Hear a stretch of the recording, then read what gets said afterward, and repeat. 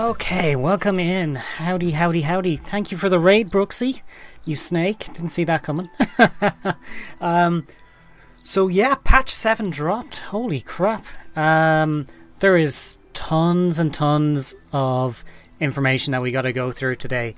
So I can't wait. At the moment, we are still in-game, technically. Oh, that's the wrong thing.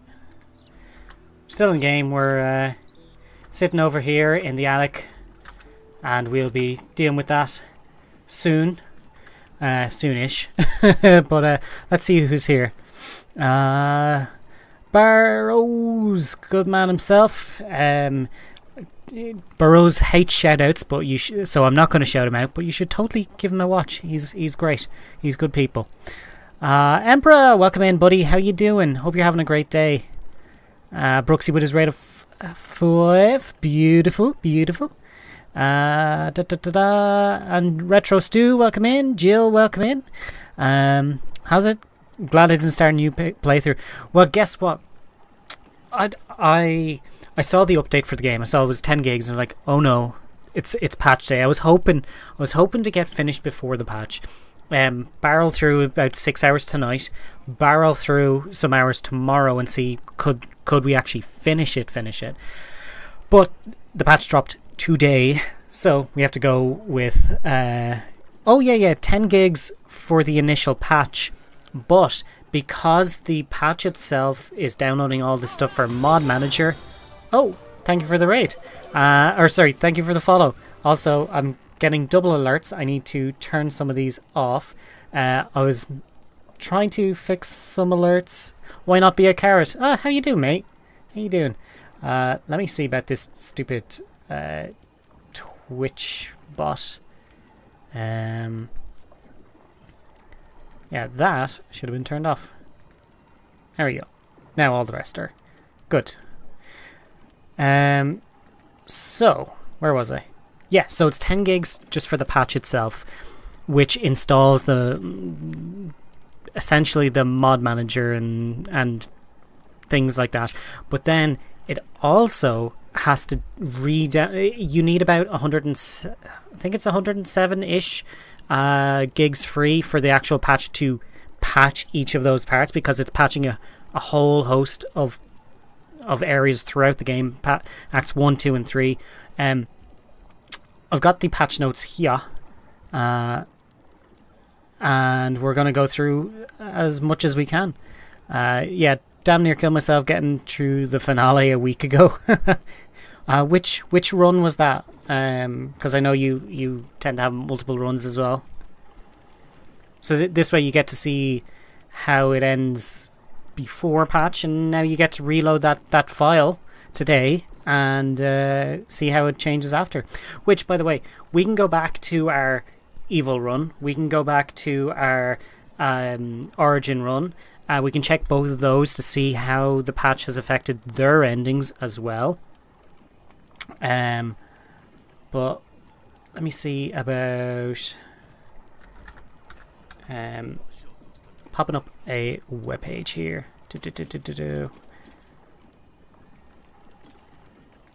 Alright.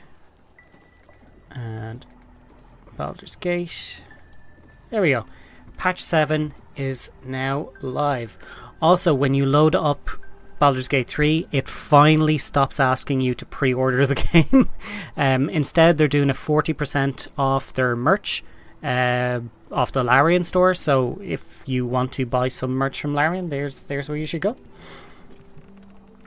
Oh yeah, also the alert box there, that was, hang on, just need to fix this.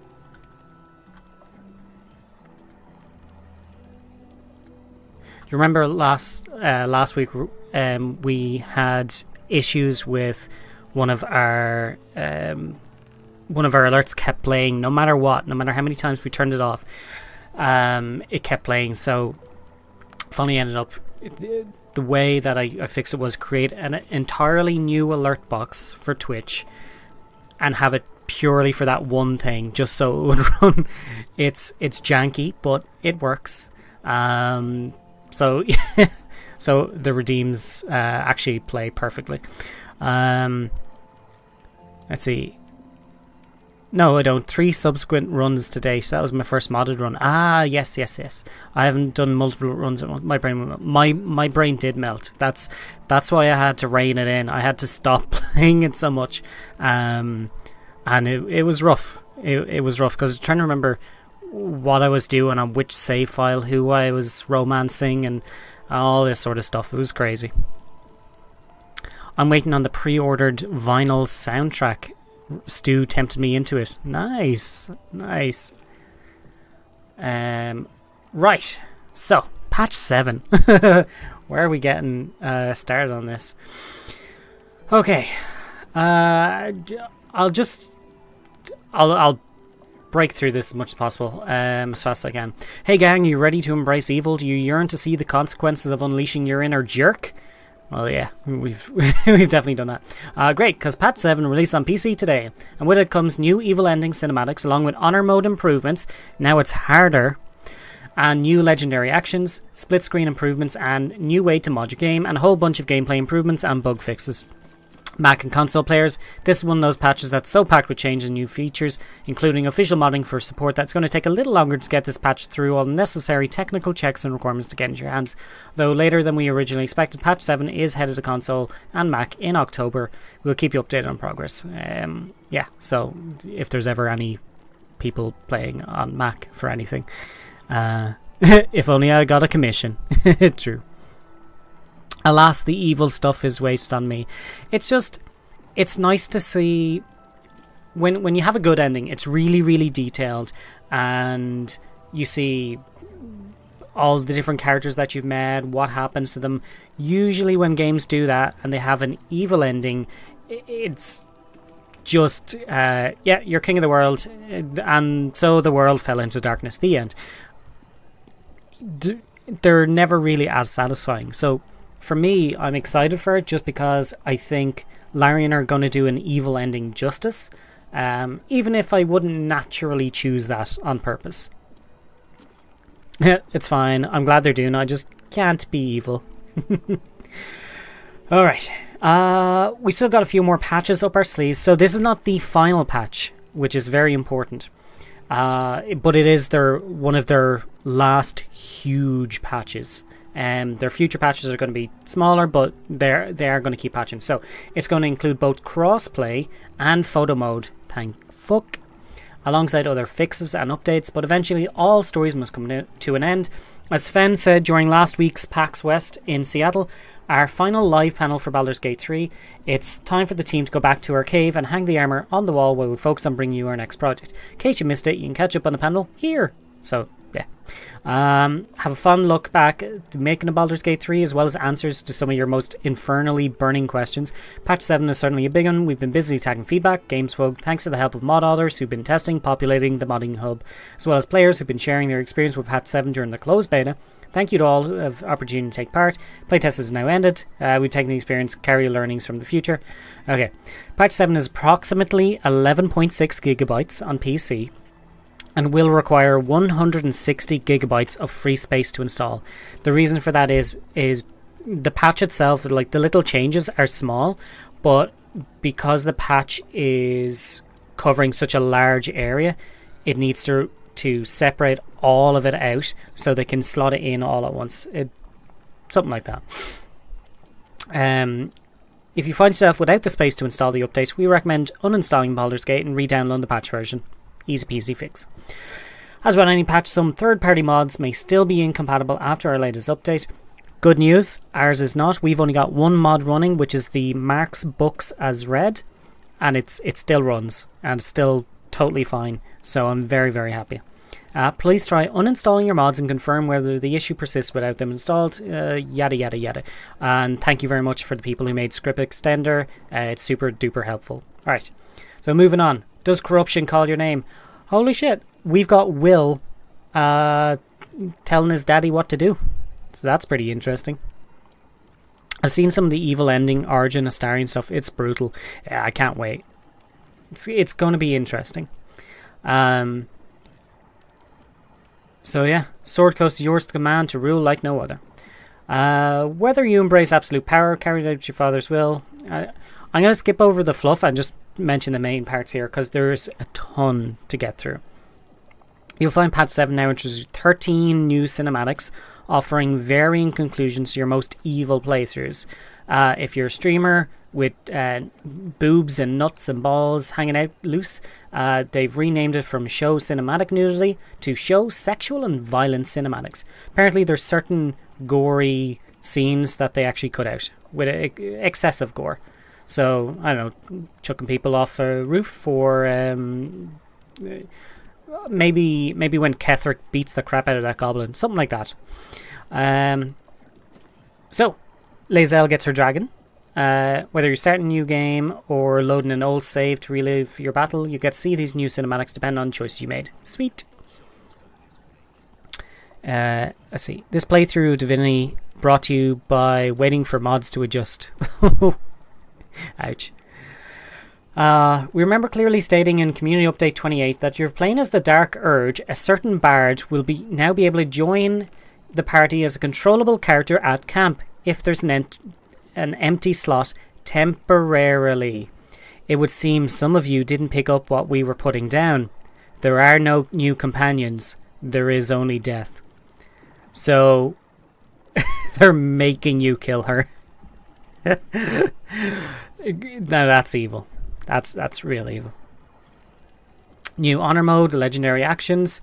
Yeah, just if you're playing honor mode, it is now harder. So if you got honor mode when the game first came out, you got off easy. Please note, the Baldur's Gate 3 toolkit is not currently live, but will become available later today. Thank you for your patience.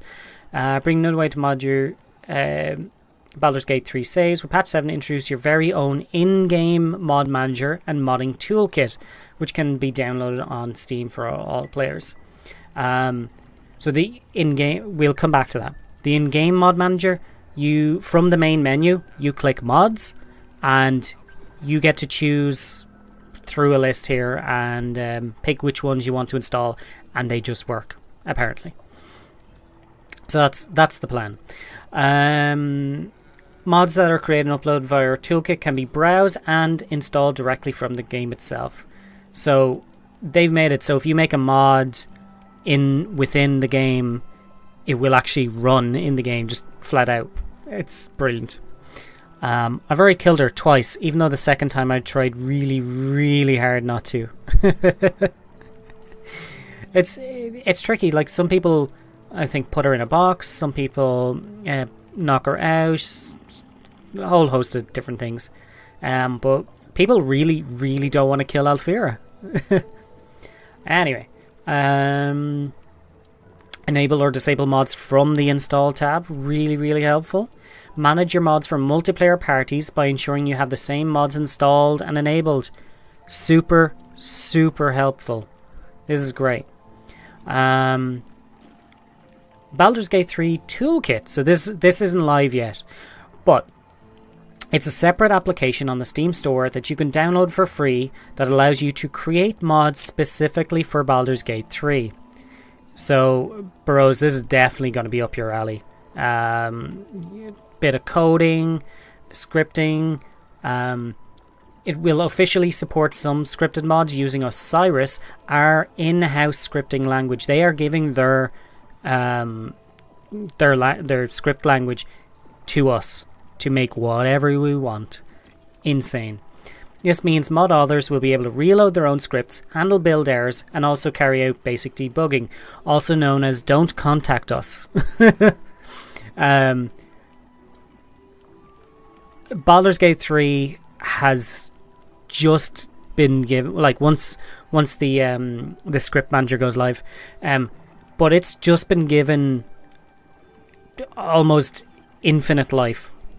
People will be like, if you go back and look at Neverwinter Nights, people are still modding and playing Neverwinter Nights to this day, 20 years later. Imagine where Baldur's Gate 3 is going to be in 20 years. Like, there's just going to be such insane amount of talent and like, just I can't even fathom it. It's huge. It just means so much about what we're going to see in the future. And you can sort of see it from the image there, like start where the blue word off the side is like, you know, person starts here, moves in this direction or something, like patrolling and stuff like that. That's going to be huge for anyone that even wants to get into developing their own game later in life. This is probably going to be where they start, 100%, and I can't wait to see that. I just can't. Whether you want to mod Baldur's Gate 3 with supported or third-party mods and mod managers, you'll always have that choice. So all of the other mods that people have been using outside of the game, they still run. They still run in Baldur's Gate 3. They're not. They may need to be patched to run with the current patch, but they don't care. They, like, say, if you want to use outside mods, go for it. It's brilliant.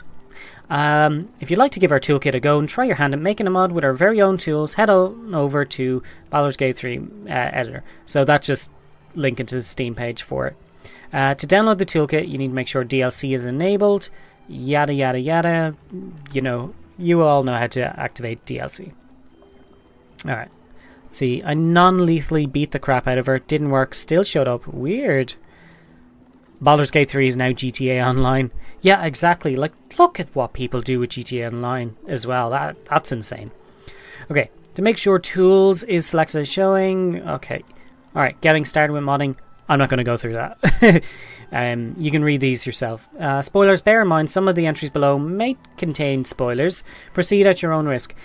We've finished the game multiple times, so this is your spoiler warning if you don't want to get anything spoiled about the game. But at this point, we've seen everything. Oh, sorry. There's one thing here.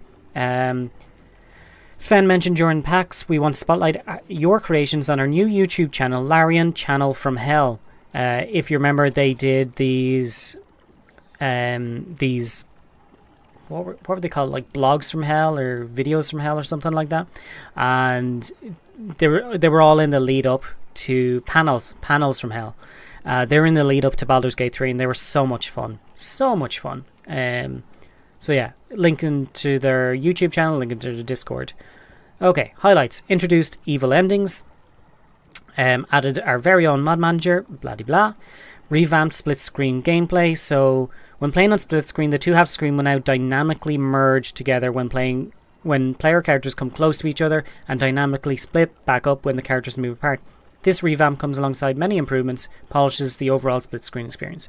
So yeah, that's very cool. There's a lot of split screen games that include that. It's nice to see it here. Honor mode combat. Okay.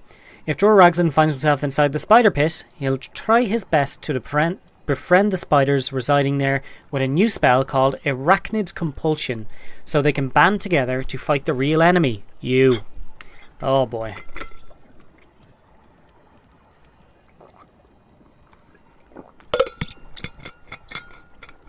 Okay. The bullet has a new condition called Diamond Scales, and a new legendary action called Shredding Scales. Fun. Malice Thorn, Grasping Appendage. We saw that on one of the gifts up above. He just grabs them and pulls them. Added a new aura and spell for spectators. Shit. Panicked Sentinel and Ocular Nightmare, respectively. There's no respect there. How dare they? Chirai Scan, the leader of the Githyanki ambush in Act 2, has a new legendary action called Soul Sacrifice. Oh, fun. Chirai Harak, the Githyanki leader at the Knights of the Shield hideout, has a new legendary action called Tunarat's Embraced. So that'll be fun. Pataris has a new legendary action called Patarian Dogma. Okay, I fear to see what they all end up being. Alright, UI. Revise and reorganize in-game video options to be more logical and robust. You now have upscaling type drop-down, upscaling mode drop-down, upscaling sharpness slider, followed immediately by options that are affected by them. Updated reactions UI, so you only have to toggle the reactions you want to use and then confirm them. This saves you from having to select do not react multiple times. Added a new equipment options menu to the character sheet on controller. The panel that opens to donate magic items to Gale will now also show items in your traveler's chest. It also now indicates which items are currently equipped. That is really, really helpful, especially for people that are new to the game. And even for people that aren't new to the game. It's that's a really good quality of life improvement. We noticed some of you hiccuping bubbles. So the action for washing yourself with soap and sponges is now called use instead of consume. It's silly, but I like it. Fixed your players' characters' names getting reverted to custom during character creation if you moved on to create your Dream Guardian, then went back to edit the player character again. Fix the wrong spell ability showing up when selecting a feature and level up. Okay. Added new art to Act 3, showing the busy streets of Baldur's Gate. Ooh, I like that. Haven't seen that yet. Fix the skirt part of the adamantine split armor missing for female dwarves. Fix the adamantine scale male clipping on large male characters. You can now... oh. Yeah, you know what? We had some clipping with Karlak on that, I'm pretty sure. Let me just... oh, no, it's her flame-enameled armor that has the clipping. That doesn't matter. Is that blood? No, Never mind. Alright, back to this. You can now start... Actually, before I jump into this, let's see. Oh my, those spiders are largely useless though. Yeah, I mean, they are, but at the same time, it's just cool that they included it. Because all you had to do was push him down there and they would all attack him, which also was pretty fucking funny. But I like that it's not a 100% thing. He still has to try and convince them to attack you. So there's balance there. I like it. It can still be funny and balanced. It was very silly. I made lots of jokes about eating soap. Alright. You now start custom game modes using honor mode mechanics when starting a new playthrough. Cool. Kuo-toa that promised to build you an army will now support you in the final battle unless they all died in Act 1. That's awesome because I'm pretty sure we had the Kuo-toa on our evil run through because we sacrificed Gale, I think. Did we? No, we kept Gale around to bully him. There was maybe I sacrificed Will. That could be it. The help that the Gondians promised for the final battle will now arrive in the form of a friendly Steel Watcher. Apologies from Xanartubin for the delay. Hair colour options will now remain accessible after you choose bald hairstyles, so you can continue fiddling with eyebrow colours. Okay. Overhead dialogues that support multiple player characters now involve characters assigned to different players. They were limited to characters controlled by a single player until now. This means that there will be more banter among player characters in multiplayer games. That's actually something that I've heard people complain about before, is that the banter would only happen for the main character, but not for anyone that was playing on a second or third character. Group HUD will no longer affect summons that aren't linked to the group in the party line. Change behaviour for selecting camp supplies for a long rest. When selecting camp supplies that are stacked, the game now only takes what it needs from the stack. Okay, you can no longer cheese the Leap of Fate trial at the Gauntlet of Shar by just clicking the final platform and letting your character pathfind their way there. Shar threatened to smite us if we didn't fix this one. That's funny. Fixed a bug where resurrecting Lae'zel on the beach would cause her to appear in the party line but not on the world, preventing you from leaving Act 1. That was a relatively new bug, so I'm glad they fixed that. Patched up some save games where Gale still had his necrotic aura when he shouldn't unload. Yep. Fixed Minthara's body sometimes turning invisible on the level up screen. We sorta like the floating head and hands look, but hey. Animation. Astarion now has idle animations at camp that aren't just him reading a book. Interesting. I've never sacrificed anyone, but they still worshipped me. Oh, well, maybe we made that choice. I didn't know you could do that. Making it harder on myself than I had to. Yeah, I think you sacrifice in a way to skip all of the doing those roles, I think. It's been a long time since I've been in Act 1. Polish the appearance of neck kisses and lovey-dovey scenes with Shadowheart on the Sharon pad for characters with large body types and Dragonborn characters. Karlach will no longer brush the shaved side of her head. Makes sense. Add a new idle animation for Minsk. Boo may or may not have taught him some Tai Chi. Cool. Also, I love the idea that Boo teaches him that. Add some dialogue options, voiced lines into a handful of dialogues across the game, particularly to account for edge case flows. These changes are described in more detail in the main patch notes below. Added 3 new narrator lines for Dark Urge characters. Yep, fixed result an issue that had been rendering some romance party banters inaccessible while adventuring. I'd say that comes down to Will not being accessible for sexy times. Fix a flow issue where Lae'zel didn't have the option to leave or ascend or stay in Faerûn after Netherbrain's defeated. Okay, add a dialogue option for kissing in Will's pats in his epilogue specifically. Cool. If you're in holographic form in the epilogue, Will won't automatically assume he's talking to Lae'zel. A bug that had been preventing Will's romance greeting has been fixed. So there we go. I think Retro Stew was having that issue. I think. Let's see. Fix priorities on Will's greetings, so low approval greetings will now trigger accordingly. Companions should be more sympathetic to Astarion fleeing the sun. I like this because before they just giggled and laughed like ha ha ha. It's like, bro, you just spent 100 hours game wise with him, multiple nights, and you're laughing at him as he's burning to death. So I like that they're changing this. Added a new dialogue in which Karlak will react to Damon if she finds him dead after he told her that she can help her. Minthara will now react to you having knocked her out. Cool. Scripting. Holy Jesus. There is tons here. Then there's performance. Then there's cinematics. Then there's crashes and blockers. And then there's combat and balance. And it's split up into across all acts.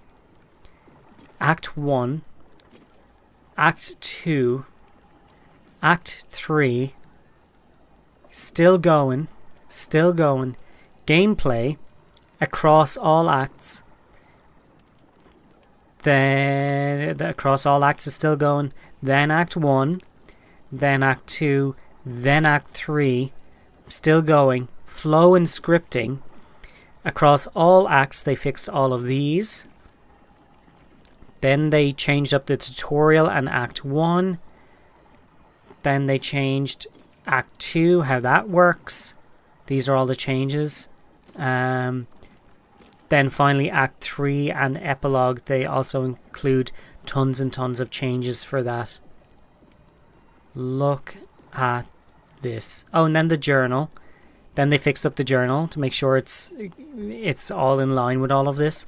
And then performance and options. And then they fixed more UI all over the place. And then they set up fixes for controllers. And of course multiplayer and split screen. Then tooltips, character creation and level up. Then there's a level design where they changed like how the maps are all fixed up. Of course there's some art that they've changed in the game. Then there's animation. Oh my god, so much animation. Just goes on and on. Then there's sound. I'm not reading through all of this. There's VFX. Then there's the actual writing. So they've clarified some words and fixed spelling errors. Cinematics across acts.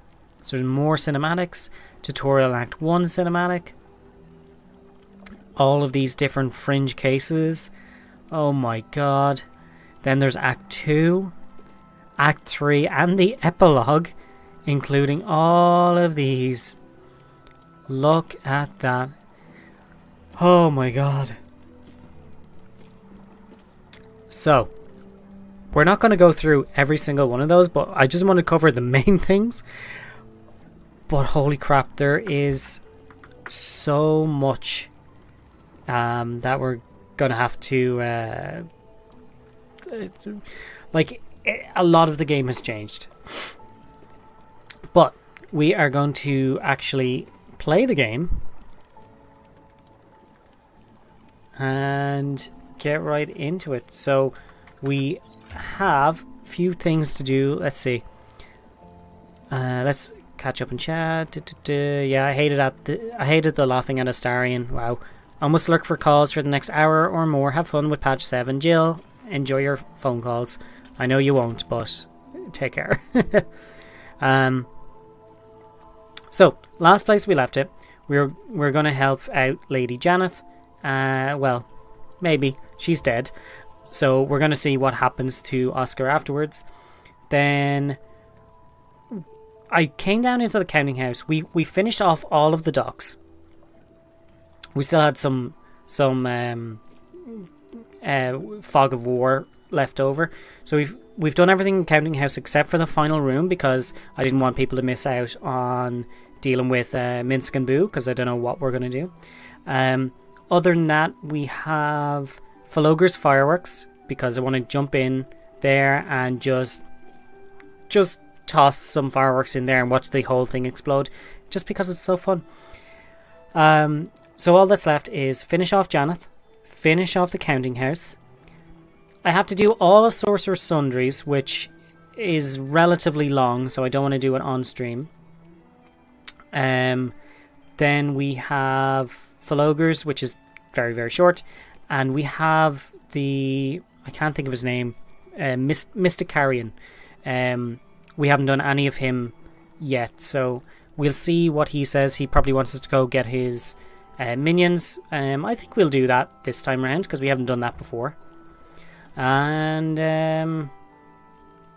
yeah, so let's start off with those first. Did we do Old Garlow's place? What was Old Garlow's place? Was that the hag? I think, yeah, that was the hags. We finished off that. We went through all of the streets as well. We did so much. So much. But first things first. Piggy bank bitch! Burn her! Roast her! Take the piggy bank bitch! Okay. Burn her! What's this say? The portrait is ice cold to the touch, filling you with a sense of overwhelming dread. So why is the woman smiling? The portrait is ice cold to the touch, filling you with a sense of overwhelming dread. Can we... Why is the woman smiling? Burn her! Roast her! Ah, there we go. We just had to hit it. And there's the tormented soul.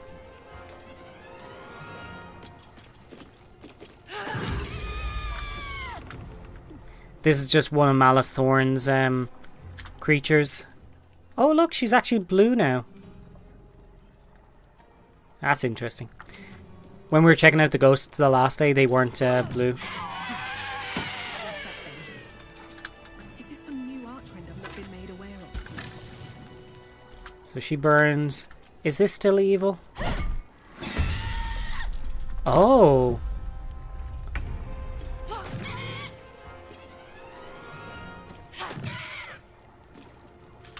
I missed this. If I need a supply of undead warriors, I'll know where to find them. Yeah. So these are all empty. The portrait is ice cold to the touch, filling you with a sense of Maybe... overwhelming dread. So I don't know if I can the burn it. woman smiling? How many enemies are fucking in The here? portrait is ice cold to the touch, filling you with a sense of overwhelming dread. So why is the woman smiling? Let's go. The portrait is ice cold to the touch, filling you with a sense Oh, of overwhelming let's dread. just throw it. So why is the woman smiling? We'll hit everybody. Fuck it.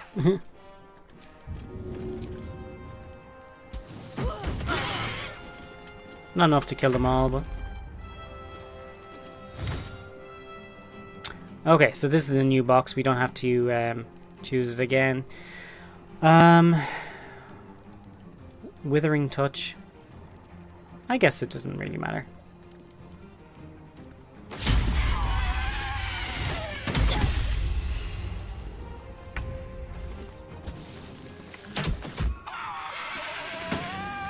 I'll go from here.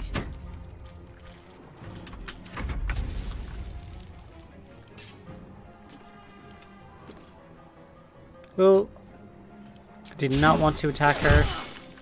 Whoopsie doo. Can't even catch my breath. Well, if I need a supply of undead warriors, I'll know where to find them. Is this still... Wow, okay, okay. If I need a supply of undead warriors, I'll know where to find them. Time to take a load off, isn't it? So they don't drop anything. I suppose if we needed infinite XP, will that work? Probably not. Alright. How are we sorting this? Let me just check.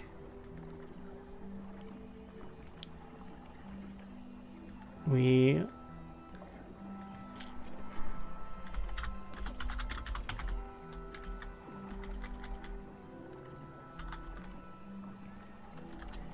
Portrait of the what? Smiling Maiden.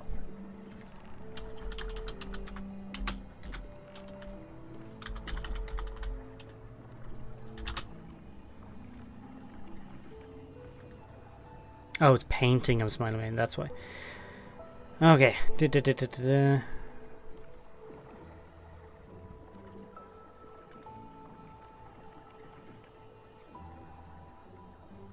Okay, try the painting of Janeth.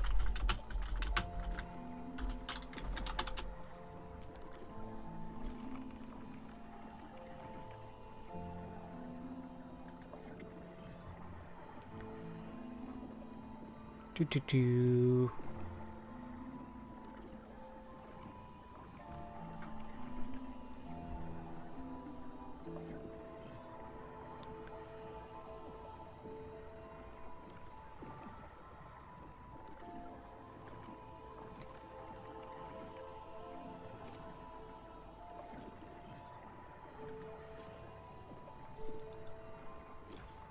Right, how are we removing this?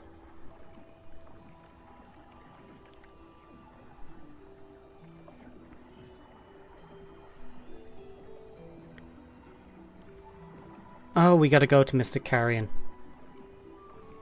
Okay, so there was a letter in this room which we've picked up, but we haven't read it yet, which is why I was confused about what we were doing. I completely forgot. You gotta read the letter to know to go to Mr. Carrion. So I think that's where we'll head. Which means we should go and start reading what we have in our book hoard, because we picked up a lot of books when we were clearing out the streets. Tons of letters, tons of books.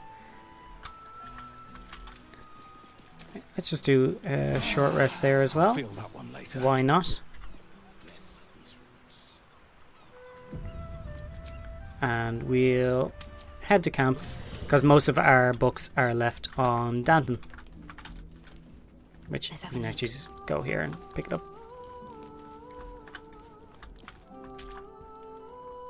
As you can see, we have quite a lot to sort. Okay. We don't have any books on us. There may be one or two there that were accidentally read when they were picked up. Okay. Lucina. Ooh, the game froze for a second there. That was unfortunate.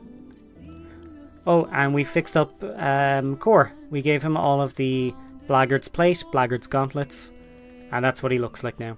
Should probably dye him actually. Yeah, next time I pick up dye. Because I don't think I have any. Right, these are camp supplies. Here's all of the books we have so far. There are a lot. We're still making our way through. These are newspapers that can't be read. We've got 5 of the clown parts. I think there's 7 altogether. Let me see. That Drake General die. Can't even remember what color that is. We'll definitely be using a dye mod when we finish this. When we finish this playthrough, we'll be start using regular mods throughout the game. I don't think I have any sort of black mods that I can use, or black dyes. Nah, that's fine. Okay, we got to start reading as much of these as we can. So we start with this one first because it's green, but I don't know if it's actually been read. So, The Amiable Art of Necromancy. Excerpt from Cherish Hollow's The Amiable Art of Necromancy. It's a lonely, lonely world for a young woman in the modern culture of necromancy. She chafes against the shibboleth who needs necromancy. What could such a gross thing possibly be for? These questions are very valid. I hope my answer satisfies. Necromancy is a social magic. I have a zombie, Mr. Nascent owns, under my thrall. Now he remembers absolutely nothing of his past life. He only knows this new one I've given him. He derives a large amount of pleasure from, say, getting me tea, administering a stinky but relaxing back rub, or eating the brains of my enemies. The spiritual implications are pretty profound here, right? Here's a husk imbued with purpose, given a direction, made useful in the most economic sense and happy in the metaphysical sense. So who needs necromancy? We who demand a chance to challenge the whole death thing, because we're weird and lonely and we like having friends as much as anyone. Jesus Christ. And this doesn't get marked as read. Weird. So we'll send that to camp. So, Smuggler's Note. We'll just pick one at random just to double check the mod. Hey, One Eye. Sure, I can get you and your wave servant Philly out of town without Captain Grizzly or the Flood Tide knowing. Meet me at the abandoned house, you know, about when the moon rises on the night of the 14th of Marpanoth. Bring the begemmed dagger I like. Sneggers. Scrawled beneath that in a different hand, 1486. How weird. Very weird. Alright, we're also going to sort by type as well, just because a lot of them would have been mixed up as they were being sent. Right, just there we go.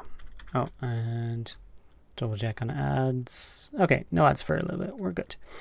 Alright, I'm gonna need a drink if I'm gonna be reading a ton of this.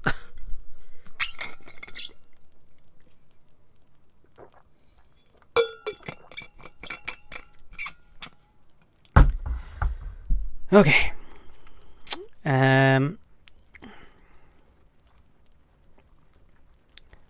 See about. I'm just gonna move.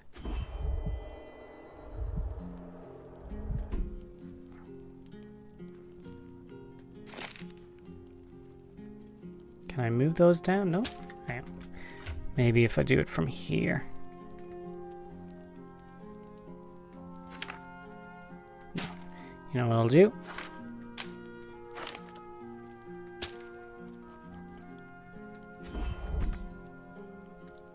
Oh, I can't move that at all. I forgot about that. Oh, there we go.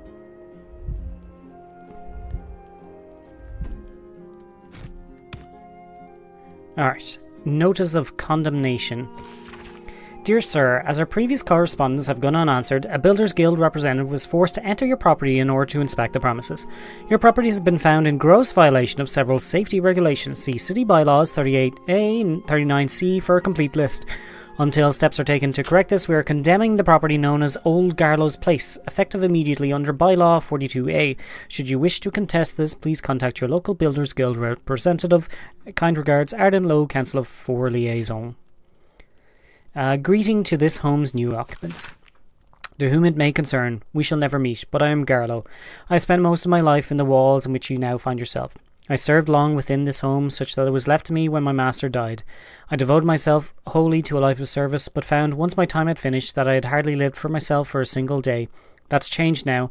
I depart for Calamshan in the morning, and hope to see the world from there. Please take care of this little place. It was my whole world. Best, Garlow. And we'll never know what happened to him. Okay, I am going to teleport us back out of here, just so we don't have the singing in the back of our head the whole time. And we'll have the music here instead.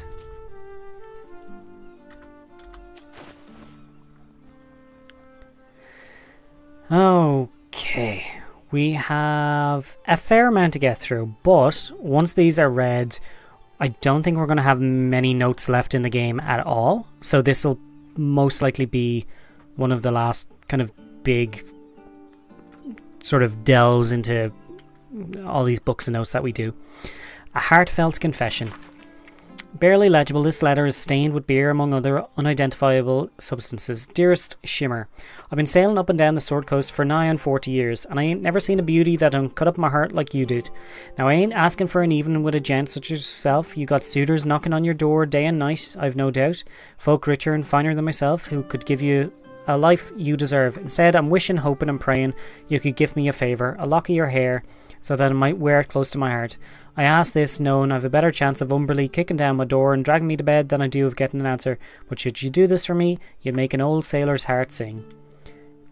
I have no idea who that's about. A Hunter's Guide to Hags.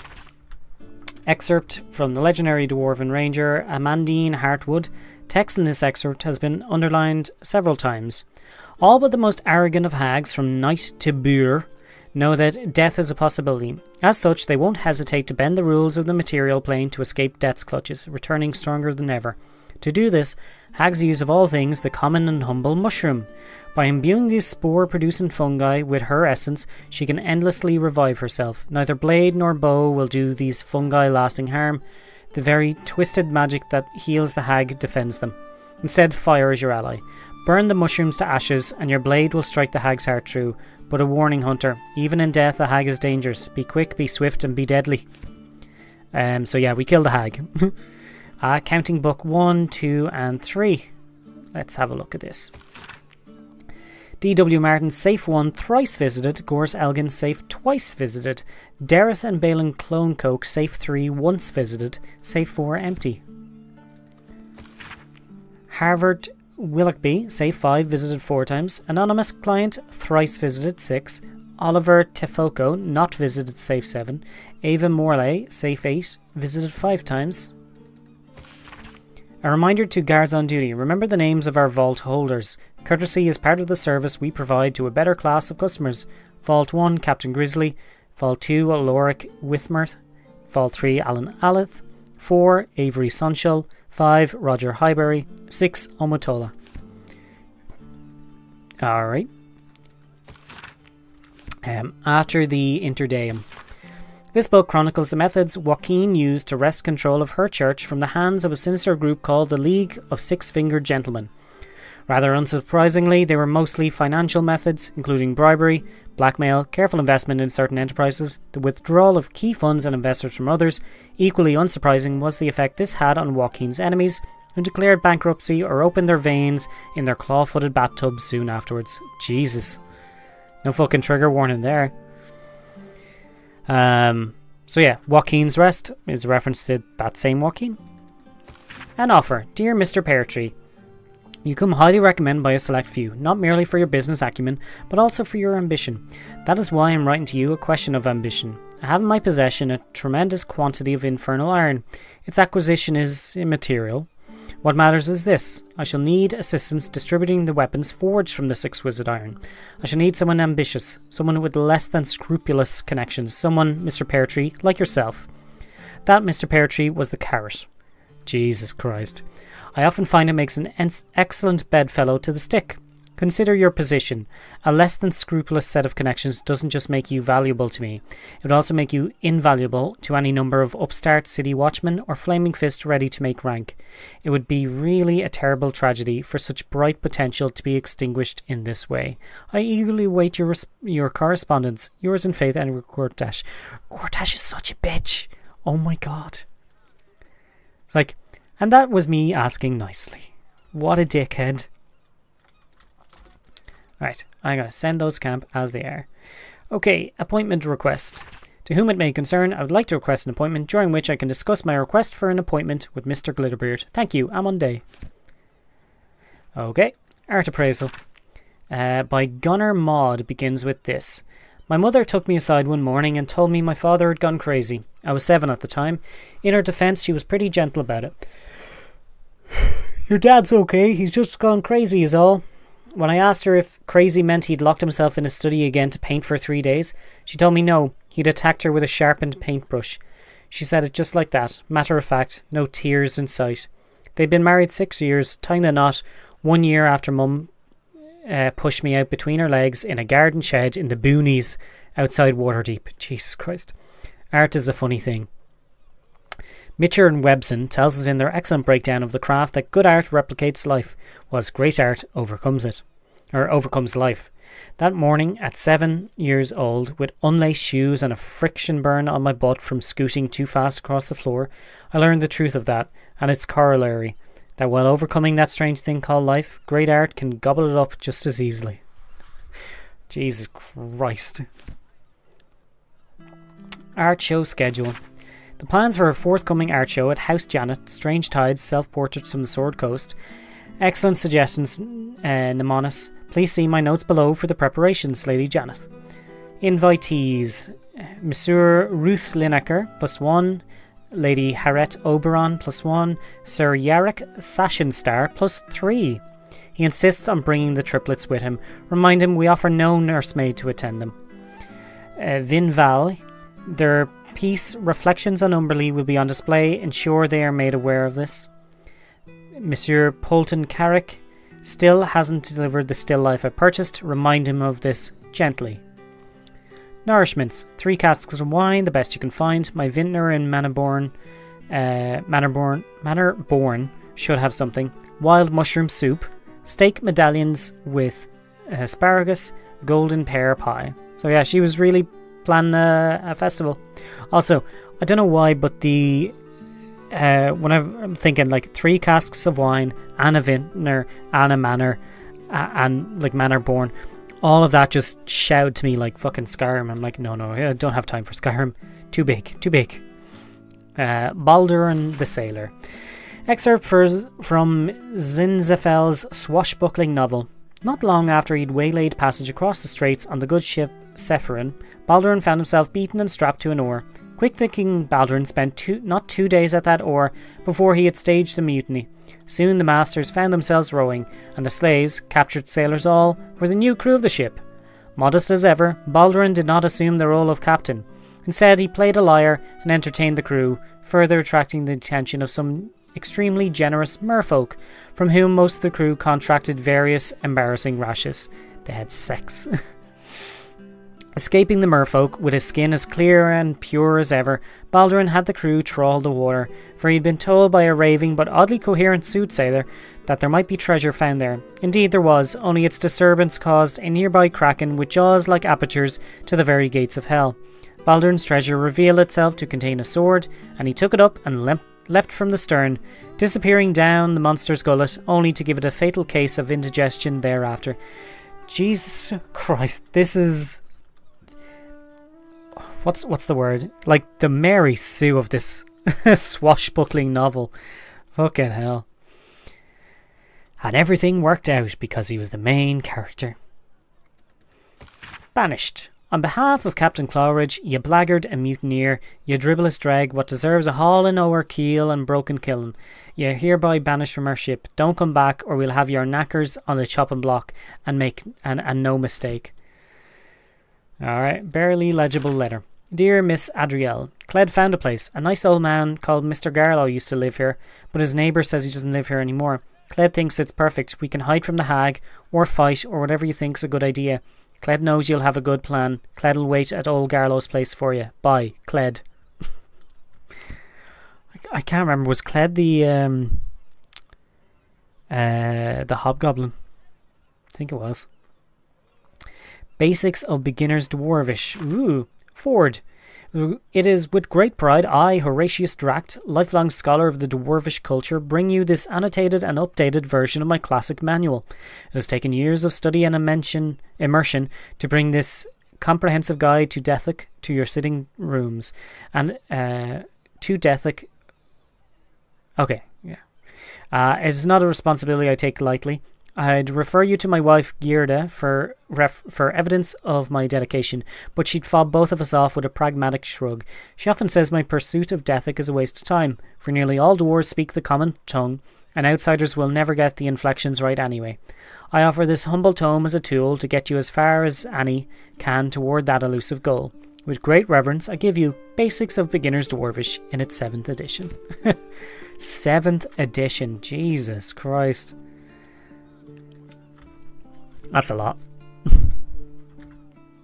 Oh, look at that. Ads are just starting. So, tell you what.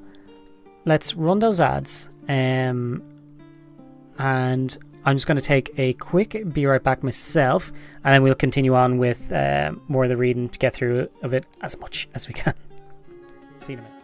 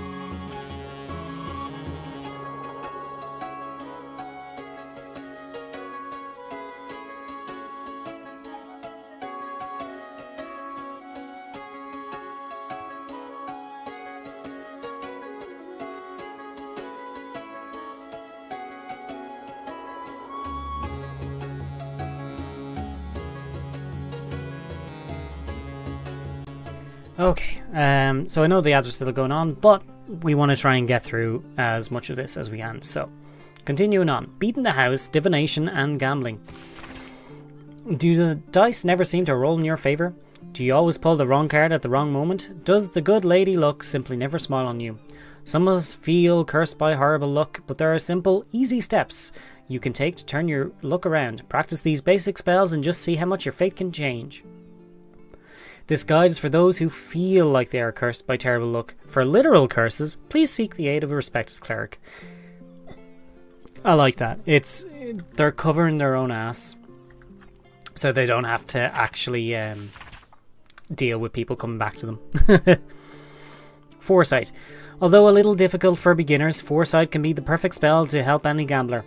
Look into your immediate future to see how the dice will fall, what cards will be played, or if anyone around you is about to pull a knife. Guidance. If all you need is a subtle boost to your skills, Guidance is the spell for you. Quick and easy to deploy without drawing attention to yourself, all it takes is a word and a touch. Fortune's Favour. Want to literally grant yourself more luck? For the small price of 1 white pearl, you can take the reins from Tamora herself and decide how lucky you deserve to be. The book carries on listing spell after spell, filling out details and explaining how to cast them without getting caught. It ends with the following note. Disclaimer. Use of spells in this book may not be considered legitimate gambling strategies in your locality. The author takes no responsibility for any injuries, fines, tarring, and or feathering, or death that results from the reader's use of the spells herein. This book is for entertainment purposes only.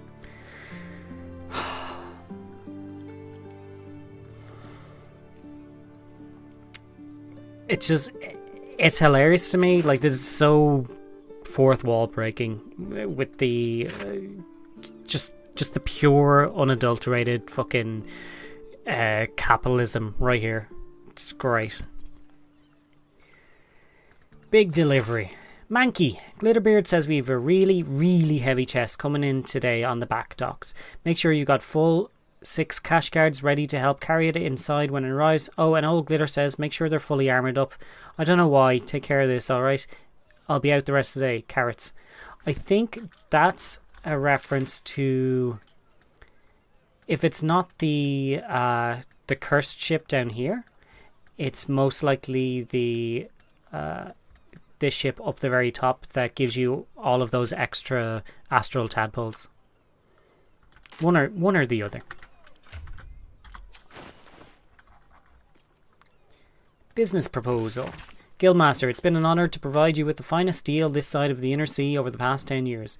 You've always paid fairly, and your appreciation for small blades and their many methods of concealment has pushed me to improve my craft. In respect, I come with a request, 10,000 gold, to finance the next step in that craft. You've seen the clanking monstrosities lining our streets. The steel watch is a travesty, but the engineering behind them cannot be denied. The alloy in their construction is unique and completely wasted on metal men. It could do so much more fashioned into arms and armour for flesh and blood fighters, and yours would have the first pick of my stock. Interesting.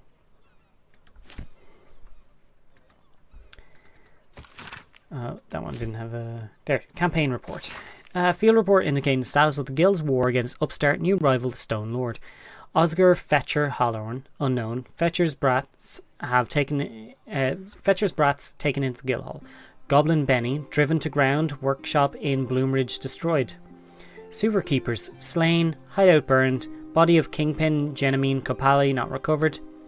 Bellbreakers, unknown, Fru Ward the Nail investigating.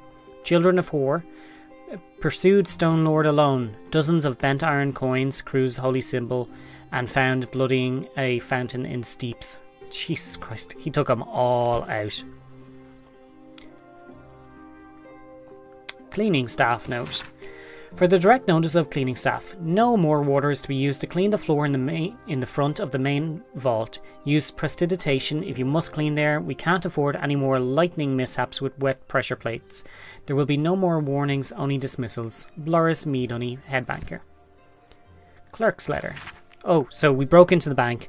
There is tons of letters just kind of left over, so I expect them to be relatively short.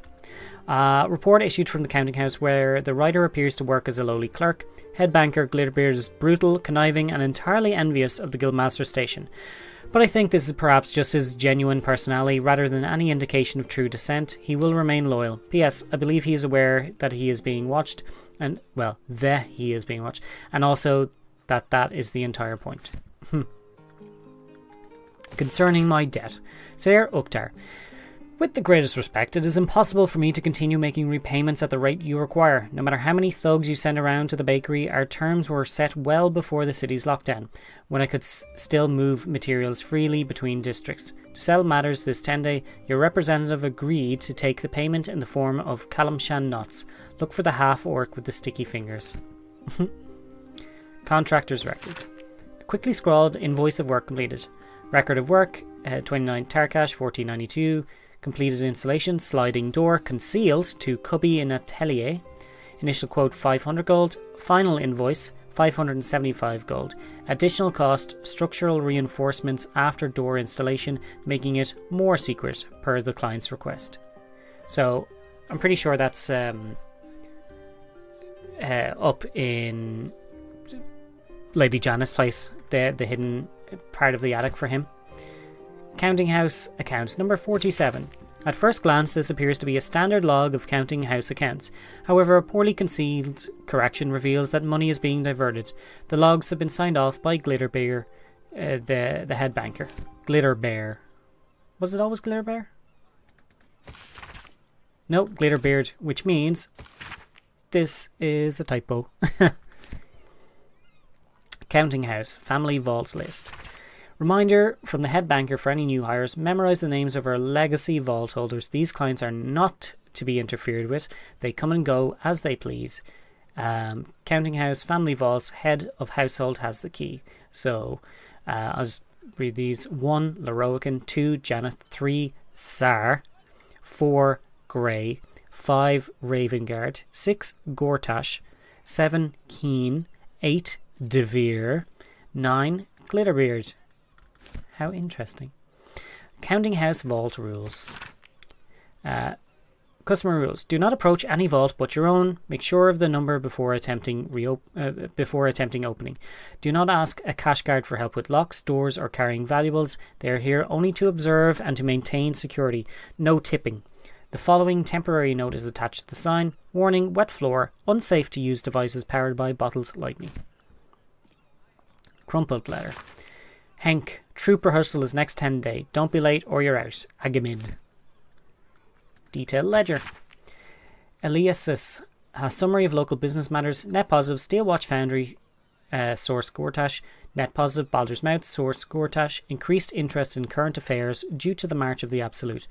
Net positive, they're all net positives. Counting House, source Gortash. Flim Cargo, source Gortash. Omotola's Bijou, source Gortash. Dinner at Candlekeep. My dearest pupil, I was wrong about you. During your studies at Candlekeep, you spent much time campaigning for us to maintain copies of adventure novels in the library. I was quite the critic. To my shame, I admit during a lengthy carriage ride I had no reading matter to hand other than Salty Dogs, Curse of the Rum Golem. This old heart has not beat so fast since the last age. You are welcome to return to Candlekeep at any time, and mayhaps we could compose a paper together on this sensation phenomenon. Just that idea of critics will never actually read your stuff. They'll bitch about it, but they'll never actually read it. Ooh, we're nearly down. Let's see. So that letter, if we get another 3 rows, everything will fit on one screen. Nice.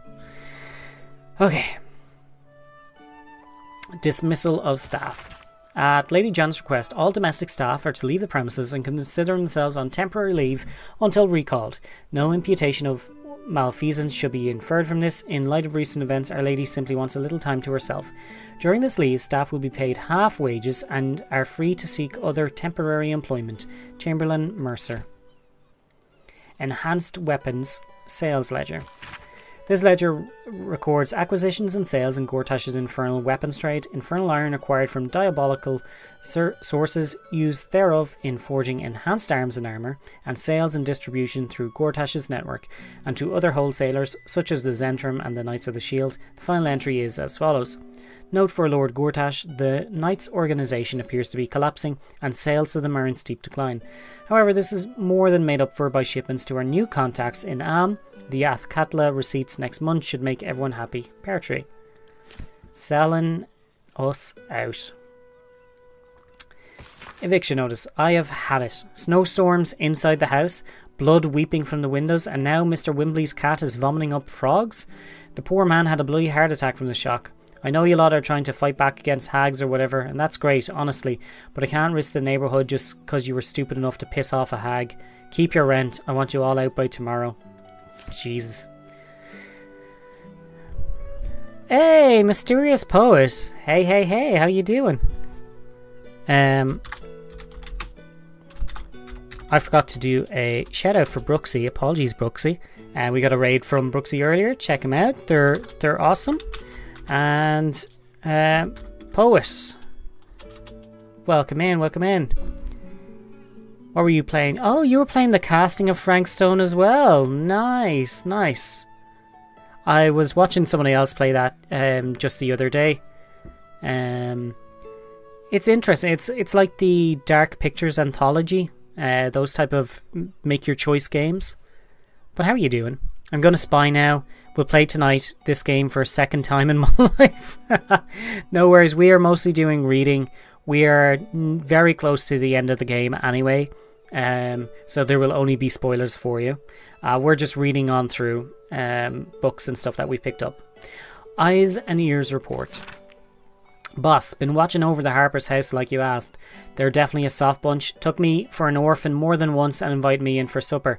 I don't think they need guild protection, mind. The half-orc and the elf go armed, and even the little girl looks like she knows how to use that wooden sword she carries around. I can linger around a while longer if you're worried though. That orc can cook. That's funny. Fables of Rashemi. A book of old fairy tales from the land of Rashemi. Folklore seems rich and complex there, and one particular story about a six-stingered scorpion and a spider overcoming great hurdles in a desert seems allegoric for the hardy Rashemi and their attributes to thriving once children reach adolescence. Fancy letter. Darling Firelia, my word, your father and I were so delighted to hear of your betrothal, and to a painter no less. Given your groom's rather unconventional background, we'd be happy to put forward any sum you require for the ceremony. After all, one's daughter is only wedded once, unless you're a Guthmere, of course. I'll have to tell you about that another time. So, since Faerun is sort of still in those early stages of like human rights and things like that, they still think divorce is taboo. I will forget everything, so no worries. As for your nuptials, perhaps we could employ the High Hall, or would you prefer something grander? We're very open to suggestions. All my love, Mother.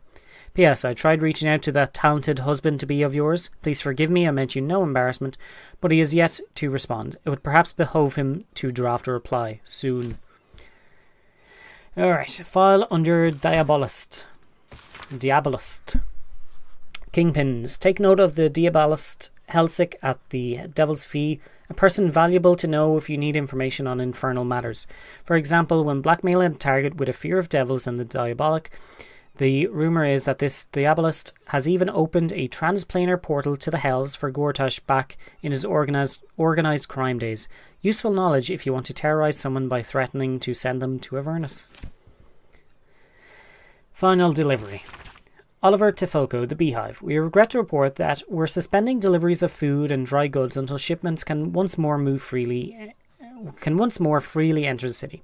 Today's delivery is the final one until the situation improves. Rest assured, when deliveries can resume, all of our valued customers will be apprised in a timely fashion. Martinev for Durnbold and Othune Provisioners. First draft characters, first draft story, first draft world. Oh, so these next ones, these are from the NPC that is a character who does like world building. They wrote their own like RPG within Baldur's Gate 3. It's really, really good fun. Protagonist, Jonathan Alez. Born and raised in the quiet town of Emmen, Jonathan dreamed of escaping the workaday routine of school, work and leisure. But Jonathan sought something beyond a life of adventure or travel. He wanted to create the world of his own imagination. Jennifer Vallon. Reared in the northerly lands of Bos, Jennifer was fascinated with the natural world, its creatures, physics and mysteries yet to be discovered. Though she excelled in alchemy, she couldn't shake the feeling that there was a key truth still waiting just beyond reach of the natural world as she knew it. Dragonson. A great warghound, twice the size of his littermates, Dragonson set out in search of a worthy companion for his travels. Fears nothing in all the realm except for Tressums. I like this because there's always a hero with a character that has a pet of some kind, and oh yeah, it wasn't the runt of its litter. It was the alpha, and that's why it's double the size and why it's got higher stats than all the other ones that you meet along the way. Just sort of Mary Sueing it as well. And I like that end bit, except for Tressums, which are flying cats.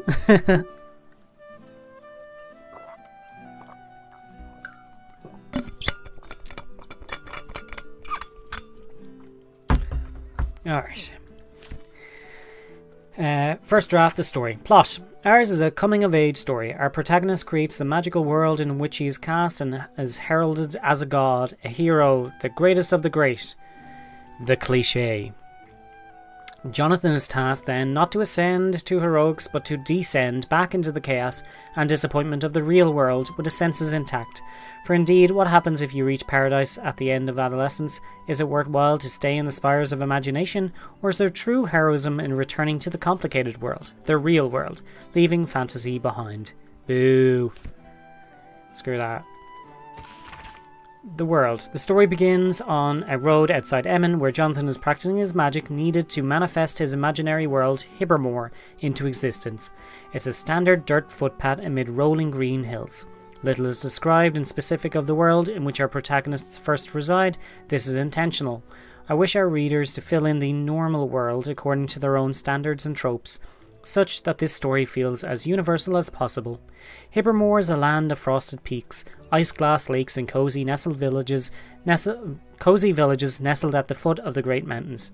Ice fairies patrol the land in service of Queen Tumbra, who presides over the entire realm and has for all time. Jonathan's arrival will mean the fulfillment of prophecy. He is destined to rule alongside her as God King until the end of days. Okay, well, I guess he's not going back to the real world. Flint Digger's Abridged Dwarven History. Compendium of Dwarf History, recording the shifting fortunes of clans and kingdoms over centuries. There are pages of dates noting important battles, births and deaths. One in particular, 1356, is circled with a note scribbled beneath. In this year, Runar Battlehammer did face the shadow dragon Shimmergloom, slaying the beast and claiming his rightful place as the 8th king of Mithril Hall. Important, don't forget to change the code in a 10-day. Ooh, party gained 75 experience for that. Because apparently we learned 1356 was a code to something. Gee, you know what? Let's look that up. We have the wiki open. If I could spell it right. Flint Digger's Abridged Dictionary. In the head banker's office on the top floor of the counting house.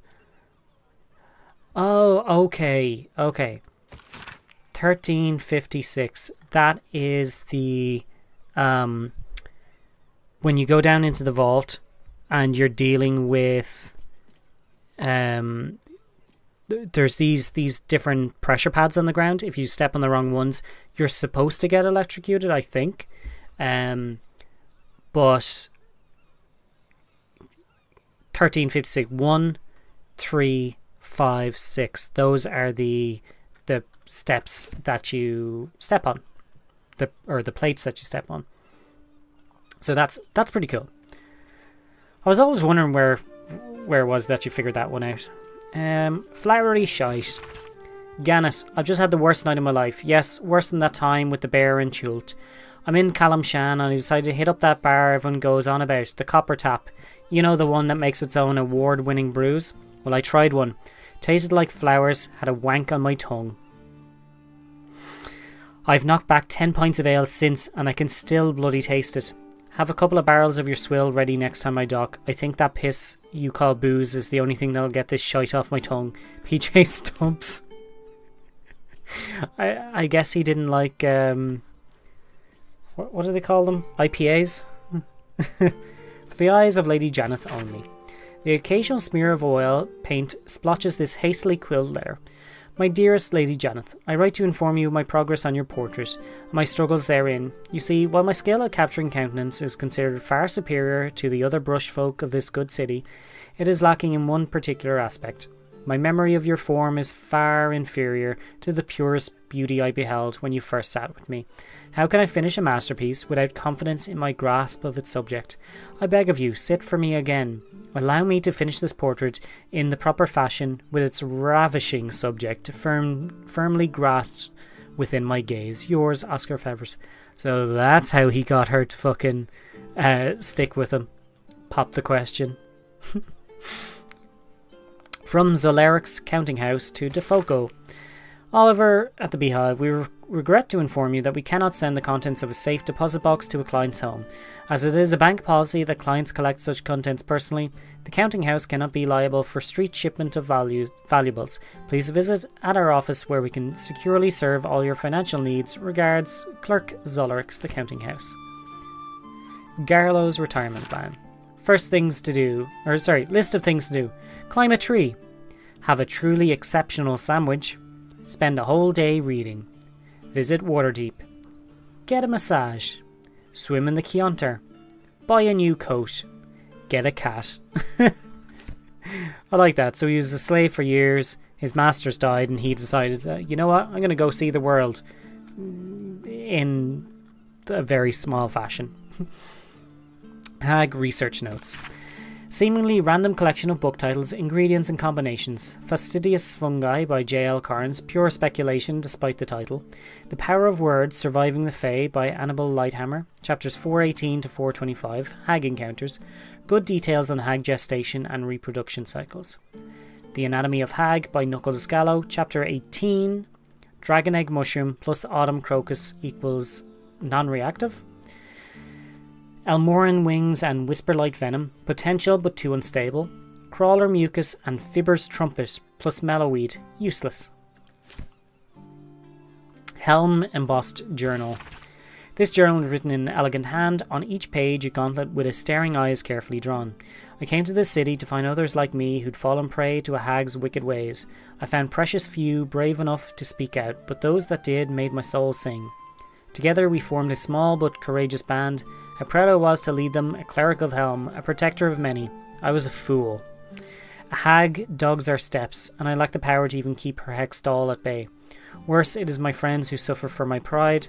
Should this journal be found among our corpses, I ask only this: give my friends the respectful burial they deserve. I care not what happens to my corpse. Good for him. I can save your child. You've been a silly thing, sweetie. Did I not warn you? Did I not tell you death was coming, for wife and child both? But you didn't listen, and now the love of your life is rotting in the ground. I can't save her, but your babe, your sweet little babe, who's the image of her, I can save him, if you're willing to pay the price. That's definitely a hag. In the Mode of Masters. This was followed by the Astral Period, whose founding members railed against the perfection and studied nature of the Classical Period with unbridled colours, porous borders between segments, and unconventional materials like blood on stone, hair sewn into paper, and chalk on humanoid skin. The first discernible piece of astral art was created by Wilhelmina Oates, who, it was said, returned to the material plane after a lifetime spent on the astral plane, only to find that no time at all had passed. She leveraged her lifetime of wisdom to spearhead this new mode of art, which, though rejected at first by critics, soon heralded a new era of creation across the realm. Cool. Ink Spattered Journal. This journal is written in sloppy, ink-splattered hand and dotted with drawings of stick figures. Day 1, Cled met some nice people. They didn't laugh when Cled told them about Redcaps and the rats and the hag. Cled thinks he has finally made friends. Day 10, the landlord is angry. He says all the weird things happening are our fault, but they're not. The landlord doesn't care. He says we have to leave. My friends are sad, which means Cled is sad. Cled wants to help. Day 11, Cled found a place to stay. It belonged to old Garlow, but he doesn't live there anymore. My friends are really happy. They thanked Cled. Cled is happy he did a good job. Poor Cled.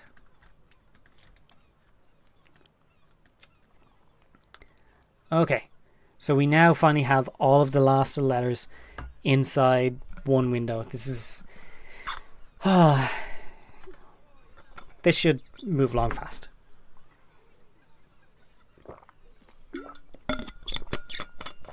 But what I might do is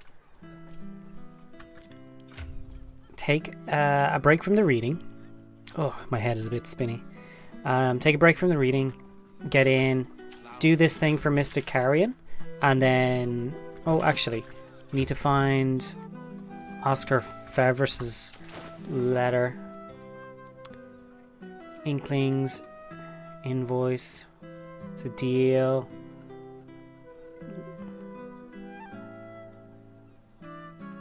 Letter to Oscar Fevers. This parchment is old and flaky and smells faintly of tomb musk. Dearest Mr. Fevers, I so appreciate the desperation of your correspondence. Heartbreak can impose such a terrible burden. In my humble role as an interlocutor with the spirit realm, I believe I might be able to offer you some reprieve. Bring this letter to my mansion near the seafront, and together we will see if the dead have peace to offer you. Yours in spirit, Mystic Carrion. P.S. The door is regrettably stubborn, so you must speak its preferred words, secreta mortuorum.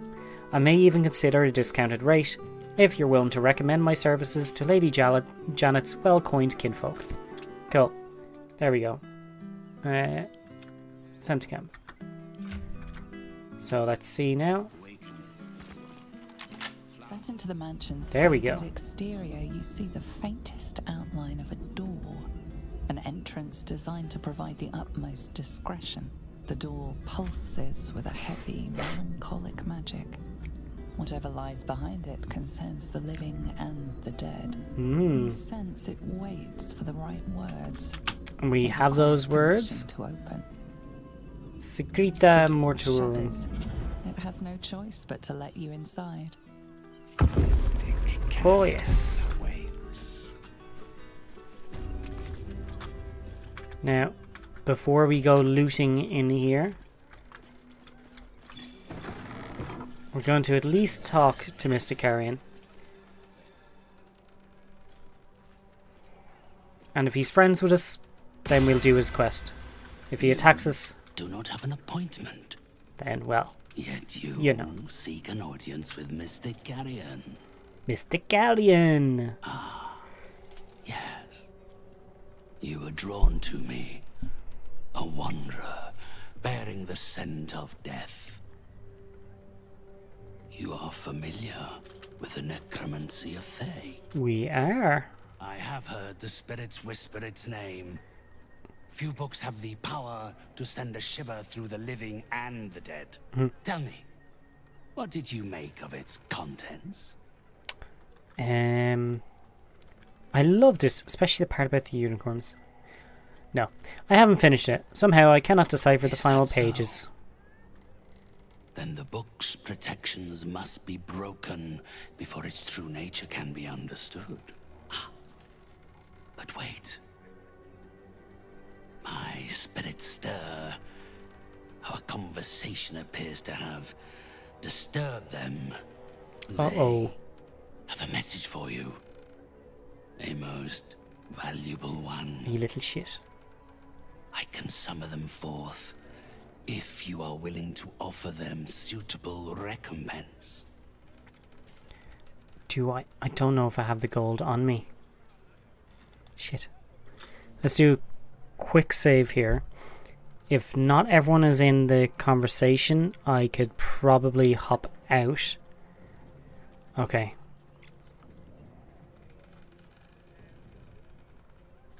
We'll hand over the gold. Cool. Counts. We're good. Calls on you. Don't do it. I know where the key is. That's fine. We have like 100,000 gold. We're probably going to be okay. They are here. Yes. They know of the necromancy of Fae. Besides, I wanted to see this cutscene. They do not want its power released. There. The Sturklan. The game. The book must remain sealed. Deny me spectres and my ghost will torment you for eternity. Whatever dangers the book holds, they're only for the living. You will be safe. Fear not, spirits. My interests in the book are purely academic. I like number 1. Let's do it. Plus 19? We've got a plus 19? What the fuck? Alright, let's roll it. Holy shit. Wow.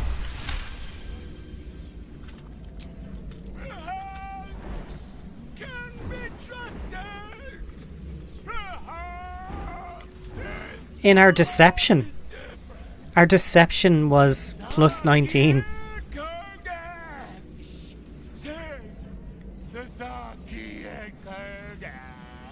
Say, they're called eggs.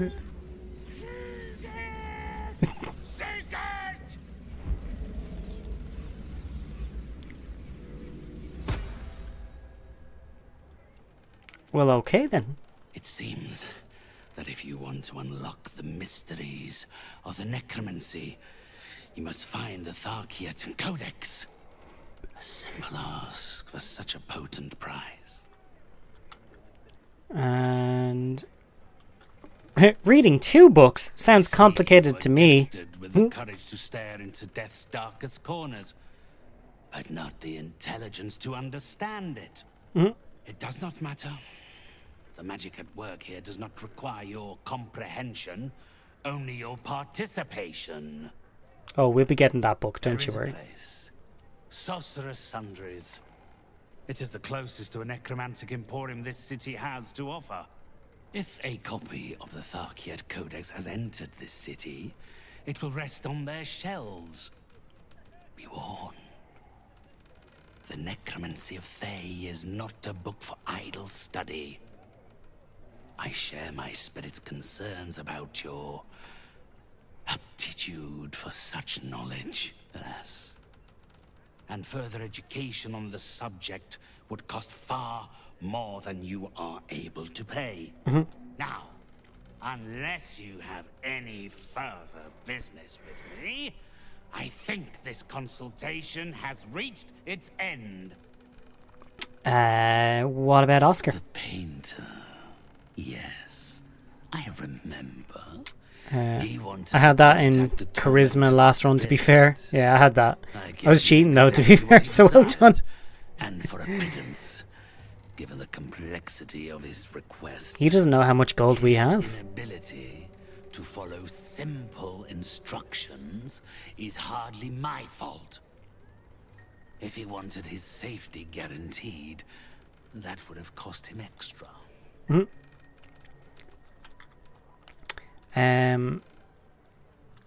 So if he were richer, you would protect him. Nah. Who was he trying to contact? My clients are guaranteed absolute privacy in their consultations with myself and my spirits.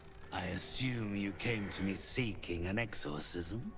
I can provide you with the means to perform such a ceremony. But you understand, this is my livelihood. My livelihood. First, you must do something for me. Okay, there it is. There's the rub. Can't I just pay you? So you won't do it out of the goodness of your heart? I'm afraid my heart simply isn't in it. My professional services are available to you. Should you be prepared to do something for me? The choice is entirely. Do not worry. Alright, what's the service? It is of an earthly nature. It regards a conduit of mine, Thrumbo. who has recently deserted his Yeah, we'll take out duties. Thrumbo. He has It's not fine. gone far, but given the sensitivity of his nature, I would prefer that he is not free to roam the city. Return Thrumbo's body to me, then I will give you what you need to cleanse Oscar of his spectral interloper. Alright, let's do this. Sounds like you want him killed. My child, that would be asking the impossible. He is already dead. He is... What do they call them here? Here. What plane of existence is this motherfucker from? Zombie. Remind me, are you a vampire? Yes! I rescued from the jaws of We death have chosen to become a vampire. and gave a second chance at earthly purpose. If he does not value the gift I gave in reanimating that wretched flesh of his, then I will take it back. It is my property, not his. It's not much to go on, just a I name. thought you were the type to shout his name from the rooftops. I would never have offered you the job. Thrumbo is not alone in his ingratitude. The others lack even Thrumbo's modicum of intelligence. It should be no great task to wring his location from one of them. Okay, I'll bring you Thrumbo, you agree. Or it's 3,000 gold to just skip ahead. Then, with We're not gonna these pay that. spirits herein our witnesses, the arrangement is made. They will follow your progress with great interest, as will I. Alright, so we're not going looting in here just yet. We will eventually. But first things first, Thrumbo's over here. So we're just gonna teleport outside.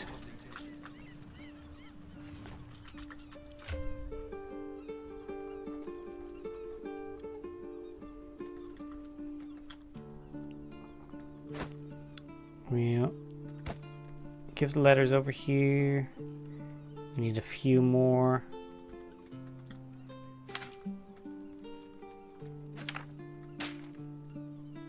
There we go. They don't weigh as much.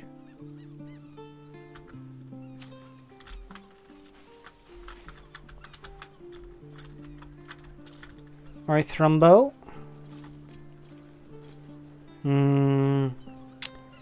What do you have for the dead?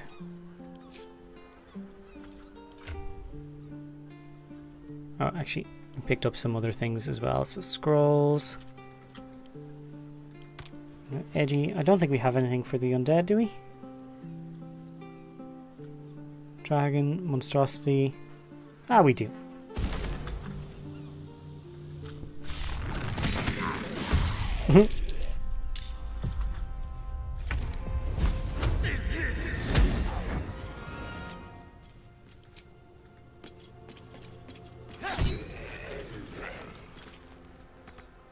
And we got one more.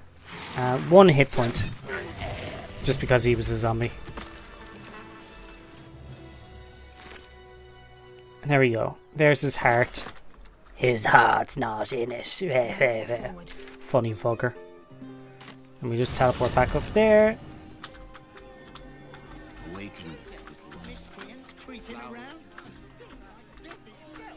Falogre's fireworks. We still have that to do. We'll have fun with that.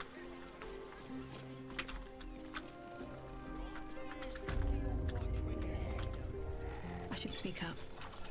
Come closer, spirits. Hush, spirits. I sense it too. Hand his carcass to me. Quickly. I forgot to bring the body. Will this jar suffice? Yes, that will be more than enough. A task most efficiently thank God. performed. And what do you deserve? You sought the means to help sweet. So we don't need to bring his young body, Oscar. just need to bring the loot Did inside you his not? body. I give you this torch of revocation. Revocation. Alright, cool, let's do Use that. it to destroy the painting of a self-destructive lover, and her spirit will be forced to vacate his body. With that, my debt to you is settled. Should you need any further consultations, you will, of course. Of course. pay for them. Creepy little fucker. Alright, so we also want to talk to him about the Tharsiot Codex, so we will wait. Let's go ahead and get that out of the way. Like Fevers do his thing.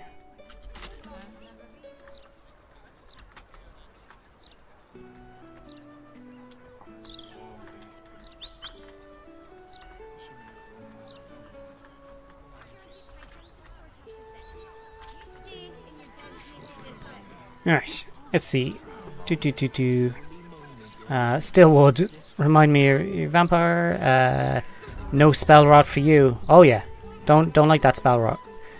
You just killed him. I always save him. This time around, we're not too worried about doing the right thing, but we're not necessarily going out of our way to be evil either. It's just about getting through. Can I? It's just about making sure that we get all the books. That's the goal. So we don't have to choose anything in particular. If we feel like saving him, we could. If we feel like killing him, we can.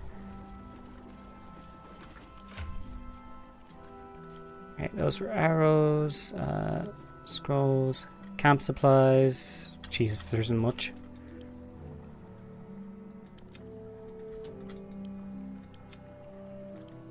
And go. Yes, I had a new torch, didn't I?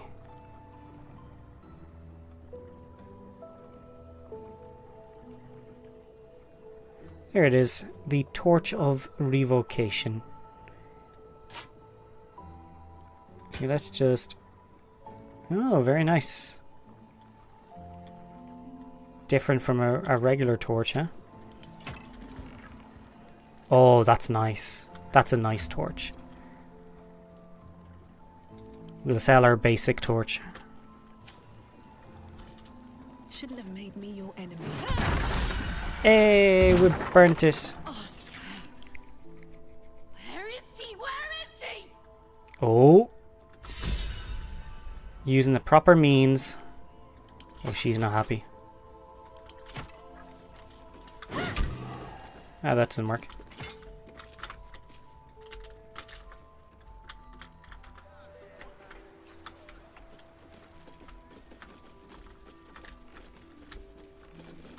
So, Lady Janeth is dead, but Oscar is alive.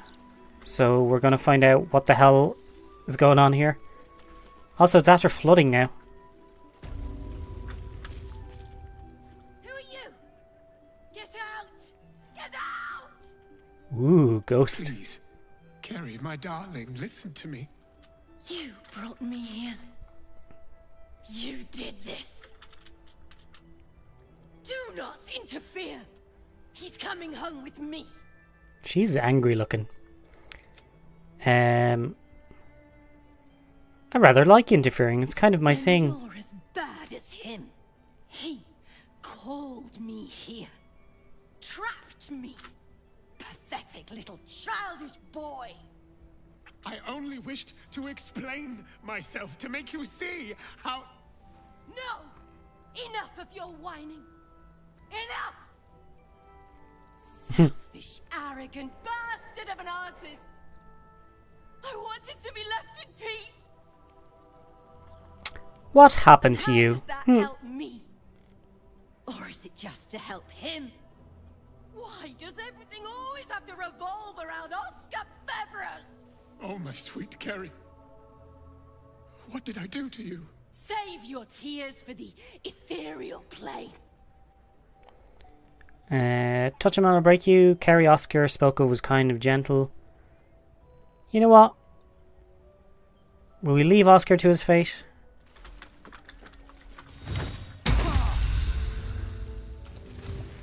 Ooh! After death do us part. I guess we'll never know.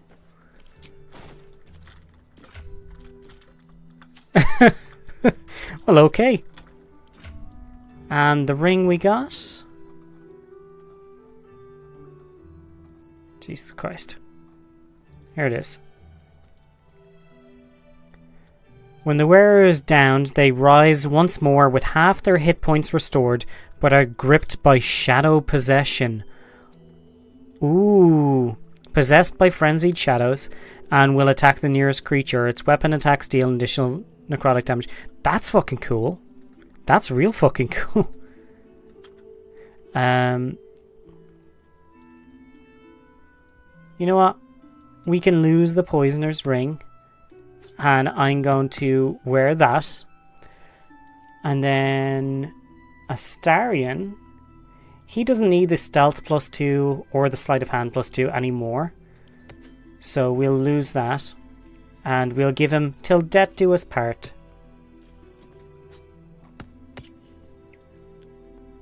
And we'll keep the caustic band on him. So, Beacon of Hope, it just gives bless, I think? No, maximum hit points when healed. Yeah. Basically something we won't ever use. Okay. So that's we left him to his fate. Free the artist. We left Oscar with the Zentrum. No, we didn't. No, we didn't. We left him to his fate in the Janus estate. Oh, come on. They'll fix that, I'm sure, in the next match. So yeah, she just kills him straight up. Alright, so let's see. Janet's done. All of these. Oh my god, we still haven't done the Society of Weirdo People. I guess, you know what? Let's go ahead and get that done. Can't believe we've forgotten about this the whole time. The one building. The Lodge, meeting house of the Society of Brilliance. What a scene. Oh. Whoever did this had Oh no. reason. Just viciousness. Don't mind if I do. Well, something's after happening. There's a key.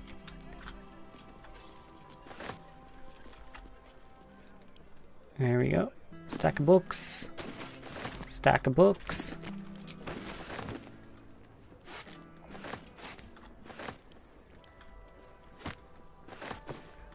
Ooh, yes. We'll take that. We take that.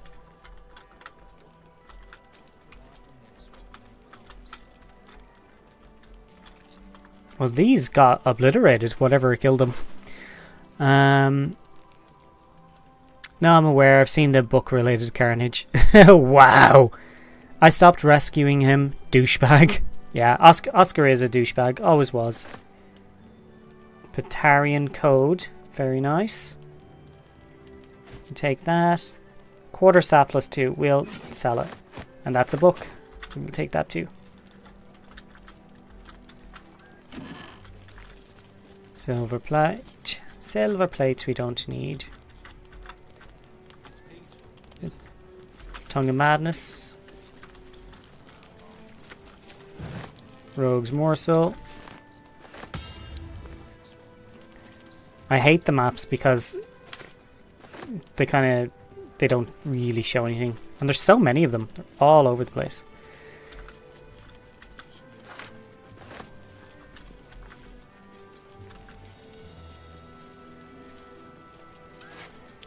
Acorn Truffle.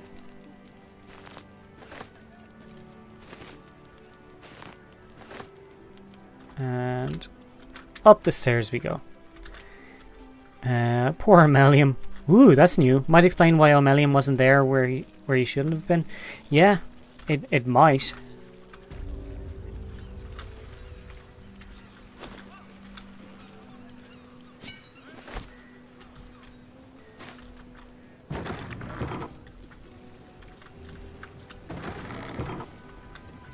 Oh!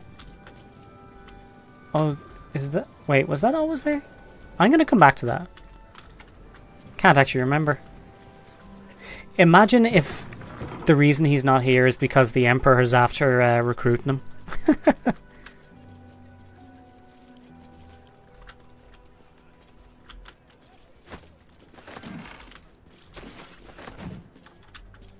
Mind Flayer Parasite. Yoink.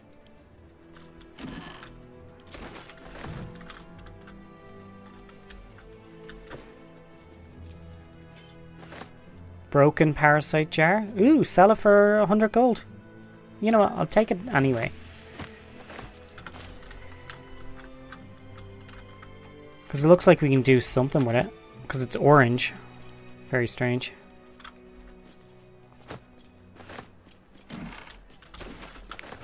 There's a lot of books in here. Nice.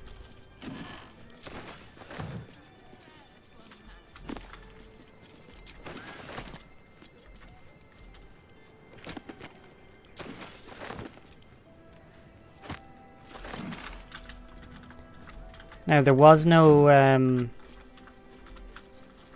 dead blurg, so maybe blurg is okay. Say pouch. Oh, it's that one out there. A note of thanks. You know what? Let's read this. To our esteemed colleague of the Society, your invitation to present our work at the Lodge was gratefully received. A full response will be forthcoming once I've had the opportunity to consult with my colleague, O'Milliam. In the meantime, please consider this note a tentative acceptance with thanks for your interest. I look forward to speaking in person soon. Kind regards, Blurg. Okay. It's not what we're looking for. There's a journal. There it is. Hidden under the bed.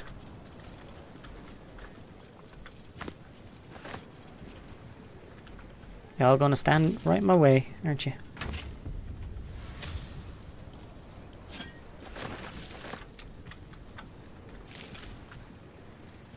Okay. Is there anything behind this? Some pillows, a jar. Cool. I can open the jar anyway.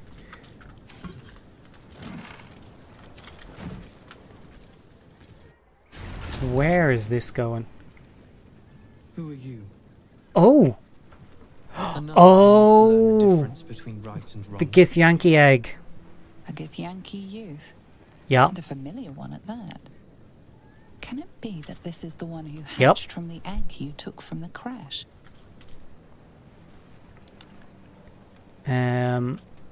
No, I've never seen a portal here. Who did we fail to kill that led to this massacre? That's what I'm thinking, because it definitely wasn't us. At least we put up our hands and say, we did this. I'm Lucina Book Order. I am Pataris, and I am good. Father was bad. They all were. I tried to make them better, Ooh. but they were not strong enough. They lacked resolve. Who was your father? Kelag. He Right. brought me from the shell. That's the Duergar. Raised me quickly, taught me to be good, but he failed me. He was not righteous. He was not innocent. His thoughts were impure. Such evil can only be cured one way, with pain, with torment. And if that does not work, with death. Tell me, are you a good person? I'm good at being bad. I've tried to be, though I've failed often enough. Not especially. We're not having this conversation. If you massacred those people, you must pay the price. Let's go with define good. There is only one way. The Patarian Code. We haven't read it Do you yet. follow it?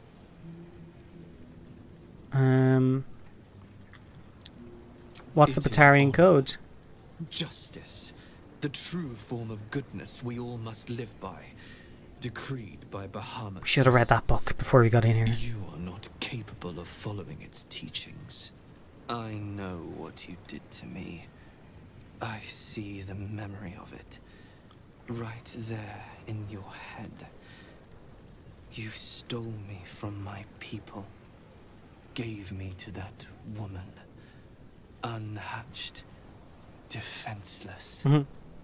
You let me be brought here so father could hurt me. Oh, shit. You are bad. You must be taught a lesson. I never should have saved you, but I'm happy to rectify my mistake. You would have been destroyed if not for me. I saved you. Ooh, detect thoughts.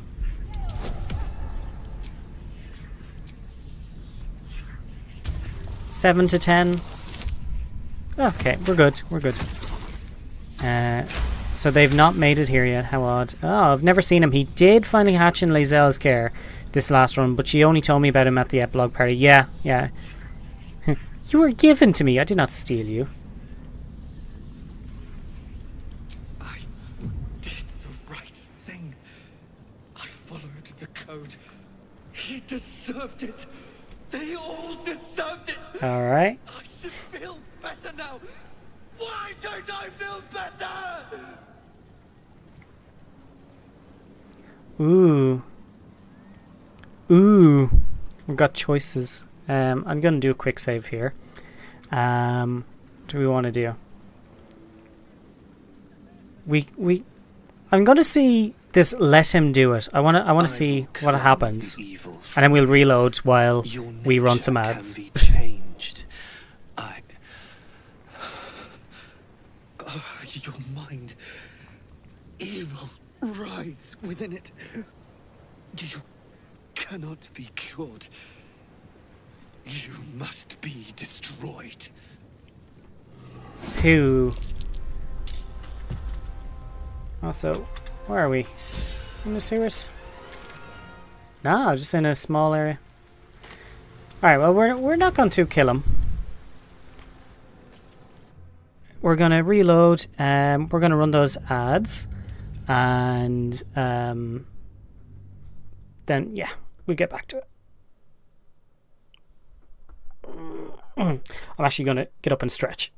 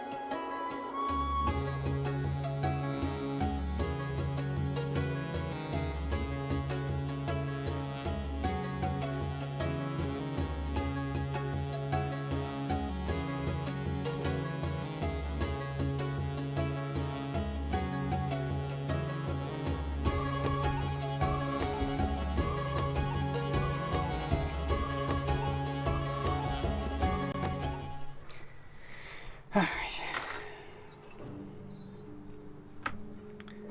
So, we're not fighting him.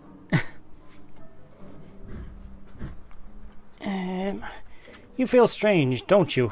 My what? Father said I lacked a conscience. He said I was a nasty, evil thing, but he could make me good. He cured me.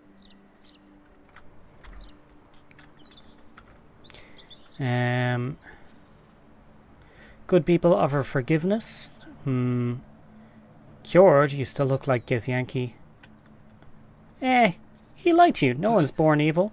But why would he hurt me if I didn't need to be cured? The code is flawed. And I am a monster. As he said I was. I cannot be trusted. What have I done?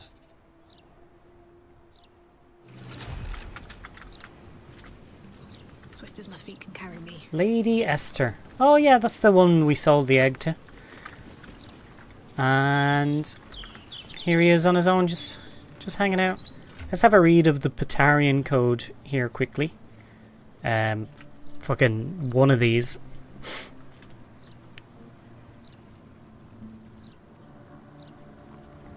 Well, Havkalag's journal, what does he say? Jesus Christ. Okay, I've named him Pataris in honour of the Patarian code under which he will be raised. We've concocted a means to accelerate his growth that we might condense our learnings into a shorter time period and yield quick results before the season's end. The child seems to have taken well to the doctrine that is his namesake. He learns fast, with diligence, attentiveness and fierce hunger. I dare say he's the best student I've ever seen in all regards but one. He has a certain rigidity when it comes to interpreting the rules of the code. For example, the other day I squashed a rat in his quarters, and Pataris immediately struck me with a blow to the face. When asked why he had done this, he replied, "Rule number 5, honour and protection to the lesser species." But Pataris, I reasoned, the rat was simply vermin. The Gith child replied, "First one rat, then the entire species. You did not follow the code." I had no response to this that would satisfy him. My notes languish, but with reason. Pataris' appetite for learning is ferocious, and I am struggling to keep up. I began to fear for him. He is obsessive, his indoctrination perhaps now too successful. My own injuries are a testament to the vehemence with which he upholds the code. He believes himself to be absolutely good, but any onlooker would be able to see that this is not the case. He is violent, compulsive, dare I say it, dangerous. But what is still not clear to me is whether this is a result of his own self or his Githyanki nature. Okay. Maybe Hekvalag wasn't, being horrible to him. Maybe. Patarian code. Handwritten by Hekvalag. Justice and good above all. Honour and fealty to the king. Honour and respect to the righteous innocent. Honour and duty to the balancer Kelemvor to his mercy, Ilmater, and to the justice maker Bahamut. Honour and protection to the lesser species. Honour and correction to the enemies of justice and good. Honour and forbearance for oneself. Okay. What? Now, Watch your back. let's see. Just like all the time. Is there anything to pickpocket? Nope.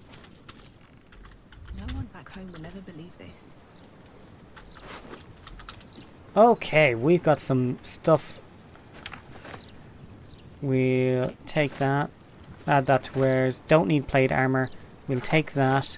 The Drow studded leather armor, which we sold back to her. Back in Act 1, we sold this to her. That's shocking.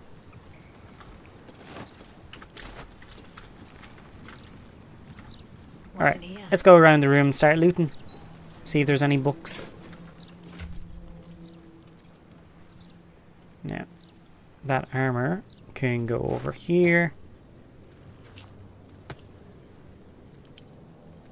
We've also picked up too much crap. Send that to camp since we've read those. There's something else that we're holding that's too heavy. Did we just pick up loads more books? Is that it? I think that might be it.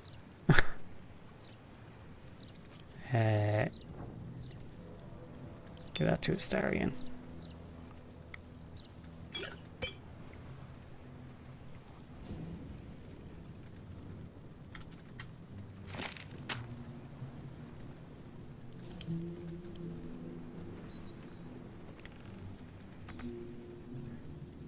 So this is weird. It's blue, it's rare, but it doesn't do anything. So let's take a quick look.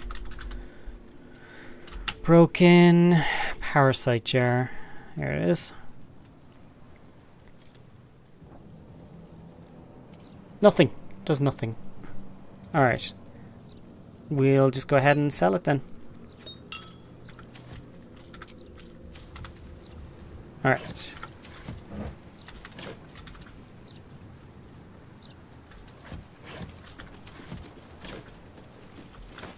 What path lies before me?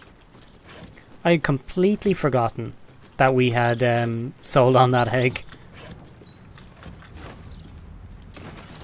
Still doesn't explain that Omelium was missing. So I don't know where he is.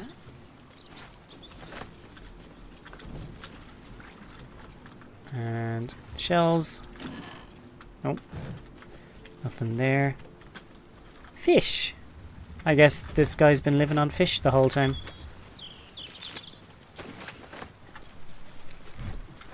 Oh, and we'll have a bunch of camp supplies which we can send on.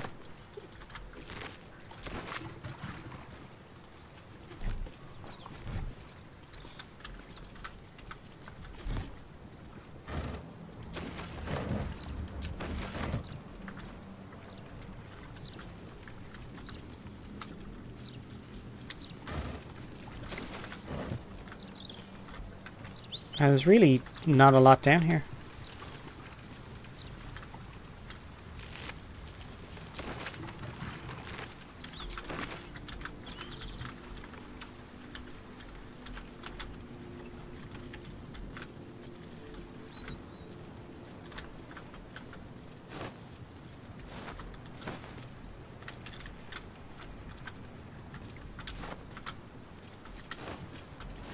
But there's no books at all. At least we know that.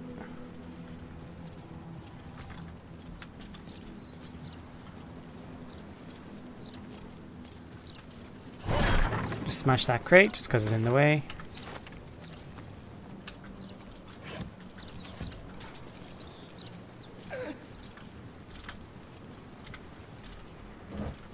All the fucking climbing.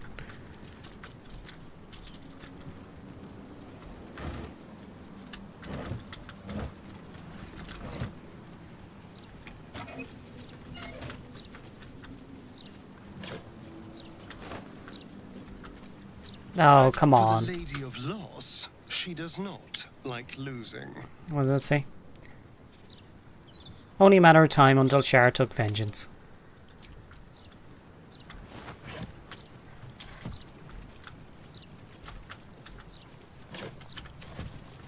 I don't know what he's referring to.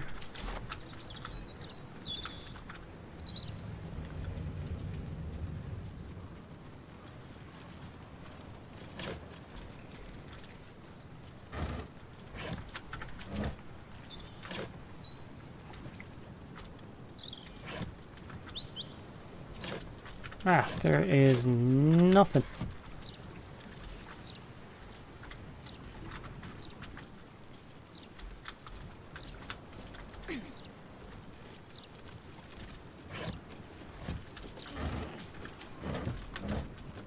Ooh, some food. Some non-fish food.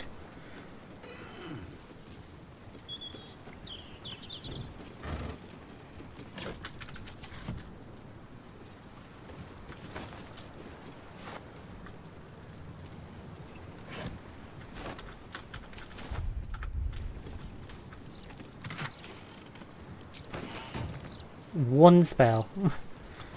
That's all we found. I'm on top of this. Can we reach this? No.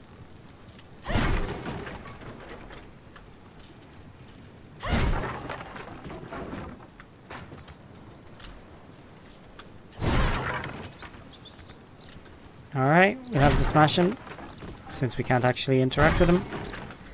And nothing. Absolutely nothing in this area. What a waste. What a waste. We gotta lurk for another call. See you later. No worries, Jill. Enjoy. Enjoy. Let's head up here.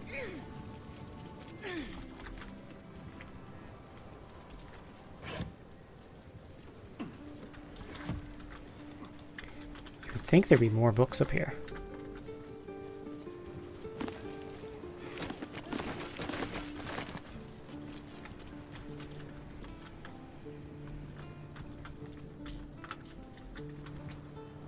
Alright, big wooden chest.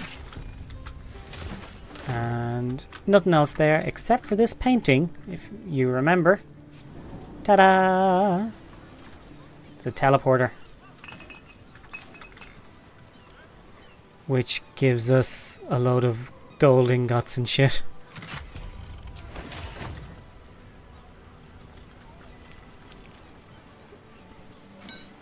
Oh, we're gonna be encumbered.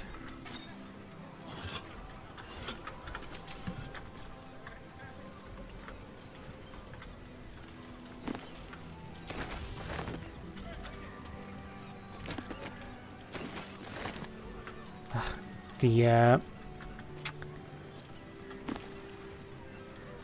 camera down here is terrible. I'm gonna take a gold chalice. There isn't much down here. There's some books, some regular loot, and an intricate safe door which holds nothing. Except for us. I forgot. Ask me anything, and it will be yours. I just need you to not walk across the camera as I'm just about to click on something. That's it. That's all I'm asking. It's not much. Ah, that's booze, which we don't need. Okay. So now we've covered Janet. We've covered the Society of Brilliance. Counting House. I'm going to head down there and do the Stone Lord thing.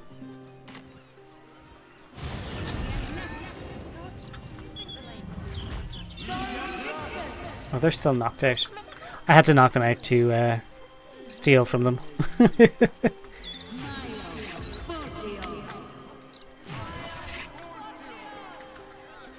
Okay.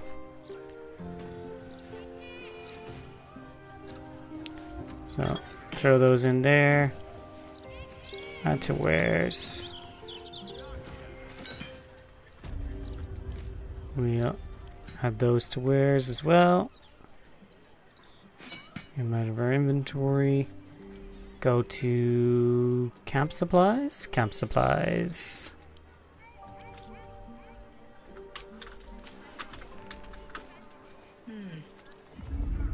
Please tell me you've got some stuff to sell. Oh, he does not. Alright, we need to take a full rest, so. With a full rest, the merchants get their money back. We've only got really about 3 merchants left. Sorcerer Sundries and the fella, the 2 lads outside. Here goes nothing. I don't see anything to interact with.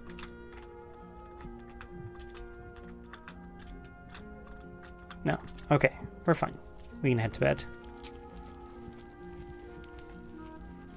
There's the owlbear egg, which we're never going to eat. Oh, look at this. Very nice. Eating all of those. So, is it?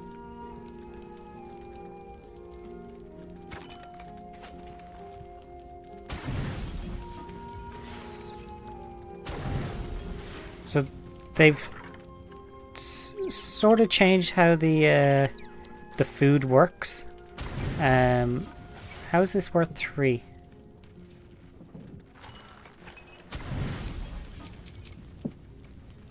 So I don't know if that's 1 camp. No, it's not 1 camp supply.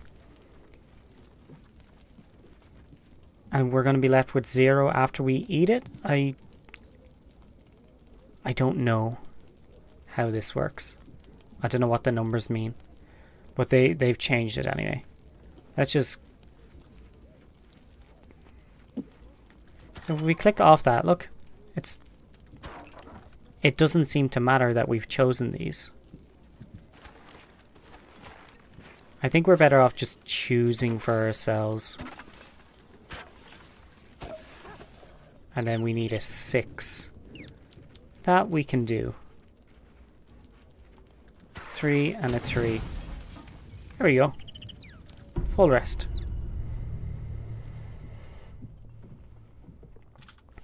And just nice normal sleep.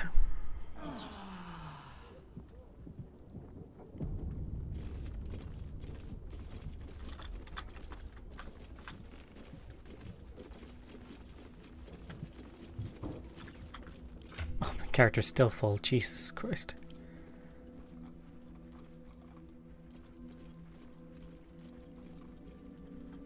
Now, those can be sent to camp since we've read them.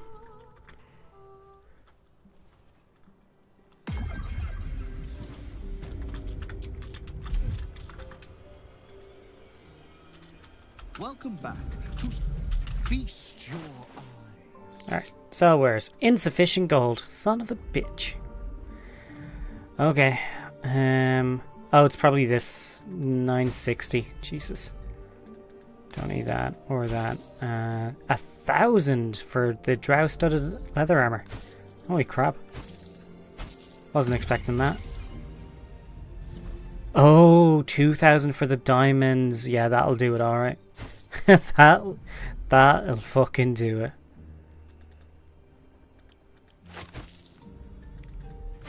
So we need 100. There we go.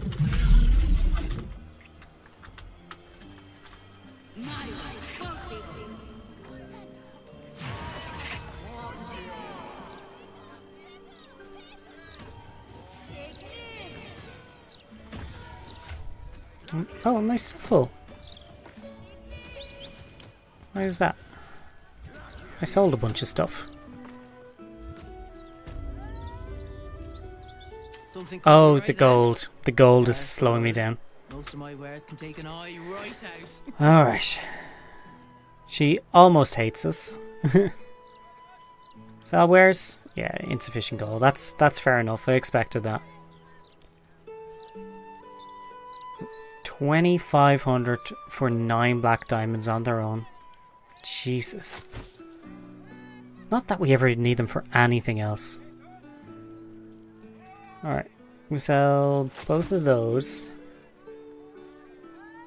And...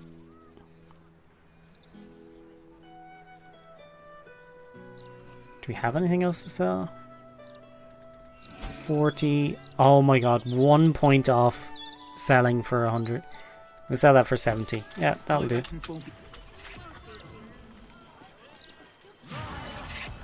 But yeah, I'm being held down by cold. Easier to don some armor. Alright. Will you take all my wares? You will. Perfect. Alright, we're all good. He has some dyes though. Indigo. Pale orange.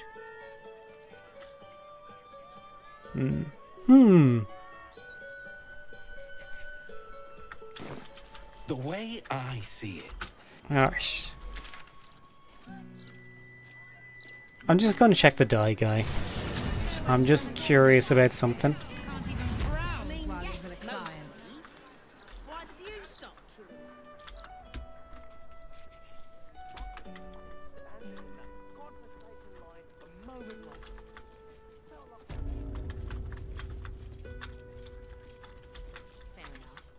Oh yeah, we still have things to steal in here. Forgot about that. We're going to leave that till the end. Oh, nice! He's already come in. Shit, we need his dyes. It's unusual for prey to supply the tools, razors, This scissors, bitch. but then together we shall transcend. I could let him kill, but... back off, that's my kill. A challenger. My lord tests me. Don't kill him. He is awful. Will be your grave challenger. I will save myself breath. What? My last kill before becoming. Okay, Figaro is paralyzed. What do you throw at me, bitch? Carabarsan's gift. Oh! There goes Gauntlet Develop. wob. Okay. I'm not going to throw anything that can explode or any of that shit because we want to save what we can in here. Maybe I'll just kill this guy.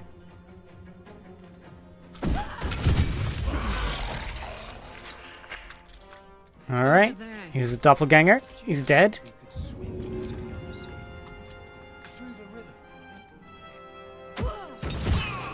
Another witness to my sacrifice. Oh, I thought he'd be dead. Fortunate. There's probably grates and things down there to keep trash like us out.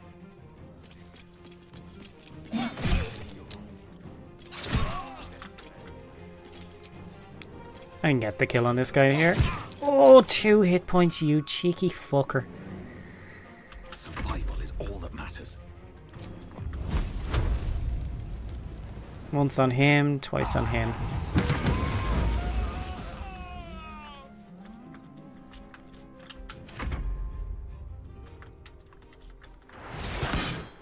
Arrow of Darkness, huh?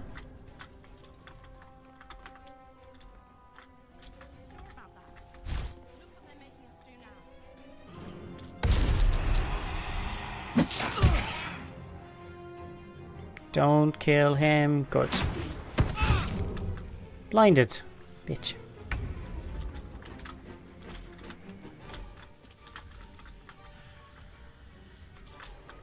Can I get to... I can get 2 of them. But not 3. Actually, I'll get these 2 and then I'll force that guy to run through. Not enough movement, son of a bitch.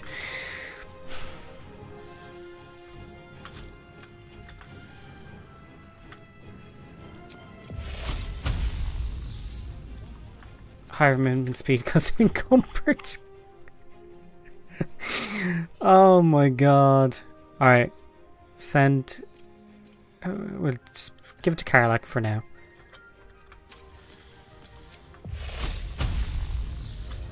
That's interrupted.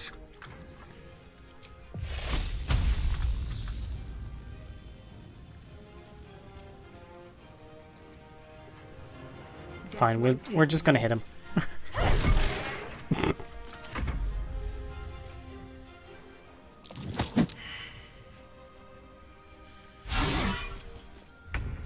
Oh, we probably could have gotten off the fucking blade thing now. Oh well. It's fine. Let's turn someone inside out. What do you mean? What else is down there? Let's take a bite. Just saying, maybe there's a reason for that weird feeling of yours. Another step forward.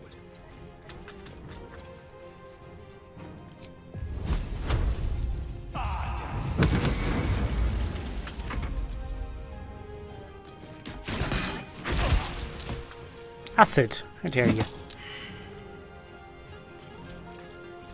I like his top though. Ooh, I'm not going to do Tides of Chaos because I don't know what to expect. No. Camera fucking jumped and jumped again. Yeah, I like his top. That's a cool top.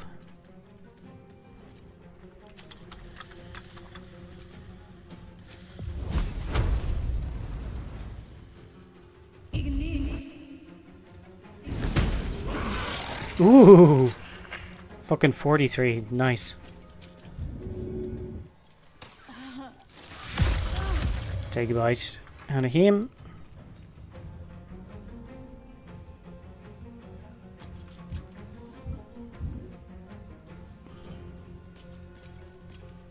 Suck the blood from a living creature.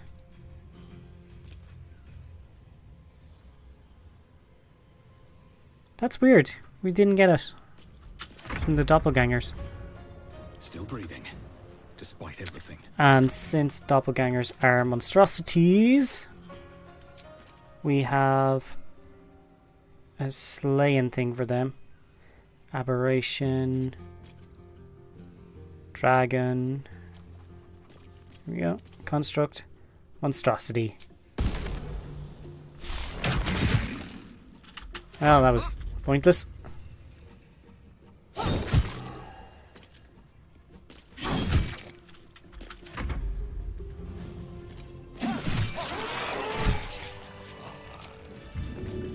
Don't waste a step. We only saved your ass because we wanted more die. That's it. When you did. Can you believe what that monster was doing? Truly. Then you're made. I'll confess. Jests aside. Yup. You forever have my What's in stock? Okay. We don't have any wares to sell them at the moment. That's fine. I just want the dies, really. There we go. Baby blue, black and azure, black and red, black and green, black and summer green. Let's go with black and azure, and he's got... You know what? We'll just buy them all. Valued customer. What was that? Guild artisan. Trade with someone who has high approval of you. Oh! Probably because we saved his life. That'd be it. Still can't steal from it, that house though. I need a quick word. Welcome back, friend. What's in Very stock? good, ma'am. Where's his approval is at maximum. Damn. Well, that's pretty cool. Now remember.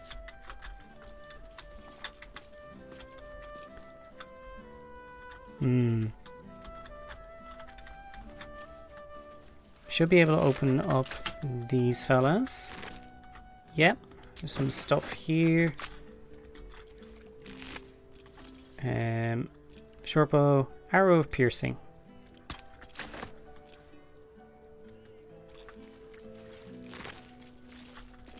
And dollar. Alright, so we want that. We'll take that. Scarlet leather armor. We technically don't need it. I'll pick it up anyway. Dagger +2, we can add to wares. Dollar amorous. I'm going to send that to Astarion. I think he's already got one. And the space shunt boots. I like this. Take those as well. And open up this. It's a handbag. Get it? It's got hands in it. And wob.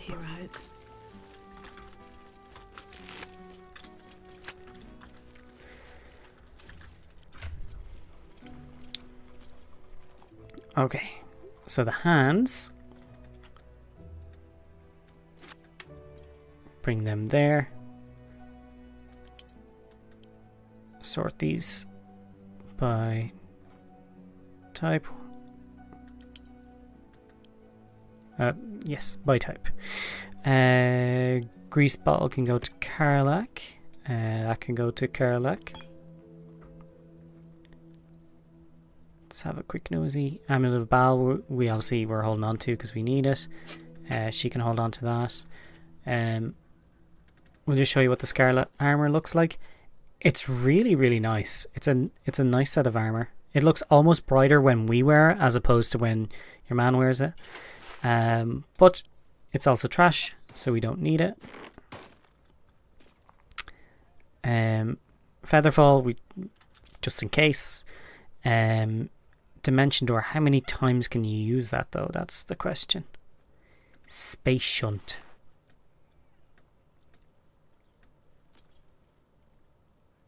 Always prepared, once per long rest. Okay.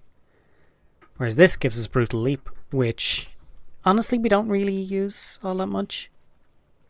But it gives us +1 to AC and saving throws, so it's kind of cool. Bone spike boots. I'd probably switch to the space shunt. Probably. I'll hold on to it. Let's see. So we'll jump to a camp temporarily. I want to try out these dyes on core.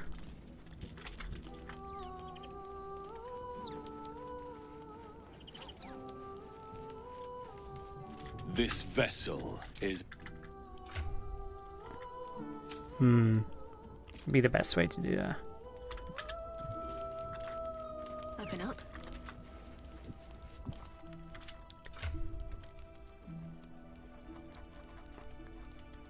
Yes, this will work.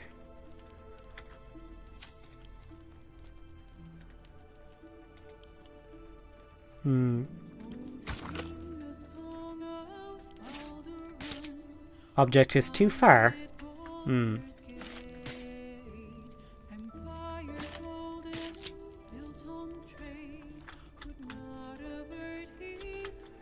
Right, run us over here. Oh, there we go. We just had to be standing beside it.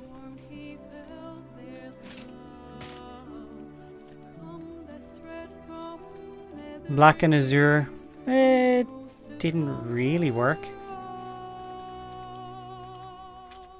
So, close that.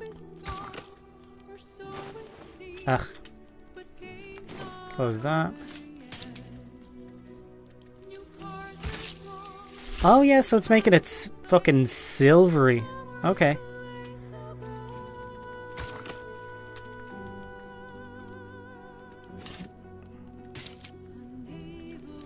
It's gloves.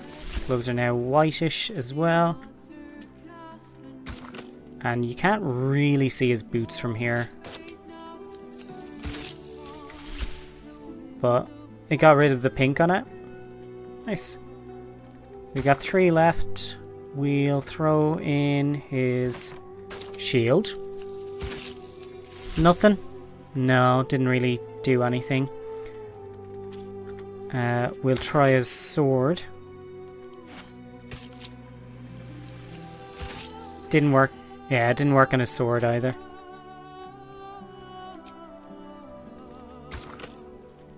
So we'll throw it for his clothes. Oh, that's nice. That's nice. And we may as well get his loafers.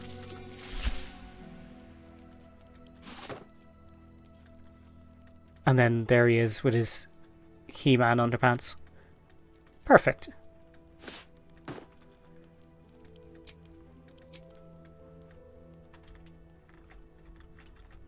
He's looking good. As for the rest of them, not really. Okay. Leaving camp. We're on to the bank. My god. And there is no fast way down to this bank.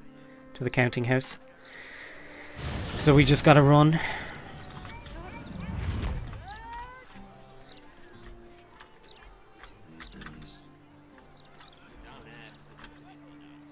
And there we go. We were able to click it. So our character's going to run all by themselves.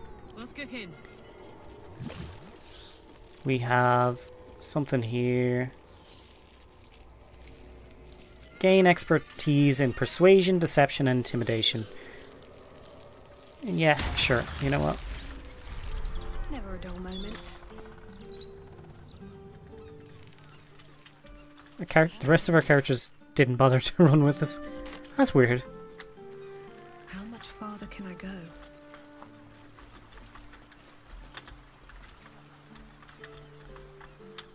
Okay.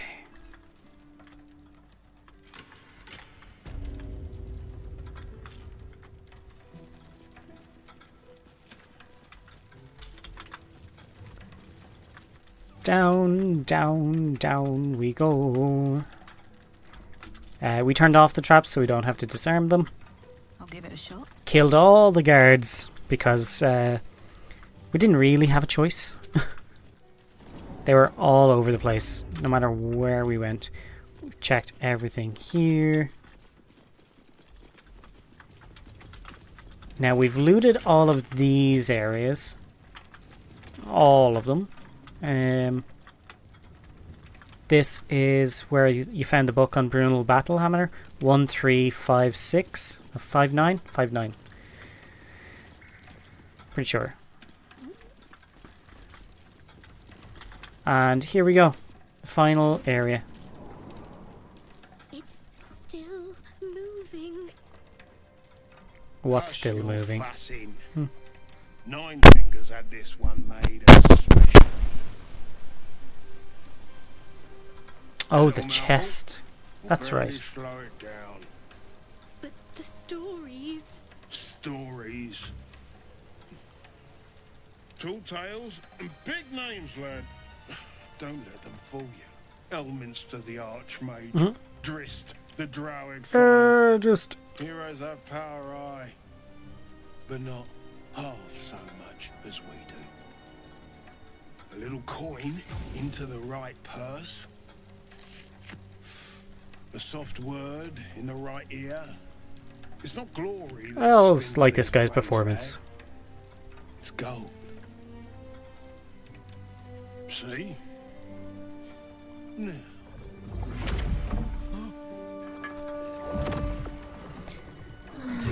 Moradin's cracked clay. Yup. Motherfucker's still alive.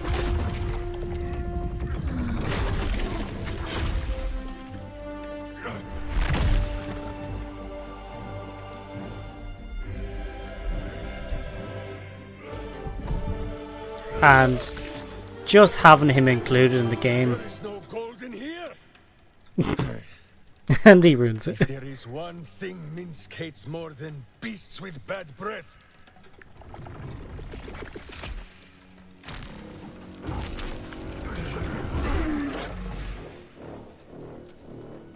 it is those who are tricksome with the truth. And turnips. But you are no turnip. Let that be of comfort in your final moments. Astarion looking down with fucking disdain. I'm gonna faint.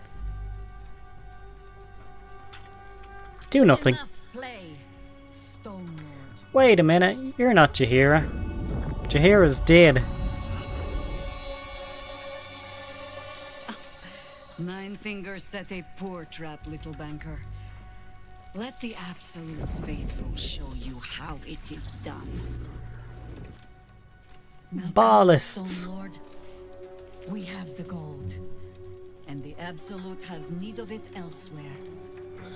As you say, Jaheira.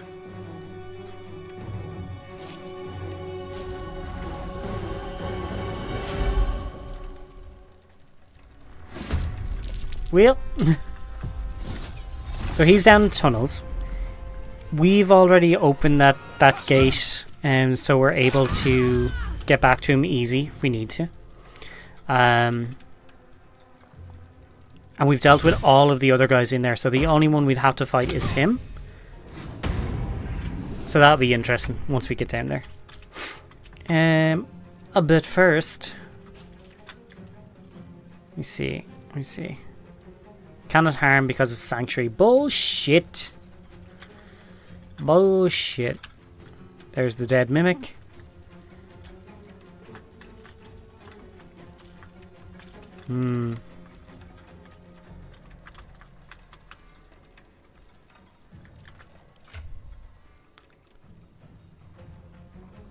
We've got stuff we can throw on the ground.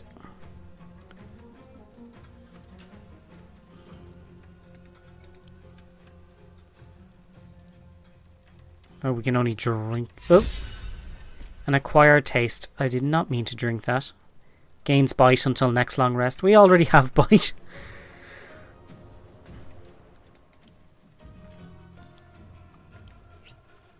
And 1d6 piercing per turn. Because I'm bleeding from the inside. Well, they sure butterflies in the stomach? Yeah.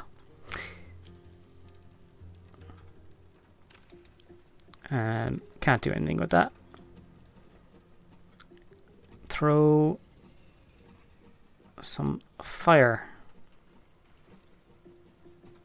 Oh, that's why I wasn't actually seeing the throw icon. I'm a big dumb idiot.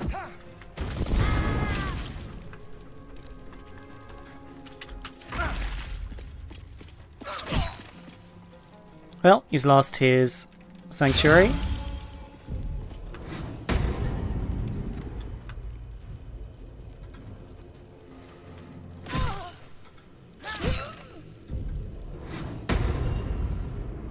These invisible fuckers. 2 critical hits.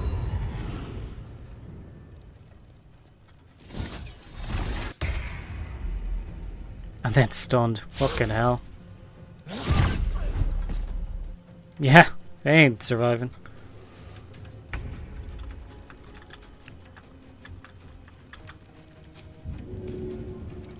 Can I get my returning pike down there? I can. Holy fuck. Oh, they've got unstoppable, don't they? They do. Cheeky bastards.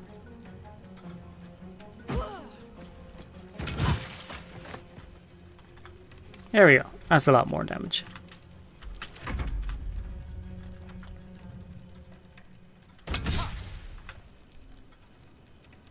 Yeah, we won't bother charming.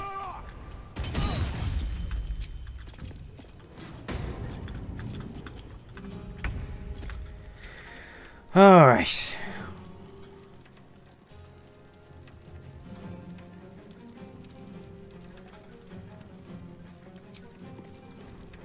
Don't have anything like humanoid slaying or anything like that, so...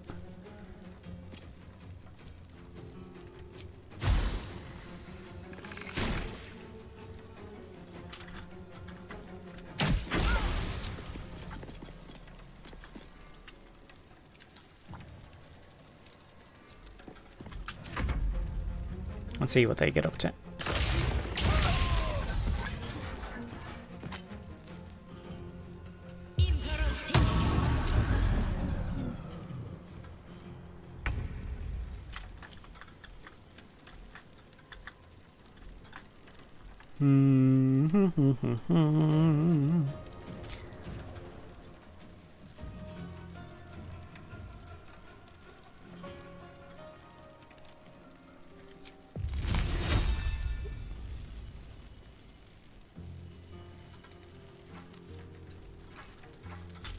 Let's go ahead and... Is that level 5? Freeze. That was nice. We don't need any of that. And I'll give myself Stone of Speed.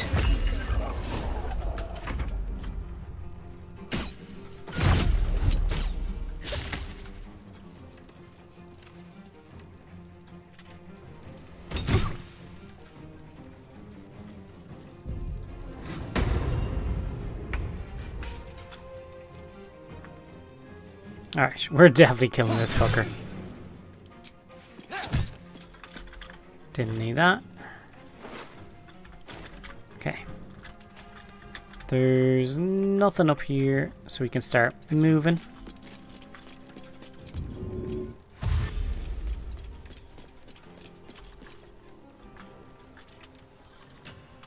And we're all out.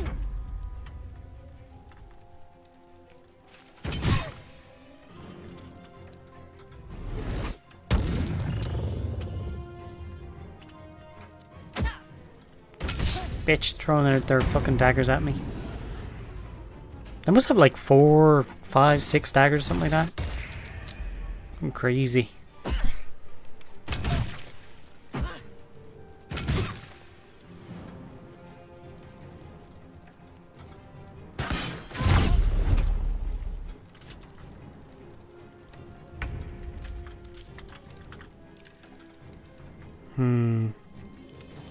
What's that one over there?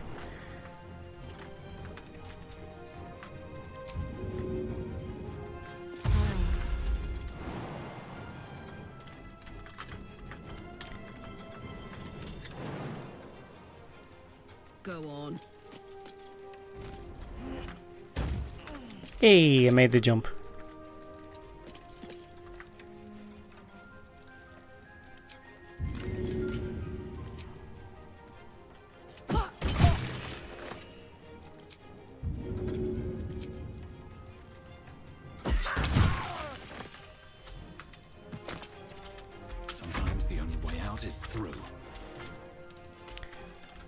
Where's the next guy? He's over there, but I can't see him, so... I guess moving On my way. down the steps as best I can. Doesn't really...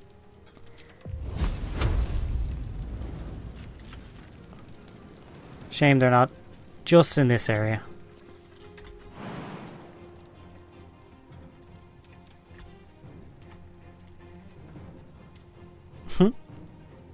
7 hit points? No. Alright, moving on.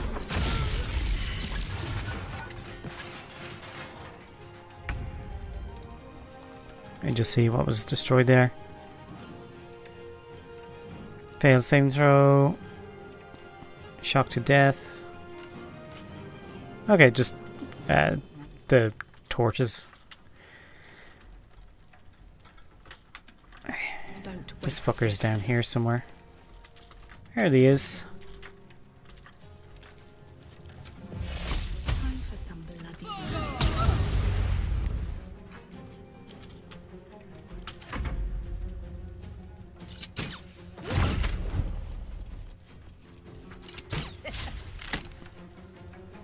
No more unstoppable. Nice.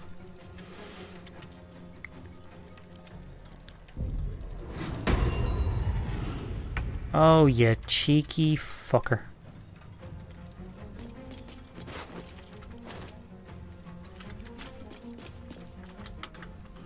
And he could have ran anywhere there, so I have no clue where he's gone.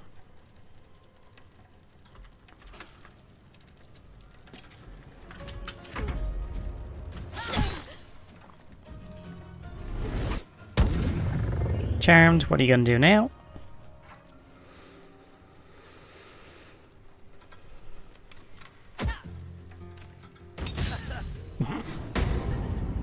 And you went... Oh, you tried to go invisible. Yeah, there goes her. And there goes him. Rakath is stunned.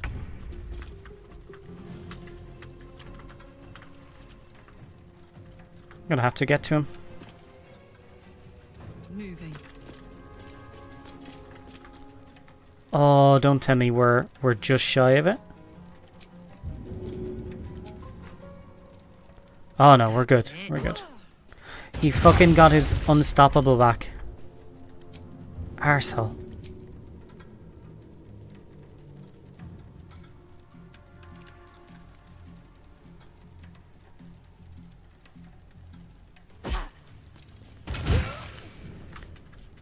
Did we kill him?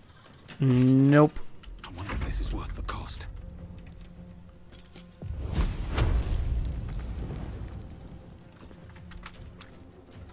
Can't slow down. He's just shy of it as well. Oh, come on, come on, come on.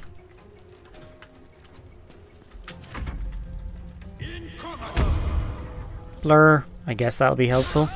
Could have also attacked him. You would have been fine. And a ghouly touch. There you go. One day, I'll catch a break.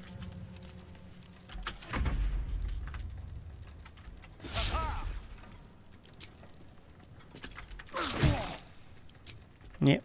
Come on, come on. Shroud self. Son of a bitch.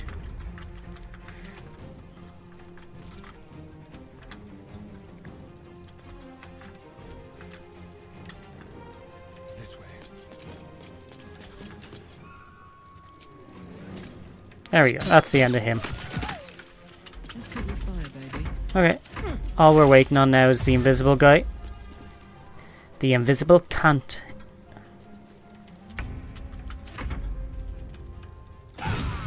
Critical hit. Son of a bitch. Shroud self my arse.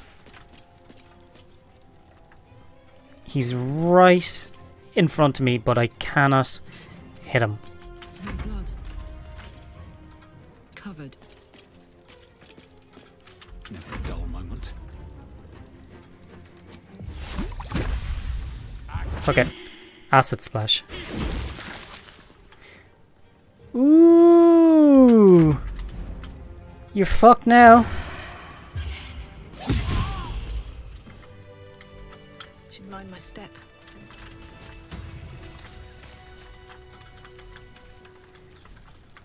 Alright, Mr. Dwarf. Very well. You can tell Nine Fingers this was not my It was fault. absolutely his fault. She swore that mimic could swallow a bloody owlbear. Wait. You're no guild sworn. Who are you? Also, although you guys can't see it, right? Right behind my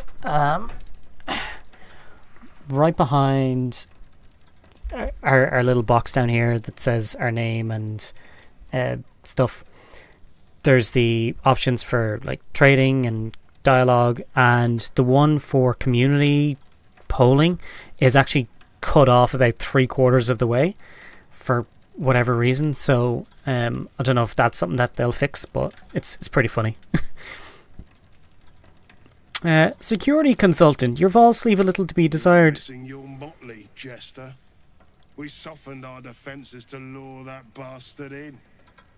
Nine Fingers wants the Stone Lord dead.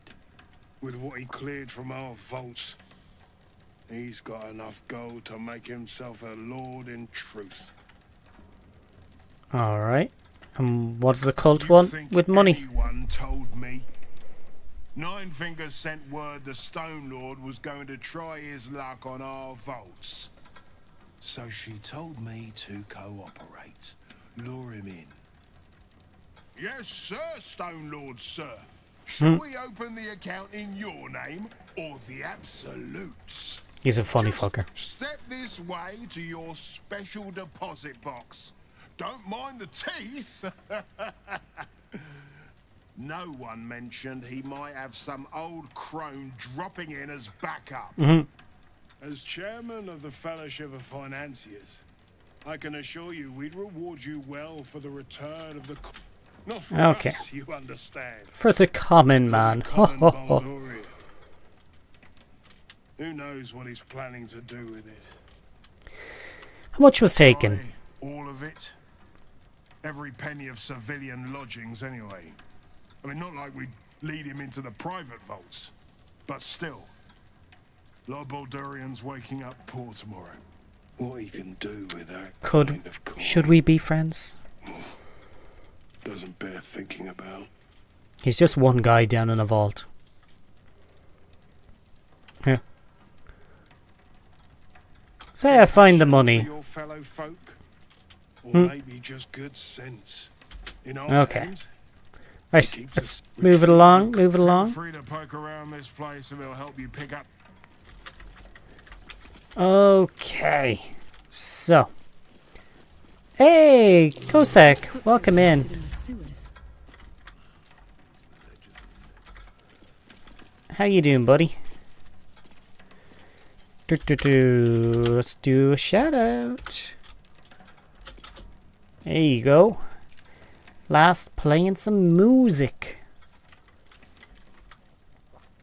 I guess we're picking up all of this junk.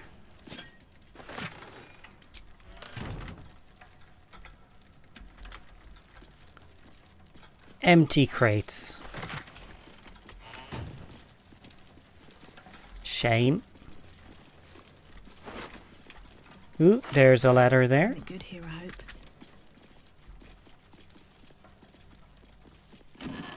Nothing in that.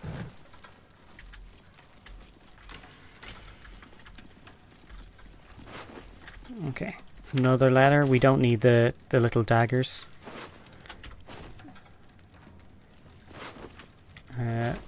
He's got nothing. And nothing. Are we encumbered already? My god. That and that as... Where's... Let's actually just sort. That is wares. And 3 of these. Bring them over here. Just enough to help us start moving again. I think... Is that going to help us at all? 94.6. I think we went down like 0.2. Okay, we need to start reading some of these things. Because we kind of left it. But it's nice and quiet in this area, so it's chill. So we can do that. An opportunity from the Society of Brilliance. Our storied sect requires an object most rare upon our plane, the egg of a Githyanki. The good sir that retrieves this item, which must be in excellent condition, will be rewarded most handsomely. Timeliness is key. Find us in the lodge in Baldur's Gate upon completion of this task, signed by the collective Society of Brilliance Baldur's Gate. Alright, so I'm guessing if we found that somewhere else in the game, it would have just led us there. Torn and bloody page. The following text is printed haphazardly on a torn bloody page titled Dirge of the Unholy Assassin. Neath Candlehullow's quiet tombs lies a path to murder's boons. If entry down below's your aim, seek trigger hidden by a frame. Sicarius the door awaits to admit those who seek their fates. If to continue you insist, show a trophy rent from wrist. Or of sacrifice for our Lord planned, present death's night a bloodied hand. A smear of blood obscures the poem's final word. Yeah. Phrase, Sicarius and a location. We should find this candle-hallowed place. Yep, we sure will. Before that, let's go have a route up here. There's going to be quite a few books and some keys to the loading dock chest, which we don't need.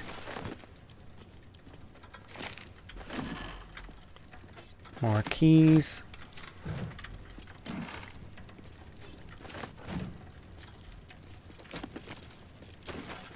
Some letters that we've and books that we've read before.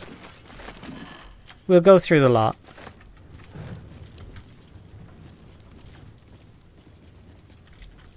Okay, walking all the way around.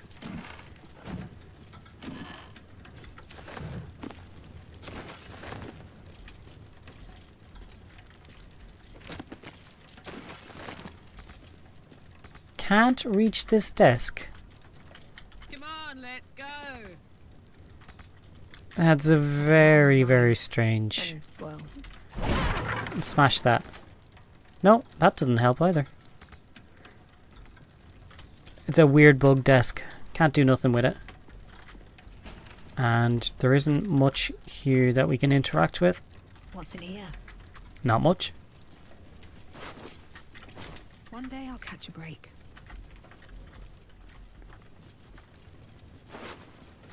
Just daggers. Send some of these books that we've read before off to camp. There we go. 95.1. We're just over the cusp of being encumbered. Oh, we got ads coming in. Think we'll throw them around while we're just rooting through the bodies here.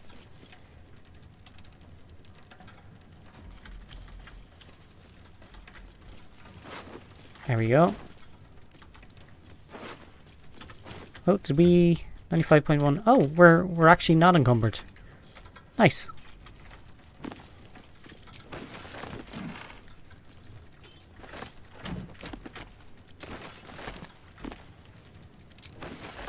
So we are picking up books that we've already read, but it's important to check them all.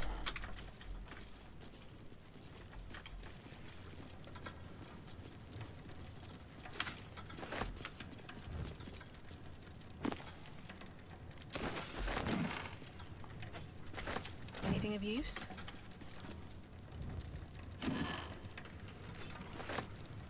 A vault chest key. Ooh, very nice. Not for here, I don't think, but Well, I mean, maybe from here, but not in this room.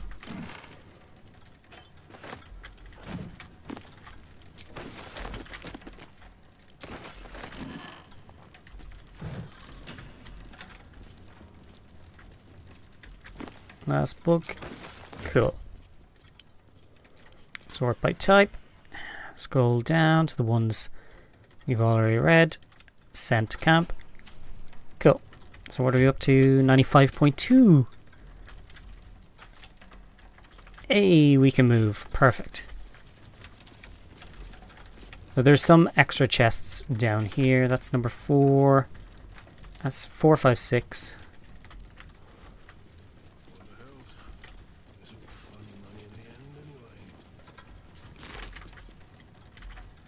Nothing in that.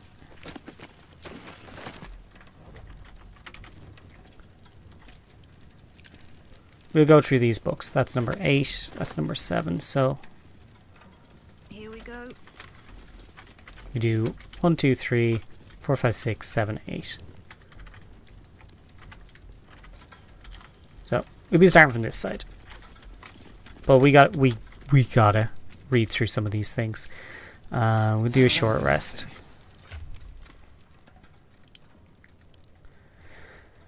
Alright. An history of the Society of Brilliance as told by its members. A transcript of the original meeting between Ammelium, Grazalax, Blurg, Sloopidoop, Y, and Skris that led to the founding of Society of Brilliance, followed by transcripts of ensuing meetings, also featured statements and testimonies of new members who have since joined. Okay.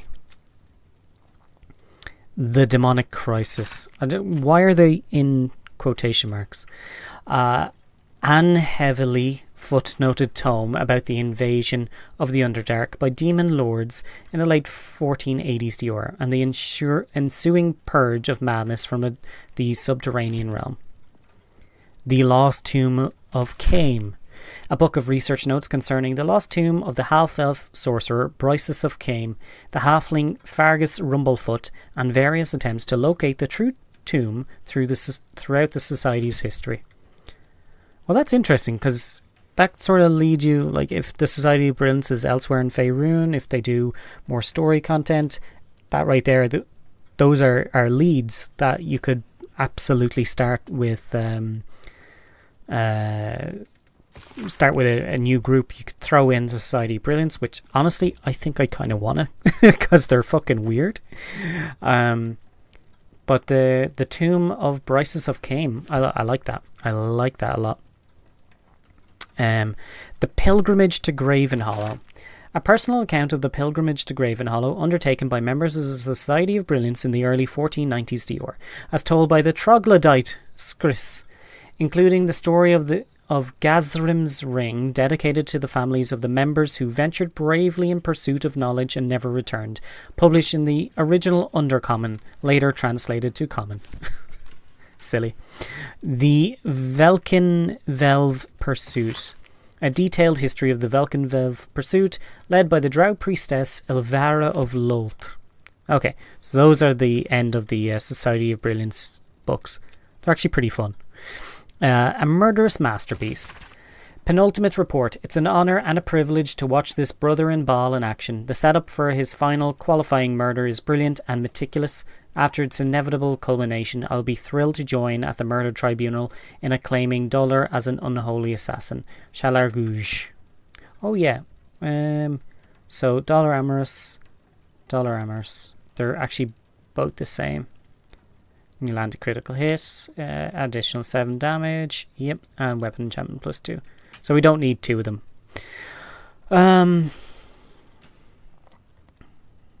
Okay. These are all books that I want to send over here as well.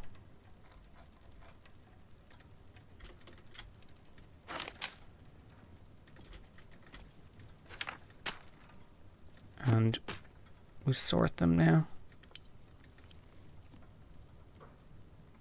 It's weird that the grease is down the bottom along with a few other things, but not the hands. Very strange. Okay, And that can be... Actually, because this one went down to the bottom, I'm curious if these ones are the broken ones. So, parchment. Miss Caldwell, I glean from your rather imaginatively written note that you wish to make contact with a former business partner. You're quite right in assuming that the circumstances of her death might make this rather challenging. Decapitation has a habit of making such conversations rather one-sided. But I assure you my spirits and I will have no great difficulty overcoming such an obstacle. Given your affiliations, I would be delighted to offer a discount of, say, 10%, in the hope that the Guild might see the value of such collaborations in the future.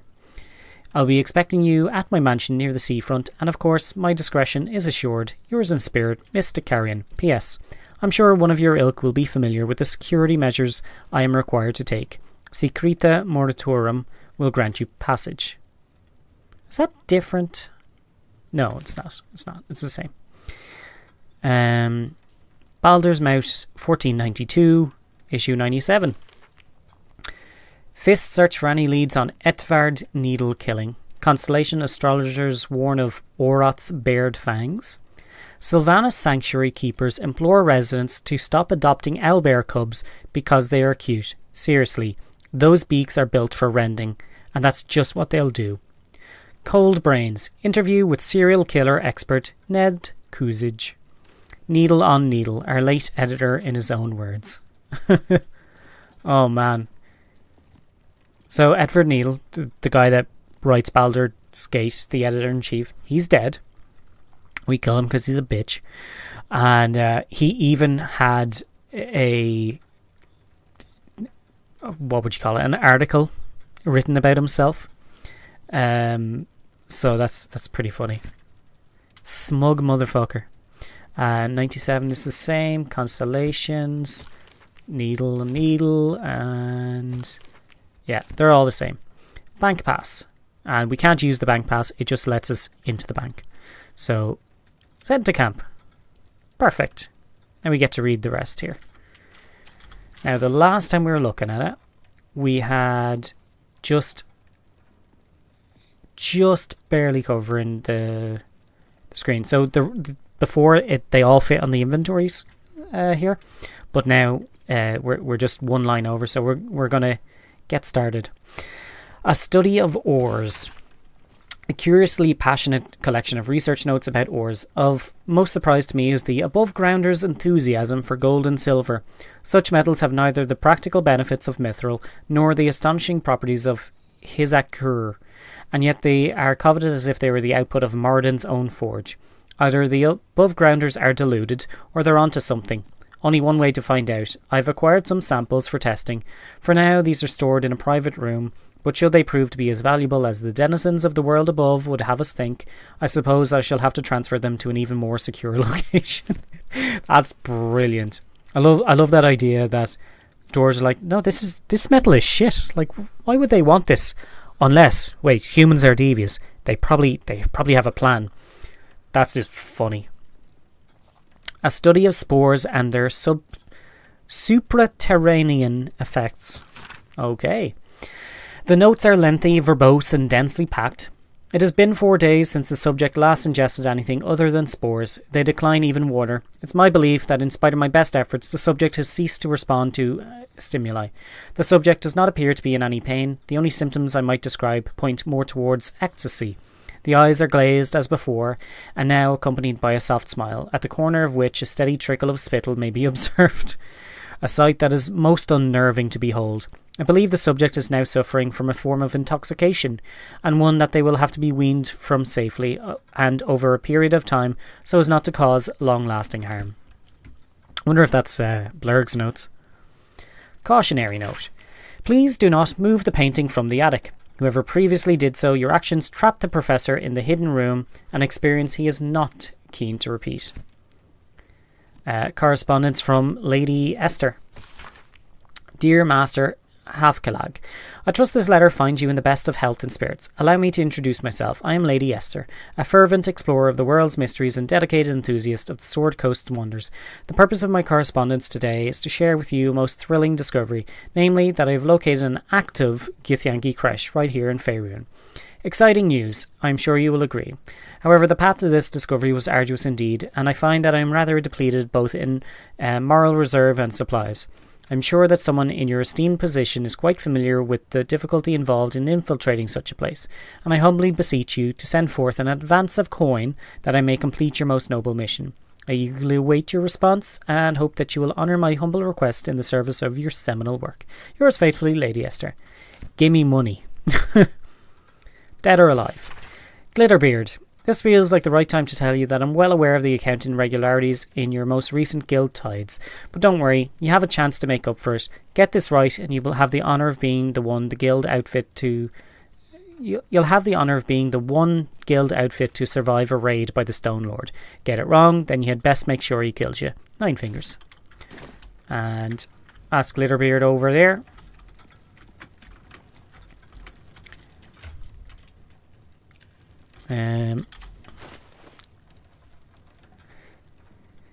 Havkalag's notes again. Maybe they're different ones. All my hypotheses are just that, theories and no more. Unless I can test them under controlled conditions. I need a viable Githyanki egg. I must acquire one somehow, or Havkalag is not a serious researcher, just a mere intellectual dilettante. So that's the book you get if well,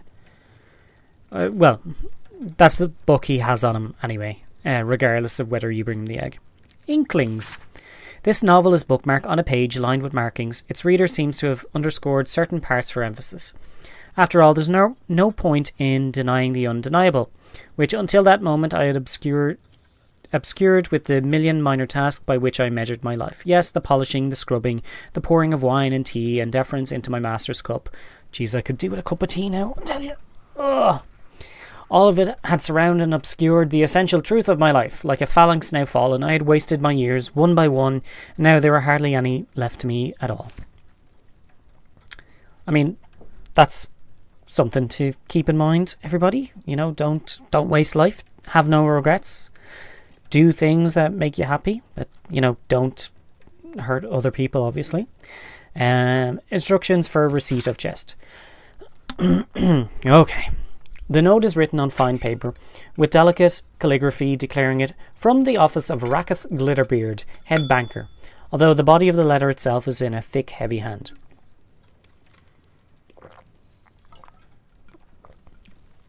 Attention, all senior staff. There's a chest arriving soon. Special delivery for the vaults. I'm busy preparing for the special visit, so someone else needs to be on hand when the delivery arrives. You need to open the vault, make sure it gets in safe, and lock up afterwards. No paperwork required. This is a dangerous cargo, so keep your distance and keep your hands to yourselves. There will be no compensation for any lost fingers. I expect this to go smoothly, so I'll investigate any complications personally. Orgy is him. P.S. Remember, when in doubt, we look to our history. Books in my office if anyone needs a refresher, which is the book to deal with mimics. So we send that to camp, and now we can fit all of that on one screen. Perfect. Invoice. Blue Lynx Adventures. Cost 1,000. Incidental is 1,000. Objective: no trace of Oscar found from here to Waterdeep. Okay. Well, they got paid for doing nothing. Invoice: flooding repairs.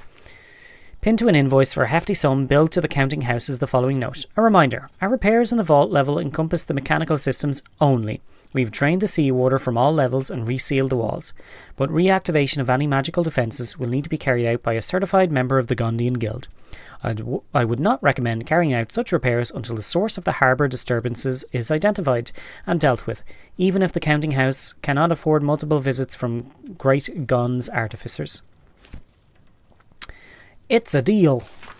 Auntie, they showed up again, just like you said they would. They robbed me, stripped me naked, then pissed on me, right in front of everyone. Some people laughed, others looked away, but no one helped me, not one person, except you. I'll do it. I'll cook your meals, make your bed, wash your feet, anything you want so long as you hurt them, so long as you make them scream. I just have one request. Can I watch? Is this for Auntie Ethel? It's a deal. Let's look that up. Depends on where we picked it up. Yep, Mask of Terror from the Blushing Mermaid.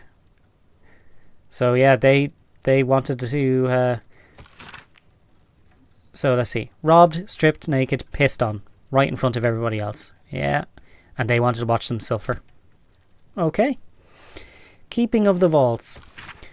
A detailed record of gold in and out of the various vaults, while the individual vaults seem to have large amounts of money deposited in them and then simply left there. The main vault is a constant stream of gold in and out, handfuls of coins constantly being added and subtracted. It's a record of the working life of Baldur's Gate, a 10 days profit from a trader, a family dipping into their savings to buy bread, a child depositing a coin they got for their birthday. Lacey and the Modrons. A tale crafted by the Sisters Macabre. In it we follow Lacey, younger Plum, as she is drawn from a chaotic and frightening party, which her parents get too drunk into the clockwork realm of Mechanus. Mechanus is an orderly place, totally different from the party. She's escaped the little younger Plum from the party she's escaped. The period, the full stop is at the wrong area. The little younger Plum traverses this realm of sublimely singular law with a capital L indeed, befriending a chubby spherical monodrome she names Mr. Bobbinbees, and making an enemy of Primus, the master of Mechanus. I don't like the Mechanus setting. I think it's stupid. But anyway, Lady Janet's journal. Kythorn 13. Where is Oscar? He promised to be gone no more than an hour, yet gate close has come and gone and he still hasn't returned. I shouldn't fret, no doubt he's caught up sketching in the eventide light. I'll make sure Nemonis has the candles lit for his return. Kython 14. Still no sign of Oscar. Perhaps this is the artistic temperament Mother warned me about. Oscar would never leave me without word. Something must have happened. I'll ask Nemonis to look into it, quietly. Kythorn 18. He's been gone 5 days now, and Nemonis found no trace. Gods, I hope no ill fate has befallen him. Perhaps a donation to the Flaming Fist will encourage them to treat the matter with the appropriate urgency. Was this letter concerning Graven Hollow? Dearest Ainrahel, I think you knew this was coming. If you find this note, I've already gone. I've tried everything you suggested, but the call of the Graven Hollow Library grew too strong. I know you'll be angry with me, but I know that underneath that anger will be worry, so I'm writing to tell you, don't worry about me. Because that always works. I trust in the library to guide my way. After all, what better visitor can it have than one whose intent is as pure as mine? And what are we, if not explorers of the vast knowledge of the Underdark? Oh, how I wish I would have convinced you to come with me, but failing that, know that I am fully intent on returning to you in one piece. I won't ask you to wait for me, I only carry the hope in my heart that you will. With all my love, Dunnel. And I don't think we've collected... I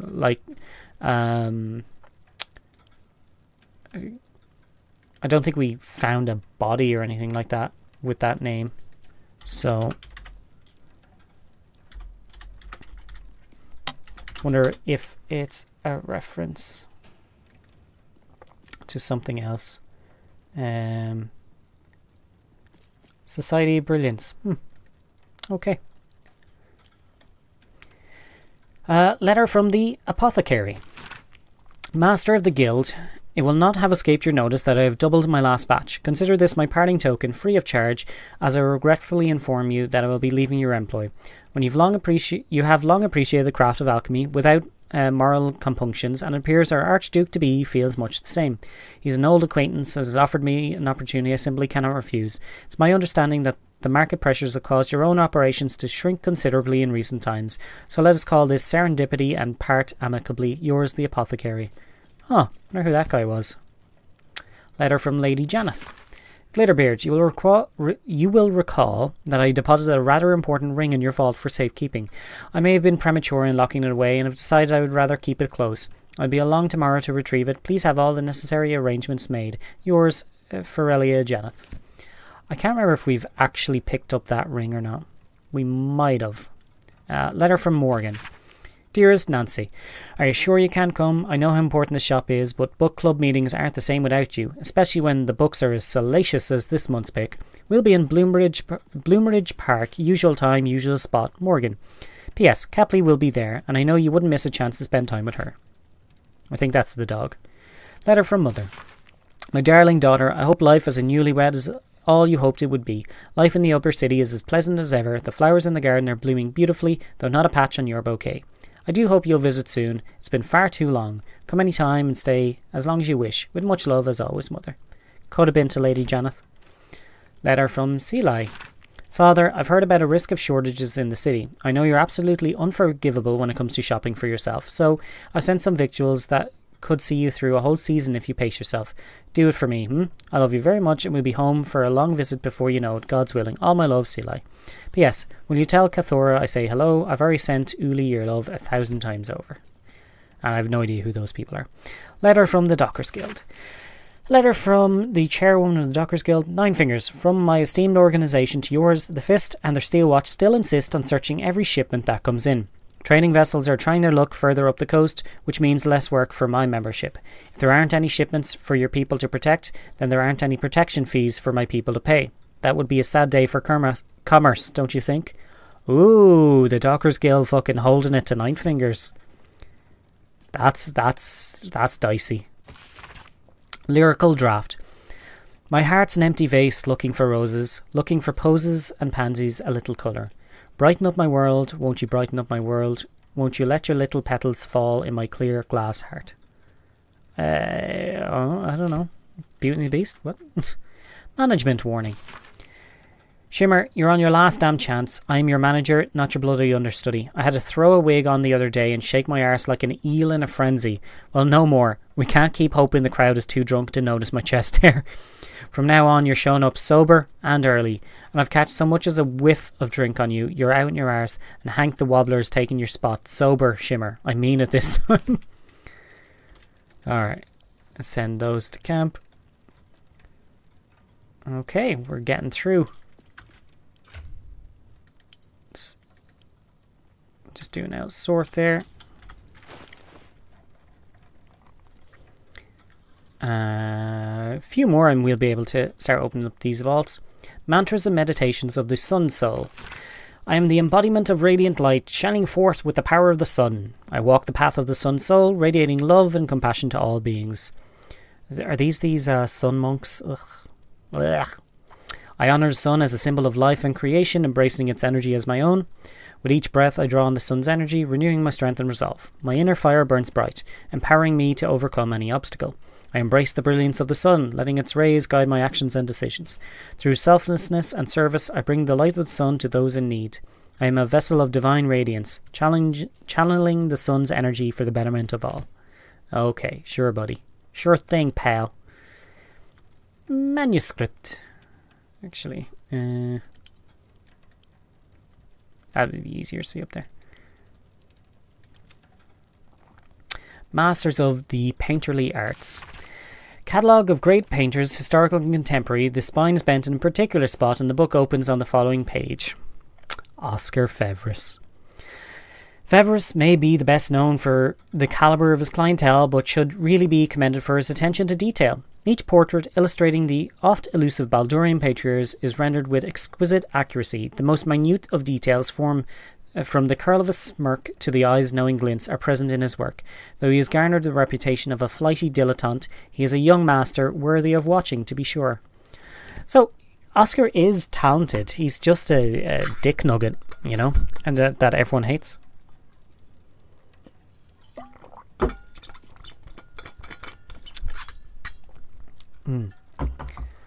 Okay, memory book. A diary filled with anecdotes through a child's life spanning 20 years. I stubbed my toe and he laughed so hard he farted. Found a dead rat and insisted we take it home for a proper burial. Came home from school in tears because a rude child scared a butterfly off a flower.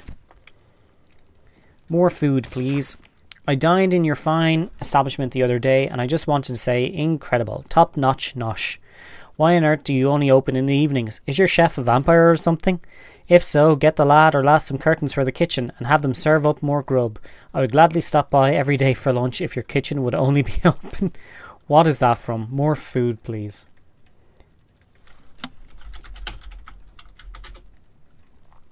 The Singing Lute. Oh yeah, so that's Hank. Hank and Hank. Okay. Mutiny loves company. Keen. Nothing so sad as an old wolf who doesn't know her time leading the pack is done. So consider this your notice. The Stone Lord's got you running scared, and now you're hiding behind the Zentrum to keep him from your door. My crew and I won't cower in the guild hall along with you. If you can't beat the Stone Lord, then I suppose we'll just have to join him. Ooh, that's right. They do. They flip. Mutiny. Okay, manuscript. This book, the completed manuscript of an adventure story in draft, is covered with notes in Nancy's hand. A few red-inked phrases stand out amidst the chaos. This isn't landing. I don't buy it. Doesn't ring true. Did you mean to do it like this? Could do with another pass. Ha! Get rid of whatever this is. Good flow. Alright, I buy it. Seriously? Like this? No. It will be good, but it's not there yet. Fucking editors. My gratitude. Dear Mr. Pear Tree, our business proceeds without fault and with lucrative profit. You will find this success reflected in the upcoming deposit to your personal account. Should you continue to be such a willing tool, I can see many more deposits of similar magnitude making their way into your coffers in future. I saw you spent the last payment with exceptional wisdom. Your new abode in the lower city is rather lovely. Men of both means and taste are exceedingly rare these days, and I would be so distraught were you to lose this beautiful home to a terrible accident of fate. Discretion is a key pillar of continued home ownership after all. You need not respond to this letter. I will write if you are needed further. Yours, Gortash. Such a dick bag. Such a dick. So... doesn't say where we picked that up. Probably a mailbox. Let's see. I put in Pear Tree. Oh yeah, he's already dead.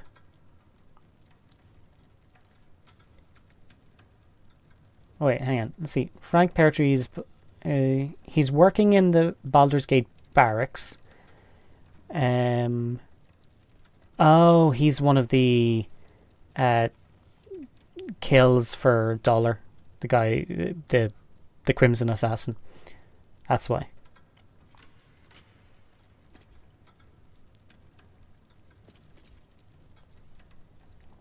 Okay. Let's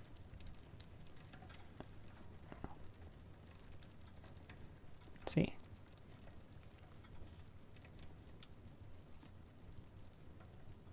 Copy of the threatening letter can be found in somebody else's house. Probably a mistake. Okay. My safe deposit box.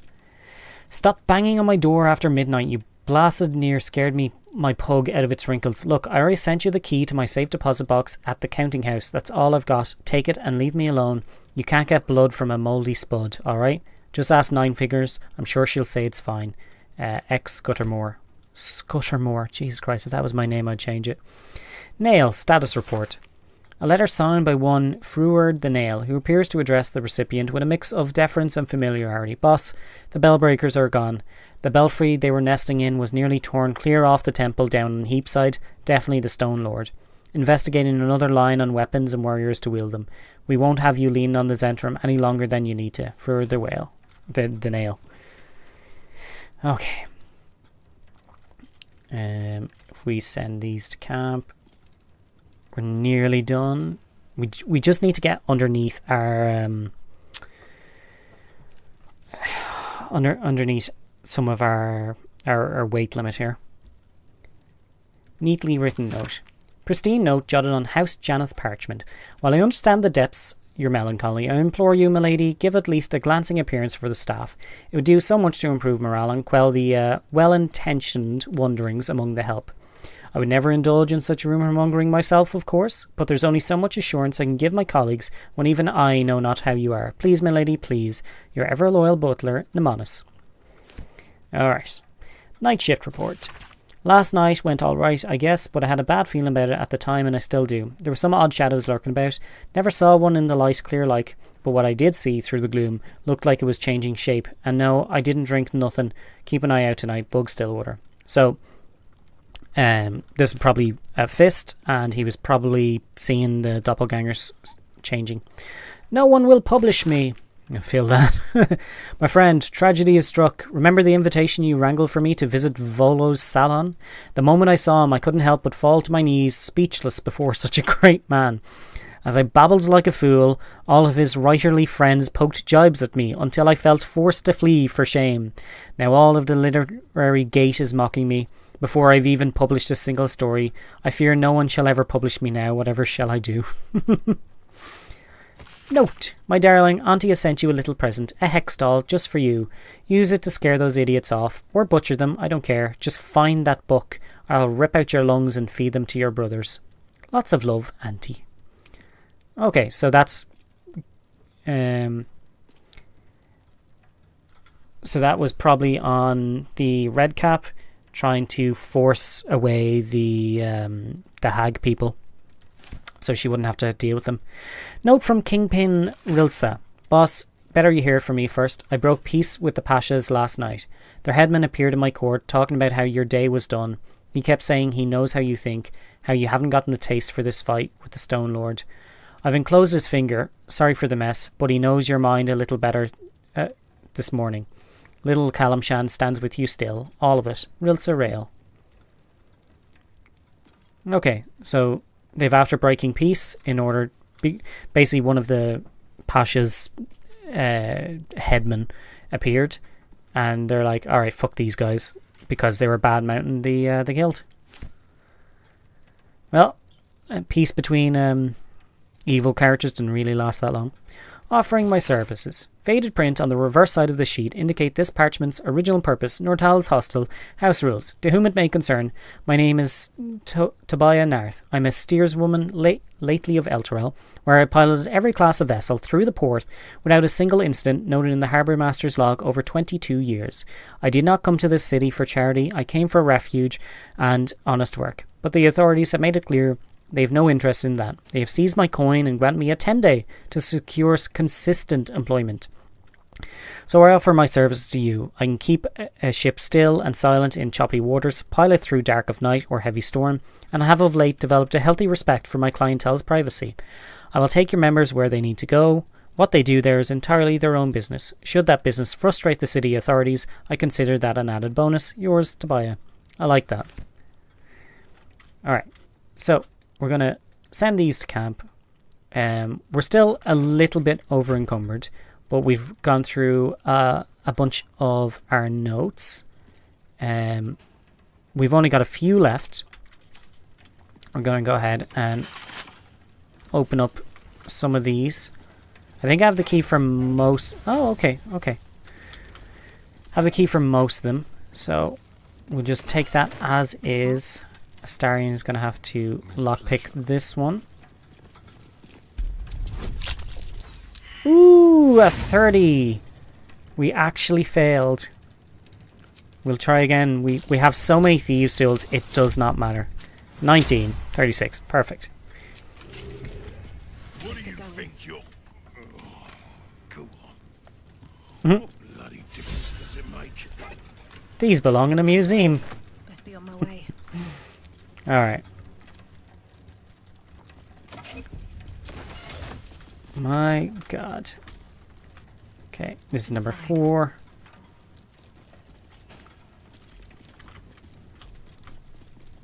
Slowly walk there, but we'll get through all of it.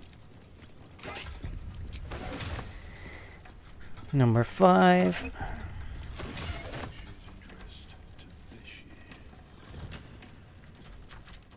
We are heavily encumbered. Oh my god. Number 7. Just walking through that fire. Oh no, wait. Where is that fire? Oh, there it is. Fucking pillar was hidden.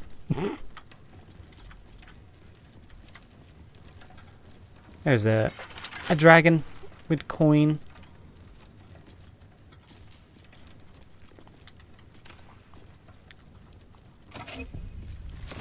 Careful, I bite. And we don't have number 7. So there was 2 or 3 keys that were actually in the sewers, which is why we haven't gotten them. Ooh, we only got a 10, which is 27, our lowest. So which means we rolled underneath 10, and forces us to use up to 10. So there we go. That's probably enough. Exactly 30. Shouldn't have wished to live in more interesting times.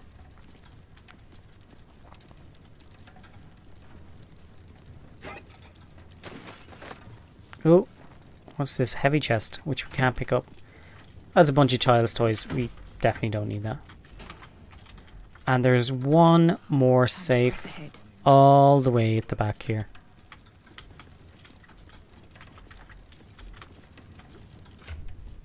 And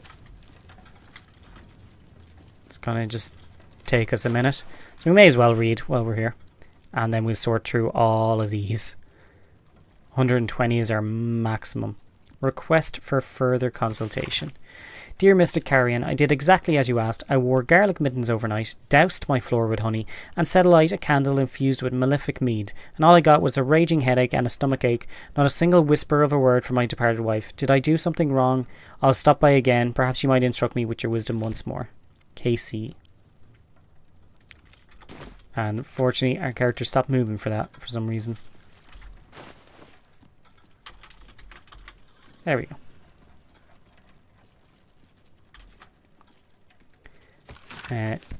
The Book of Suitors. Okay, that's opening the book stops them. Within this plain diary are glued letters from suitors seeking Janet's affection. Madam, please, you mustn't leave me in suspense. Tell me you'll be mine, or tell me all is lost. One or the other, I'll not sleep another 10 day. Jonah. Milady, I was dreadfully sorry to hear about your husband's demise, and hoped you'd come calling sometime this 10 day that I might convey my condolences to you in person. I've just received a lovely shipment of red from the south, and thought it might be of some consolation to you, Lord Haventh. Dearest madam, might I come visit you on the morrow and pay my respects to your great house? It's been so long since we've had the privilege to have sup tea at your side. Horatius. Okay. What's hiding here? So we're gonna have Astarion lockpick this, because when you bring back the money to what's his face there, that's when he gives you the key to this. So we won't have it beforehand. Let's crack it open. 27, which means we rolled a 10. That's okay. We have so many thieves' tools. So many. Got a long road ahead. And here's our final thing. Elegant studded armor. Oh, we can't pick it up. We can't pick it up, Carlock. It's too heavy. It goes past our 120, yeah. Right. Where's this lad gone? There he is. Actually, Someone there. One step at a time. just want to see if he has anything hidden in his pockets.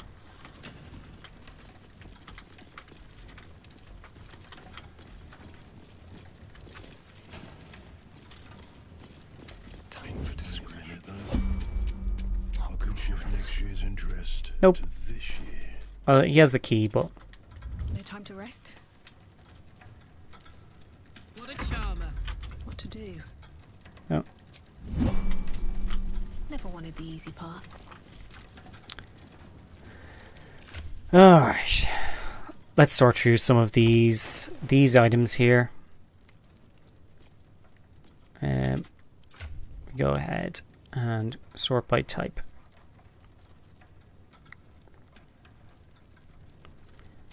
Alright, so we've definitely read these.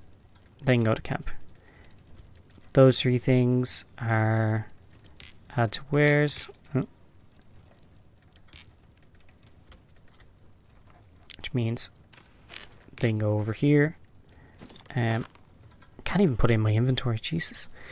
Elegant studded armor. Ambusher, +2 to initiative rolls, advantage on stealth checks, and shield. This is terrible armor set. It's not very good at all. But let's take a look at it. Oh, we can't even equip it. Okay. Okay. The Astral Prism Heist. Why is it green? Gortash Private Memoirs number 16, The Astral Prism Heist. After that dream I had about the Githyanki threat to our accelerated grand design, my research led me to pore through the old archives left behind in Moonrise Towers by the High Heralds. These records included some surprising early sources, both Githyanki and Gitzerai, that mentioned a relic or artifact called the Astral Prison or Prism. Though the source of its power was unstated, this artifact was reputed to be able to project a field that disrupted Illithid psionics. Such an artifact would clearly be an existential threat to both our absolute ambitions and the grand design. All three of the ancient sources agreed that the Astral Prism was in the hands of the Githyanki Lich Queen Vlaakith. Thus was born the plan to send a tadpole strike team in a regrown nautiloid, piloted by the Emperor, to steal the Astral Prism from Vlaakith. Yeah, they fucking knew. They absolutely knew. Alright, so Spell Savant Amulet. Spell Amplification, you gain an additional level 2 spell slot. I guess that's nice. We have, when cantrips deal extra damage, we have our spellcasting modifier, which is kind of better overall. Alright. So, all of those, add to wares, and straight over here. Now, bunch of rings, add to wares. They're not going to weigh all that much. Nope. 0.05. Okay. Let's sort this out. Okay. Raven Guard's Scourger. That's pretty fucking nice. Commander Strike. Unfortunately, we don't use maces, so add to wares. And put over here. The Long Arm of the Grr. Revenant Scourge. When used against undead creatures, this weapon has 1d4 bonus to attack and damage rolls. I like that. I like that a lot.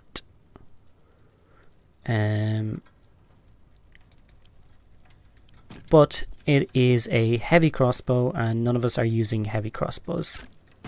So out it goes. Trident of the Waves, the watercolor. On a hit, create a 2-meter water surface centered around the target. Very cool. Pretty handy if you're doing a sort of electricity like combo field thingy. We are not, so we don't know this, and it's a thrown weapon, and it doesn't return, so it's kind of pointless. Alright, Janet's Hath. Advantage on persuasion checks, advantage on deception checks. That's Lady Janet's Hath. That's it. It's just green and does that. Actually useless. We could put it on him. Hang on.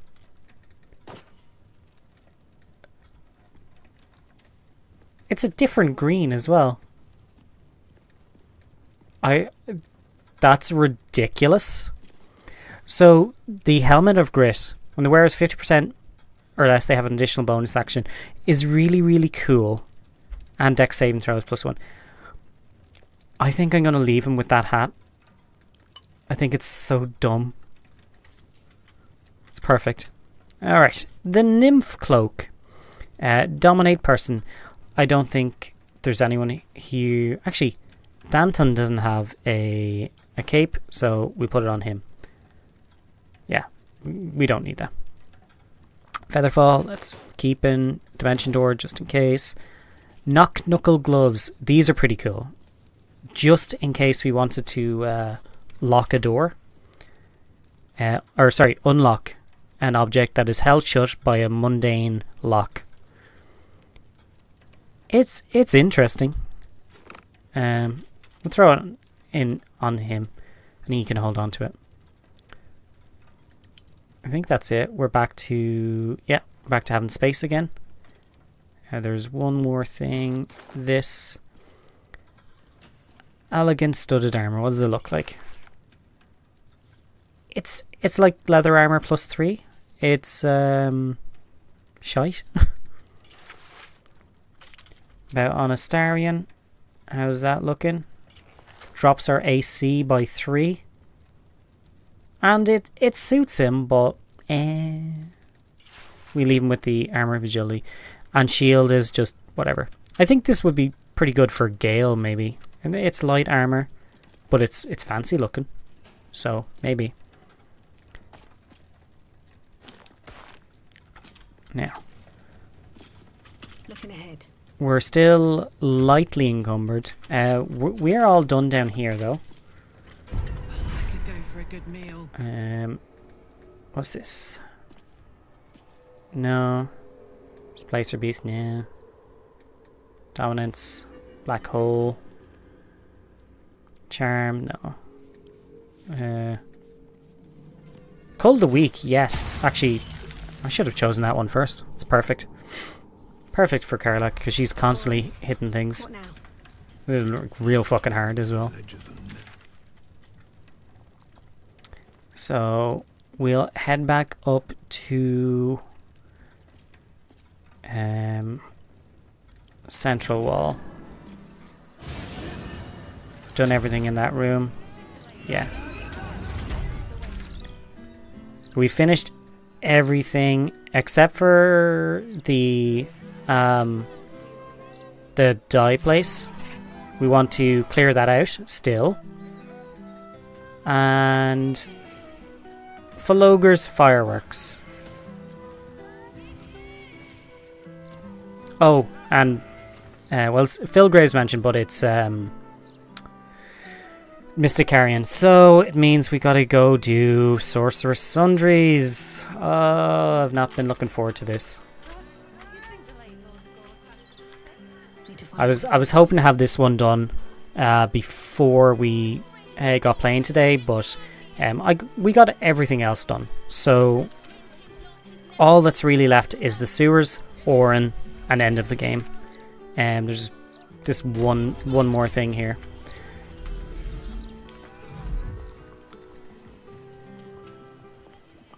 So first things first, we go sell all of our crap. Also, these NPCs should be over there chatting, but they bugged out. Welcome back.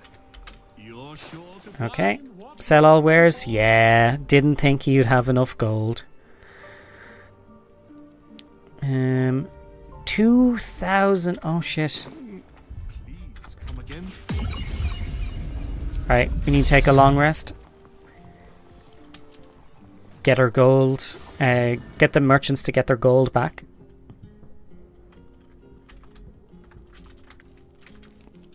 Now, Let's have a look. let's see.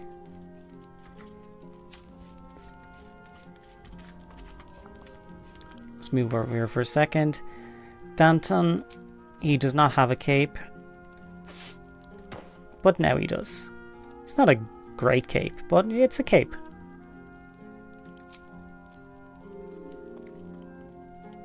Actually, does Core have one? You know what? We'll give it to Core instead.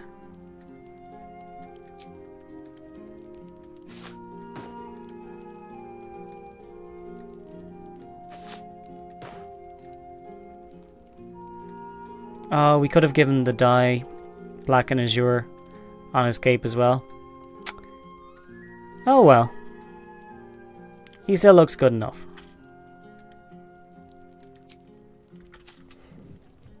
And then nobody wishes to speak to us in camp. That's a lie.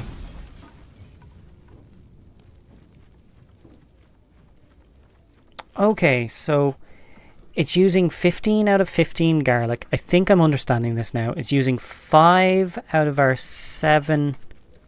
No. Oh, when we removed off that, 5 out of 7 of our peppers. And this was 0 out of 6. Now it's using 5 of these. So there are 2 and there were 2. And it's using 0 out of 1 of our leftover cheese. And 0 out of 1 of a fish head. Okay. Very weird. Very, very strange how the numbers work, but kind of getting it now.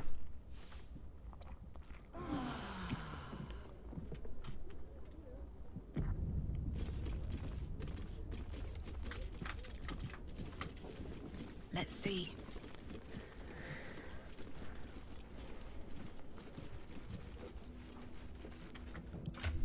Create or destroy water. Is that our... Yeah. Wave Mother's robe. Oh. We're gonna have to move some things, aren't we? On our bar. Okay. Common.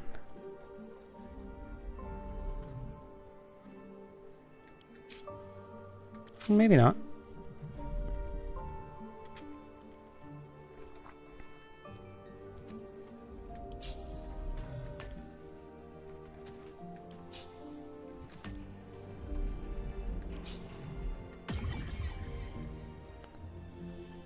Well, I'd never use transfuse health.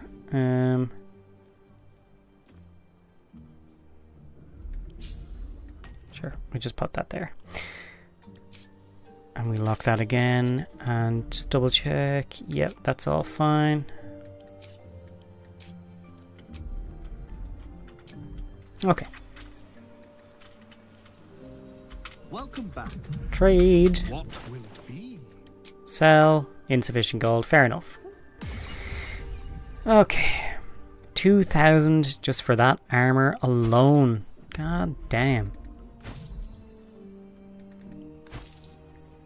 600 for that. 380 for that. 310 for that. 95 and he's just shy of it. It's okay. We have these rings. Oh. Need something for 11. I don't think I have anything for 11. 35. 45. Nope. Okay. We go over here. Send our money to Karlach. We're still encumbered. Fuck's sake.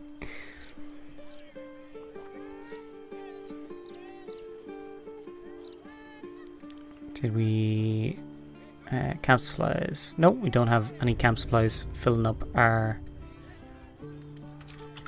character. Something caught your eye then? Careful. Sellwares? Oh shit, she had 2,800 and we just covered it. Fucking nice. My weapons won't be beat.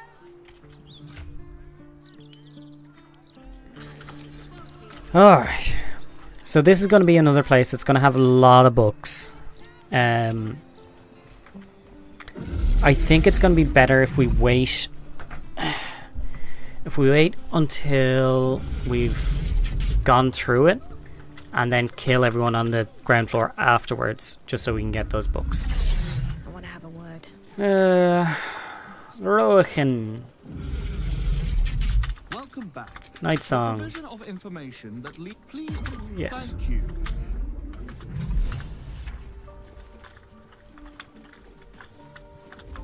And actually, there's a person here we can ask about Tarsiet Codex. Yes, lady. Who technically we should take the role of. This is where we should live. Literature department. Can I help you? A quiet haven surrounded by books. I could get used to this. These books are sensitive. They prefer an environment of Is that true? No. reverence. A wizard. A quiet haven surrounded by books. I could get used to it. So I wouldn't. Anything I can help you with? What can you help me with? I'd be interested in any especially rare tomes you might have. Bold. You might have heard that our library has a collection between us. Even Master Leverokin was reluctant to house them in his Interesting. tower. They're locked away here for their and our customers' safety. Our finest reserve includes the Tharkiat Code. It's all... Okay, so we're going to skip ahead. She's just talking about different books, what they do. I'd advise tremendous... Annals of The Karsus. Annals of Karsus would no doubt have much to say about the crone's true nature. And how much? Books as temperamental as these are not on set. Consider yourself They're in the lucky to have vault? learned of such Oh a no. book's existence, and then forget about it. Isn't it your job to share knowledge, not keep it locked away? At least tell me where the vault is. And we've got advantage as well, which is just beautiful. +6 from favorable beginnings, from reading the book initially. Wonderful. Customers like you are why I prefer the company of books. The only Go way on, to tell gain me. access to the vault is through my office. And before you ask, Why would you tell me where your vault is if you didn't want me to go into the vault? Surely some gold? I already told you. Nope. It is locked in. Thanks, I've learned enough. Alright. How can I help you? Are you feeling book still? No, I'm not doing that. I will not. What do you have on offer? Now. Oh my god, she's selling books. Ah, yes! Fuck. Okay, we're buying all of her books. Absolutely. Even though we don't need that one, we'll just buy it anyway. Brilliant. We have nothing to sell her to get that money back. And now we are full on books again. Okay. Send to camp. Sort. So we'll make our way upstairs, but we need to stop and read some of these. We have to.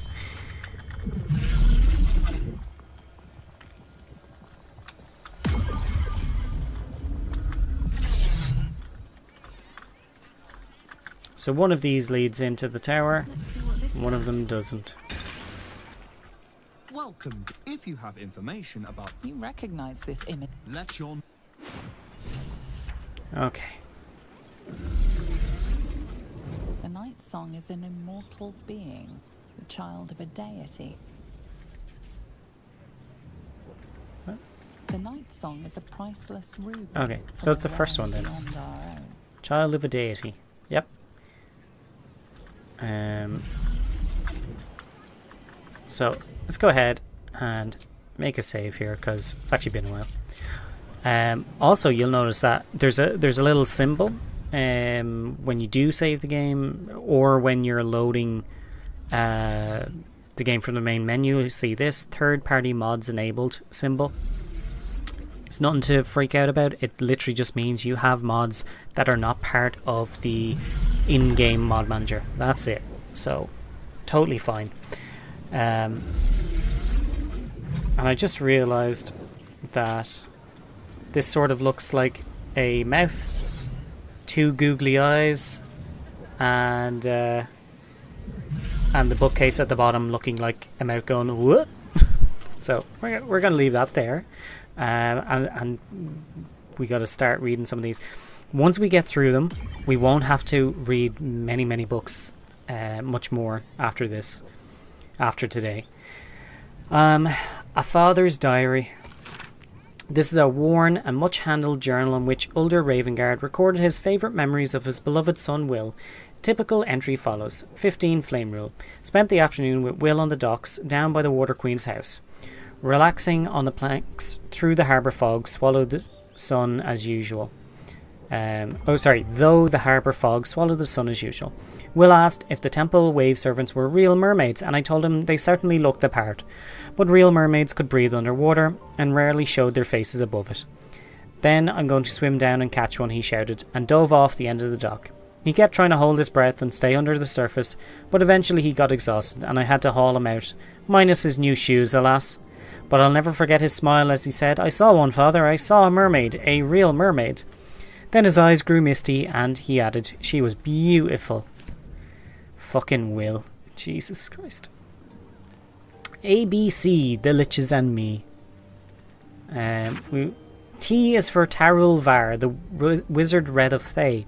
U is for the empty loop, the death that does not die. Could be U for like German, or not German, Greek lettering, Upsilon. Even though it's EP, it's pronounced Upsilon. Anyway, V is for Queen Vlaket, the Lich Queen of the Gith. W is for Dread Wulgreth, the Scourge of Dire Wood. Weird. Very, very interesting. Practical Magic 1. Look at these. Volume 3, Volume 2. Where's Volume 1? Hopefully I already have Volume 1. Mitranen. Okay. We have ads coming in, so I'm going to get up, stretch my legs. Y'all should do that too, and we'll run those ads, and we'll be back in 2 minutes. See you then.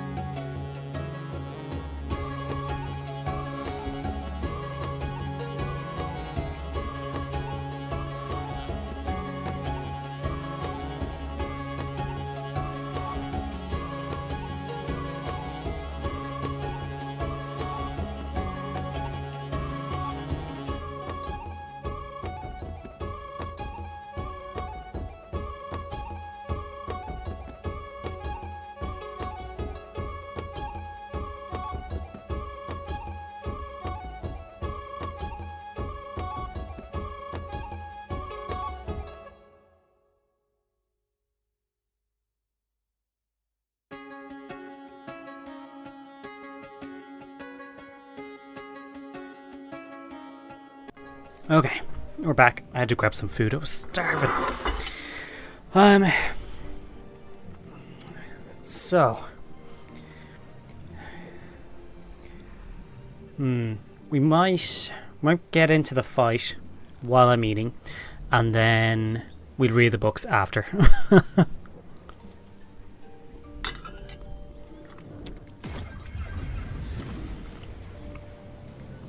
The night song is an immortal being.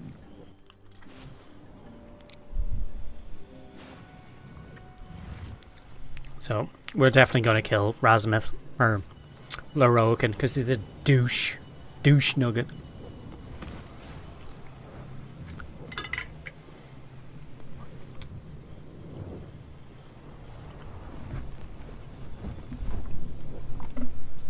What have we here? A magician in a tower, hiding away She from mad. a frightening world. What are you so scared of, Magus? Not the night song, surely. Why, she's nothing but a relic to be purchased and pursued. At last. There you are, my dear. You will address me with due deference. I am Dame Aelin, and you are a whelp without honor, without pride, with nothing but a tower full of trinkets.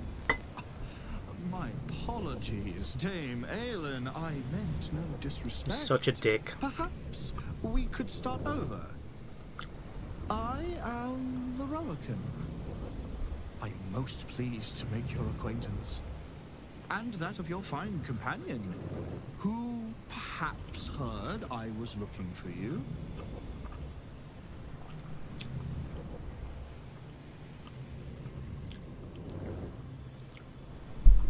You know, we could turn her over, do both.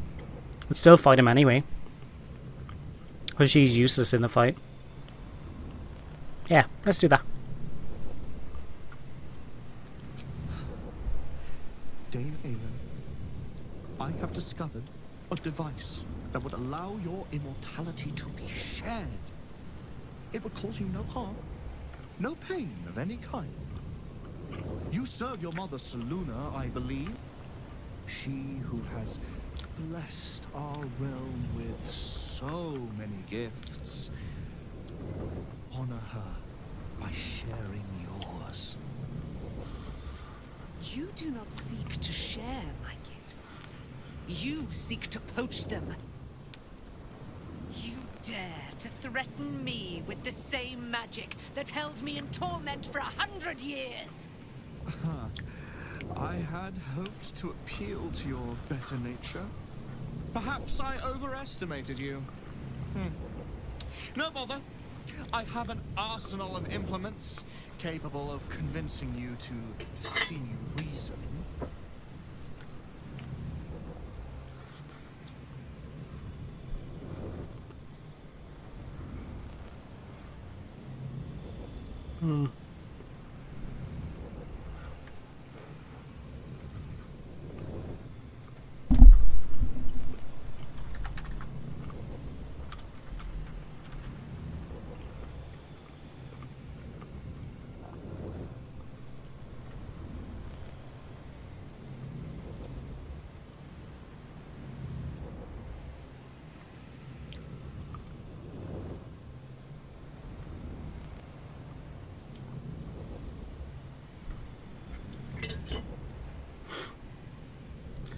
Just curious if turn her over. I think we've done it before, but I just want to double check.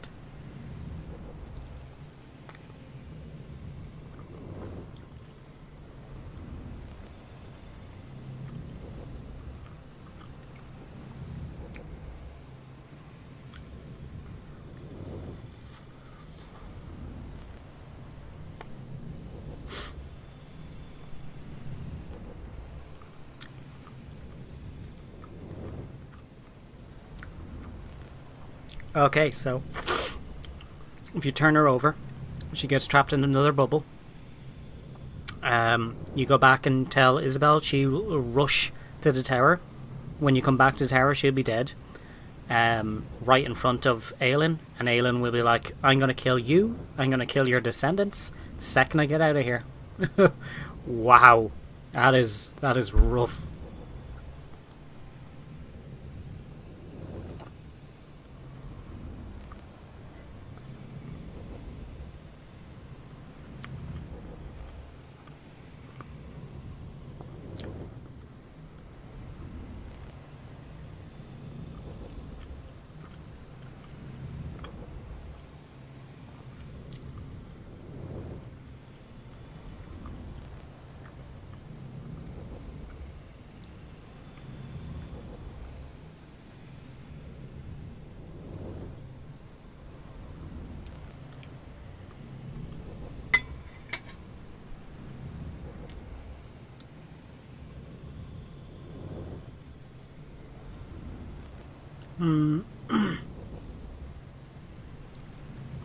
Yeah, let's do that.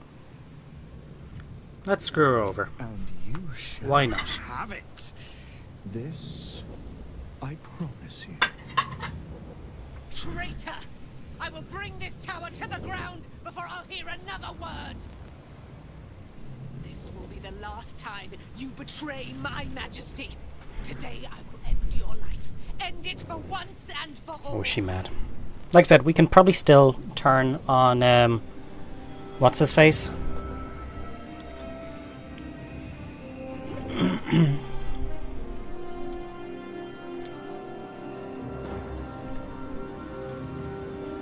But look at this shit. Oh, damn.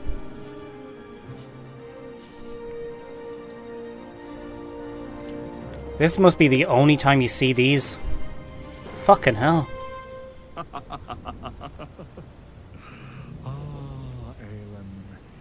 I look forward to getting to know you for the next eternity. Myrmidons! Imperatum!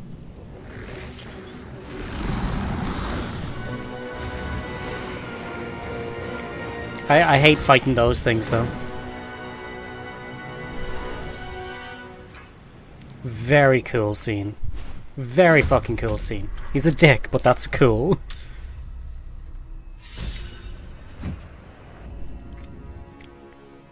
The Carsus of our times. Oh shit. Okay. Let me just read that. Oh my god. The amount of... Give Night Song to Lorokin. The Carsus of our times. Holy fuck balls. That's bad. That's very bad. Okay. Saloon's Ire, huh? Strike back at an attacker with Holy Righteousness. It can use Saloon's Ire again after its next turn. We'll do Controlled Chaos, because we don't know what will happen. Oh shit, there's letters here and everything. We have to be careful. Silvered Bulwark, huh? Is that just Globe Invulnerability? Form impenetrable barrier of moonlight around target and makes all creatures immune to damage. Nice. Because reverberation or something caused her to hit her back, and she lost concentration on that spell. Handy. I'm loving that shield. Holy fuck. This must be the only time you see this in the game. Has to be. And their skin is silvered. That's crazy. Very cool looking characters. Celestials.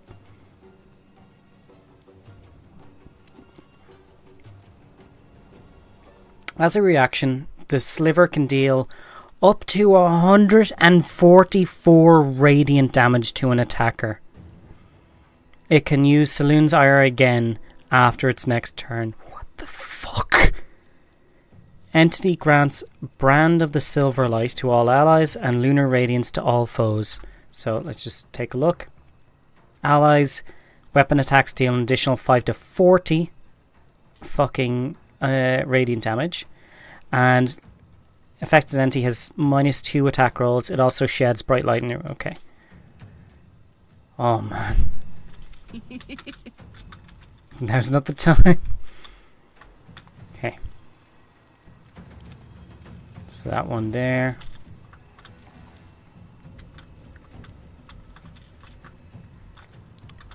I think does she have Saloon's Ire? She does not. She's got Moonfire. She'll move around to kill us. Moonmother's Embrace. Lady of Silver grants her daughter plus 100 hit points, advantage on attack rolls, and +4 to her strength and charisma ability scores for spellcasting, and resistance to cold, lightning, and fire damage. Holy shit balls. Holy shit balls. Okay, so if I hit any of these silver fuckers, I'm going to be hit with Saloon's ire. So I ain't doing that. Instead, Good idea, Karlak. I'll throw this at her to do a ton of damage.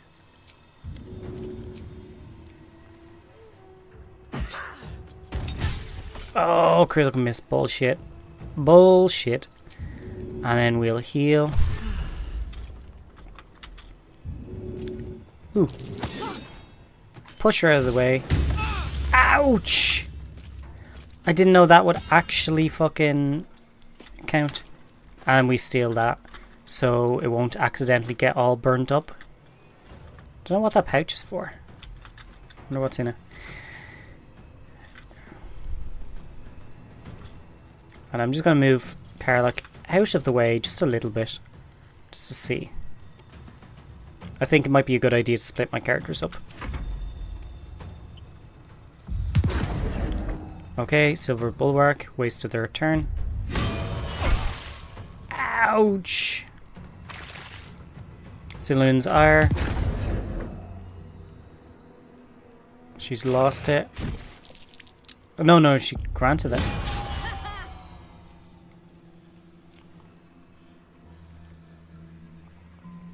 We'll let the Myrmidons take the Saloon's ire.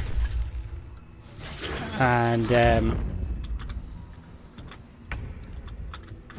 then we'll hit them afterwards. Saloon's ire. Saloon's ire. Woohoo! Perfect. Unfortunately... Actually, you know what? I'm going to teleport out. And we're going to get a sneak attack on this one. Oh, it's so fucking close. Holy shitballs. We did like 100 and something damage. 75 plus 30. Yeah, like 110 damage. Wow. Oh man, I fucking love the sneak attack. It's so good. And we're going to bite them and see if we get our vampire buff.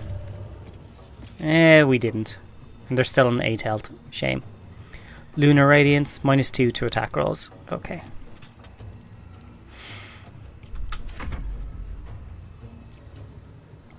Let's see what they're up to. Range attack, he missed. Of course he missed. Saloon's ire, perfect.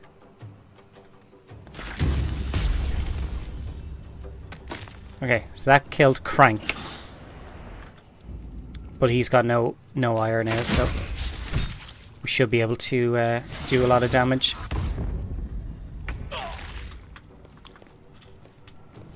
We could also just climb inside the globe of invulnerability and attack them from outside of it, or from inside of it. That might also work.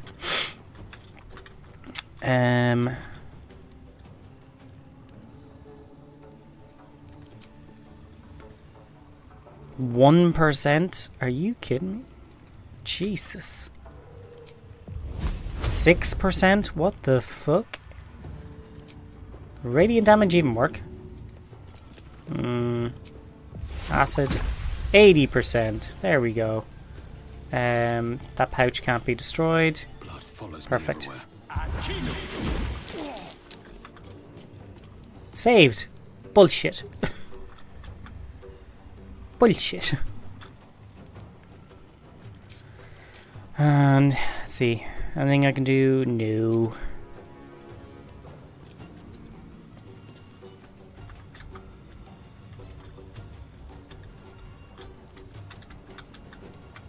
Can I line up? Oh yeah. Lorokin. Why he flew outside of it, I have no idea. Lightning bolt. Yeah. 2 down. Or sorry, 1 down. And this one hurt a lot. Ooh. I've got some magic. Saloon's ire is gonna hurt.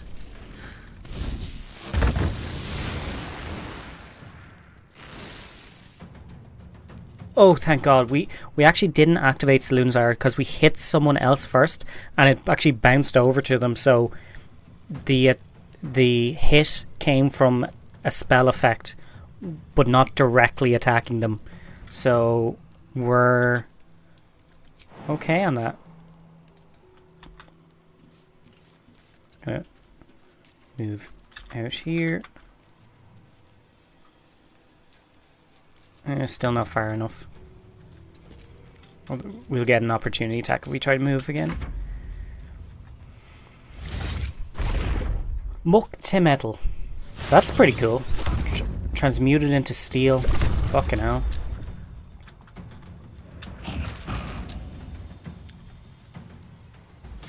Dame Aelin gets to have her turn. Oh. Oh, what's she doing? Oh, yeah. Lunar Smite.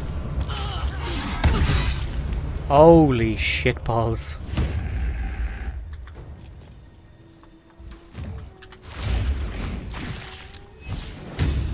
There's the smite. Okay. Okay.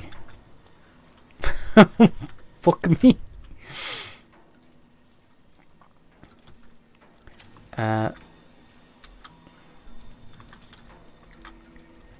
There's nothing to destroy here, so I could probably get away with this.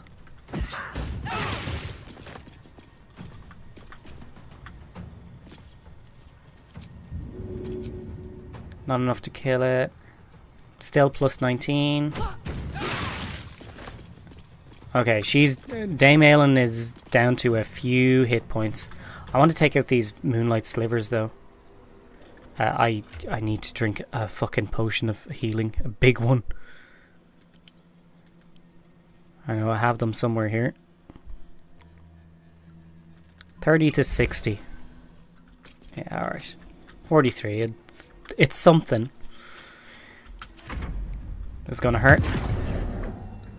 Oh, we're invincible. Oh, thank Jeebus. Except for Astarion, who's outside.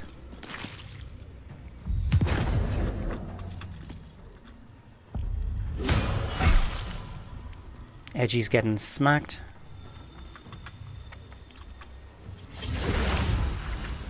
Oh, healing. I like that. I like getting healed. That's good. Hey, Displaced Sal, how you doing, buddy? I just read maximum level reached as maximum level redhead. I mean, it's a possibility. Like, you check out this guy's ponytail. It is technically red. It's part of the mask. It's not his hair, but maximum redhead. I like that. Okay, so she's invincible. I'm gonna head inside. So now I'm invincible. And actually, can't have disadvantage. Boo. I'm just gonna shoot her from here. I should take no damage. Concentration broken, silvered bulwark. Was there two of them? Oh, you fucking bitch. We missed. Electrified fields. Go on. 1 hit point. Come on and kill it.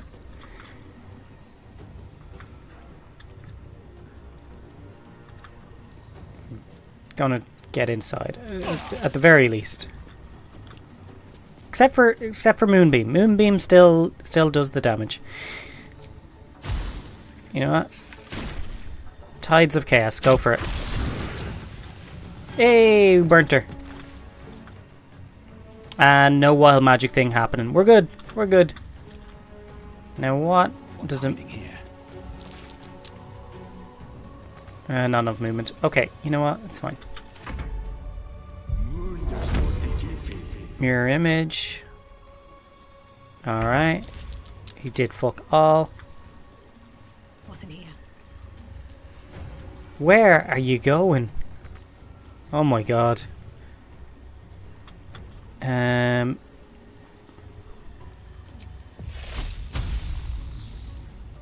Really? Alright. Fuck it. Witch bolt. Why not? Shit, I should have healed. Stone skin on Lorokin.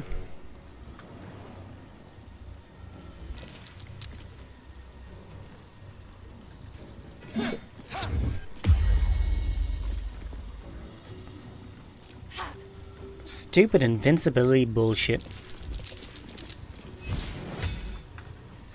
Sacred Flame. Oh yes. Yeah, Psychic Dominance. Psionic Dominance. Either way.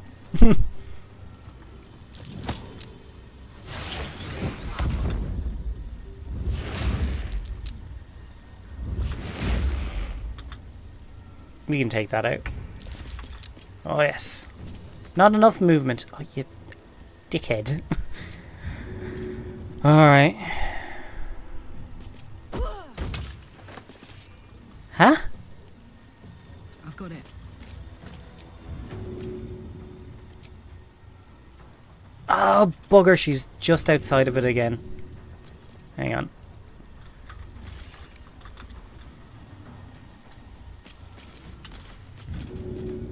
Not enough movement. Bullshit. And I can't run back in the way I came. Fuck off. Ugh. That's so annoying. Concentration broken. Stone skin. No longer invulnerable. Come on. Kill the goddamn things. There we go. Astarion, you beauty. First things first. Critical hit. Fucking take it out. And then my favourite. Just stabby stab. You bitch. I wanted to end the fight like that. You absolute bitch. I don't want Lorokin to get the last fucking hit.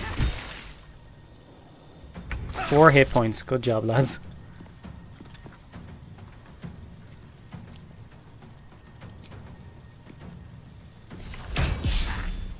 Yep. Useless. Ooh, he can fly.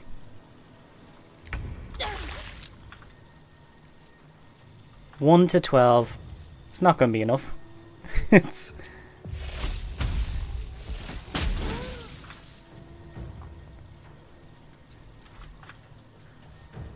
Alright, biter. See, will that help?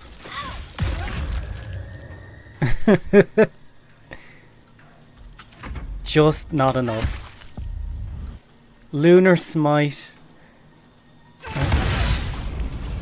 Action Surge. I gave her Action Surge?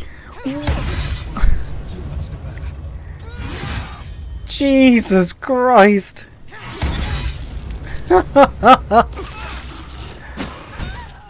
And a fucking Myrmidon took her out.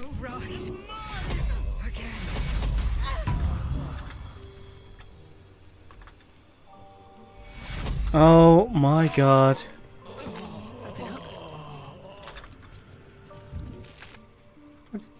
Wait, pick him up.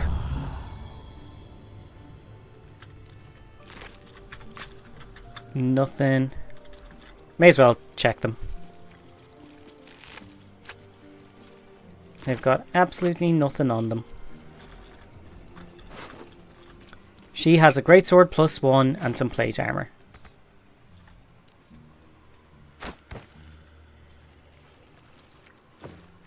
And this is a dagger.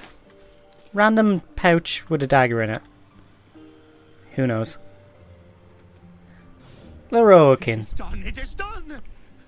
Now, I must fit it into the device before she resurrects.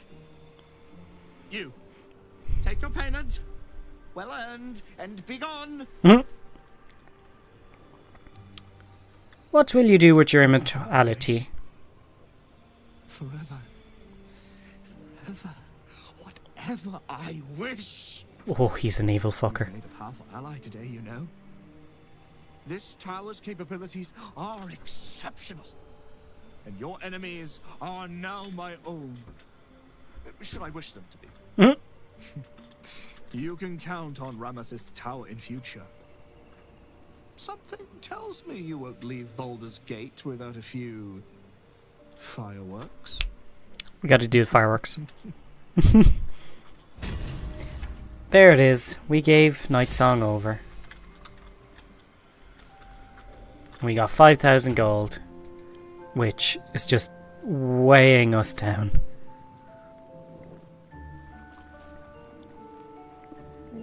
We got fuck all from it. Do a quick short rest there. Took the edge off. And you know what? I'm going to take a second one. Let's go hurt someone. Go check Crank. Just out of curiosity. Come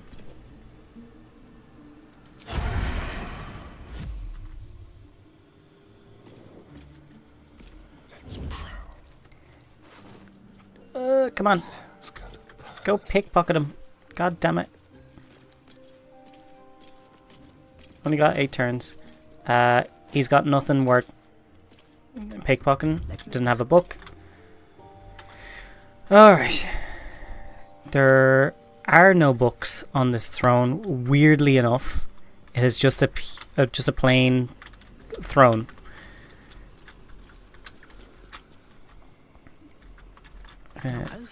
Let's go looting.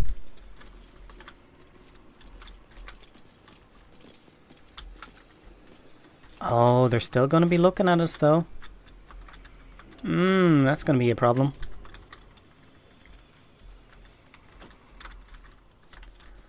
Eventually photo mode. It's going to be amazing.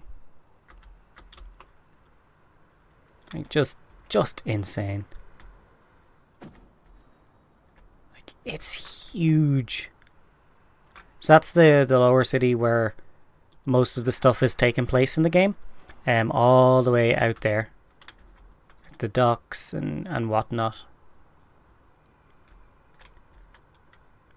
And we've teleported from the magic store all the way to this tower.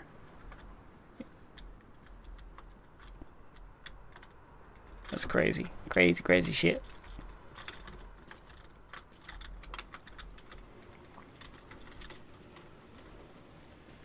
See if we can open this without being...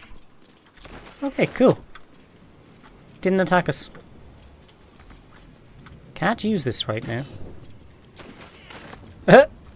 They're like, but they're not technically guards, so they're not interacting with us the right way. Fuck it, we'll take it. Literally.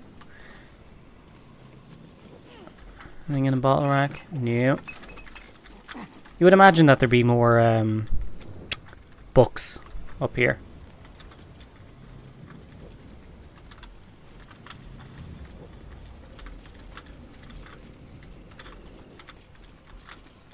And there.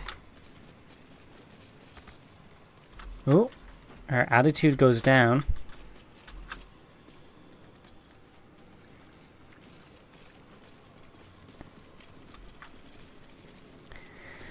All right.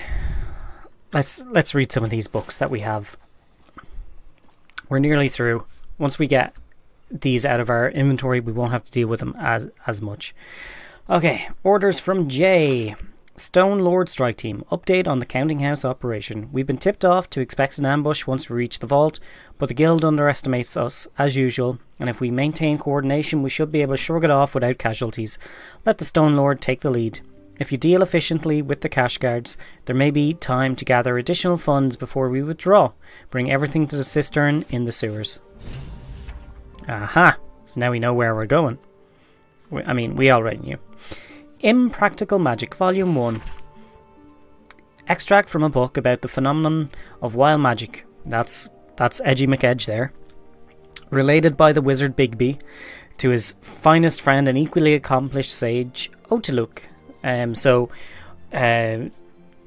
those are mage spells you might recognize: Otelux, Freezing Spear, Big B's Divine Prestidigitation, or some shit like that. They're big wizard names. Now look, old boy, I'm not saying that it isn't terribly funny. Hearing about a sorcerer casting the fly spell, only to have his underpants turn into butterflies and his shoes into curry-flavoured jelly, that is immensely good fun and ought to be celebrated. However, what gives me the heebie-jeebies is the notion of origin. Where does wild magic come from? We know that sorcery and the like is genetic, that you're born gifted with magic. Does that imply some dominant allele in the sorcerer has overcome the recessive element, the chaotic curl of organic evolution, the wild factor? Worries me awfully, because if it isn't genetic, then what could it be? If magic is inherently insane, then that is a very big problem. That would imply wizards are wrangling something that could turn around and bite us, and that sorcerers are inherently at risk. Troubling, old boy, troubling stuff. I mean, that is it. Magical Histories, Volume 2, The Spell Plague. In the infamous calamitous year of 1385 Dior, conspiracy between the goddess of darkness Shar and the god of trickery Sirik sought to end Mistra's control over the weave and influence over the realms by cravenly assassinating her. But instead of merely breaking the goddess of magic's dominance, her death threw the weave into utter chaos. So Mistra was killed. Into utter chaos and collapse. Magic spells faltered or failed entirely. Countless spellcasters were killed or driven insane. A vast storm of blue flame arose from the Vare jungles, and swept the continent, churning and reshaping the land, and leaving whole regions devastated. For the murder of Mistra, Sirik was sentenced by a conclave of gods to 1,000 years imprisonment. Toril would face nearly 100 years of upheaval before Mistra could return once again, reinstated as goddess of magic in 1480, thanks to the efforts of the legendary wizard Elminster Aumer, and the events of the Second Sundering to be fully explored in the next volume. Magical Histories Volume 3, The Second Sundering. In the years following Mistra's assassination, the planes of existence were in upheaval. Lord Ao, the Hidden One, overgod of all deities and mortals, sought to rebalance what had been thrown into disarray by renewing the Tablets of Fate. What's up, buddy? Those most sacred of artifacts that kept whole worlds in check, and found that balance between order and chaos, the very portfolios of the gods, portfolios of the gods were rewritten, and several who were thought lost found themselves returned to life and power. Got a cat under my legs. Do you mind? Do you mind? Heralded by the wizard Elminster Aumer, Mistra found her magic restored and portfolio returned to her. Once again, the rightful goddess of magic found herself to be the custodian of the weave, so she won in the end. Good for her. You jumping up? Okay. Right, we shall continue. It's gonna bop you in the head. See, can we hear the purring? Probably not.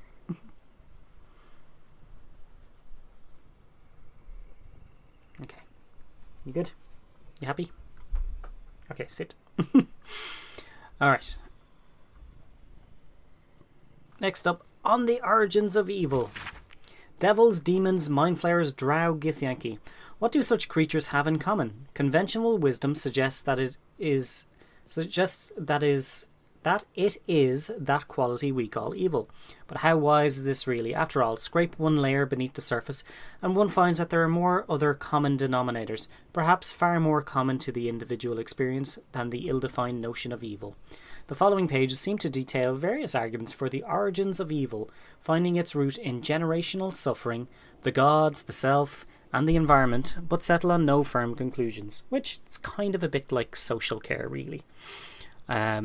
Nobody's born evil, it's their environment.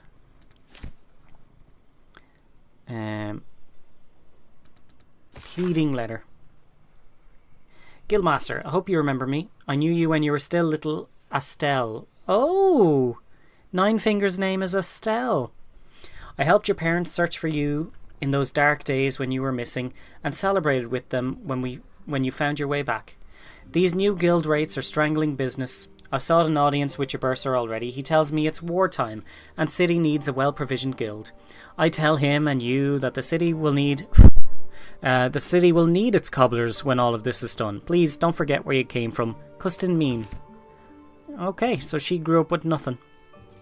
Myth Drannen Amphigary. Holy Jesus Christ. I just saw the size of this one. Here's a copy of Elminster's... Sorry, he keeps hitting the wire for my earphones. It's driving me mad. A copy of Elminster's Myth Drannen Amphigary. It's a good edition, well kept and stiff-spined. Reading an excerpt, you can see Elminster's style coming through the heavy notation scholars have added after the fact. I attended a lecture yesterday by an elven sage about the eclipse logic theory of magic. Sweat beaded her brow. I got the impression she was new to the pulpit and the greedy eyes of ambitious students. The eclipse logic theory, as framed by her, gives the impression that a big enough personality is imbued with a kind of unique magic. Think of an eclipse, with one astral phenomenon obstructing the other, and with variant states of eclipse, resulting in the abatement of light and the creation of new and interesting shadows. Transformation by encounter. Personality, this elven sage posited, is like that. On one hand, she's demonstrably right, but while identifying stars, she's missed the shape of the galaxy. Stepping back a moment, we see that while certain iconic people have achieved great things by magical means, the qualities we would ascribe as their personalities are not fixed, though the extent of their prowess, if not aligned, then comparable. So while emotion holds power and significance, the scope and weight and taxonomic signifiers of that power eludes us like the dark side of the sun-darkening moon.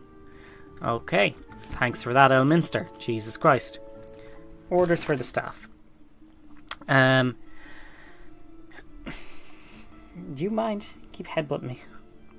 Staffing duties. If the below is unclear, bring your concerns to Mr. Mercer, Nemonis. Furbelston, serving. Bailey, shine the silverware and be careful about it. Cyrilla, wash the linens. Julie, speak with Chef Marjoram.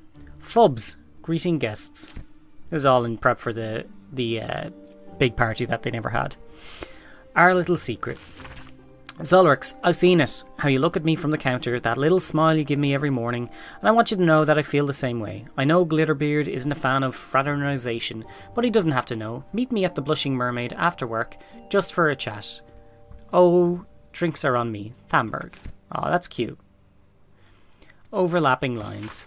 This publication describes itself in the introduction, a semi-annual magazine of drawings and tales telling stories of famed heroes of Baldur's Gate by their admirers, open to submissions from the public. It's pretty.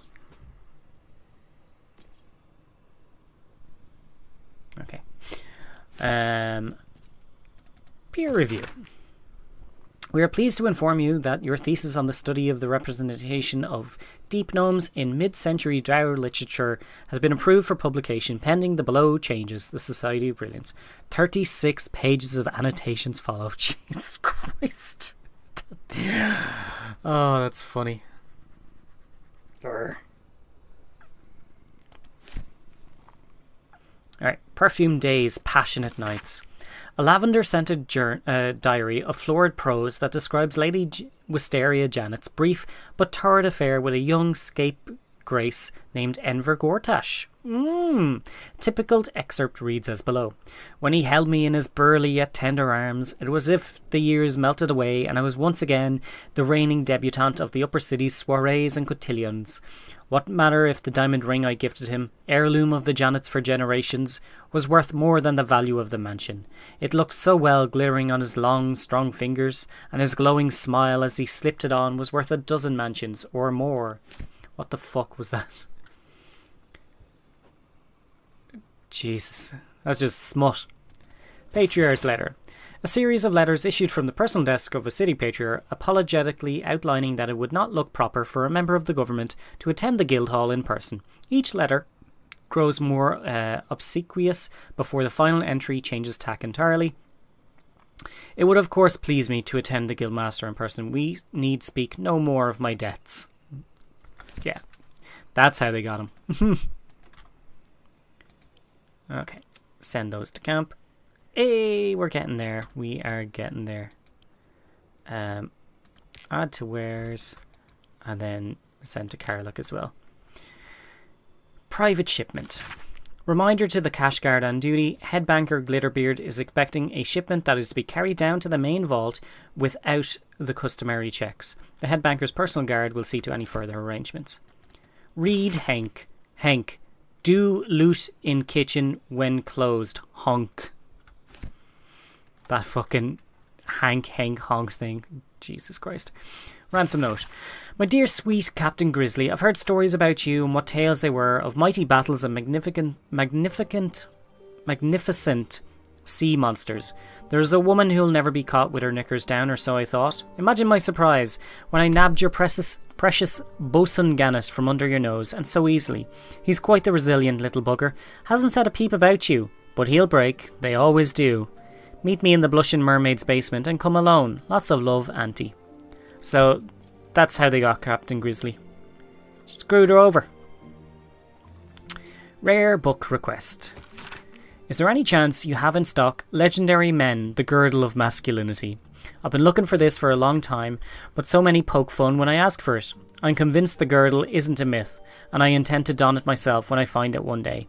Any other text mentioning the relic would make my day. So, in Baldur's Gate 1 or 2, there was the girdle of gender or something like that, and it actually switched you. If you were a male, it would turn you into a female character. If you were a female, it would turn you into a male character, and you had to, I'm pretty sure it was a cursed item as well, so you had to break it first, break the curse and then remove it.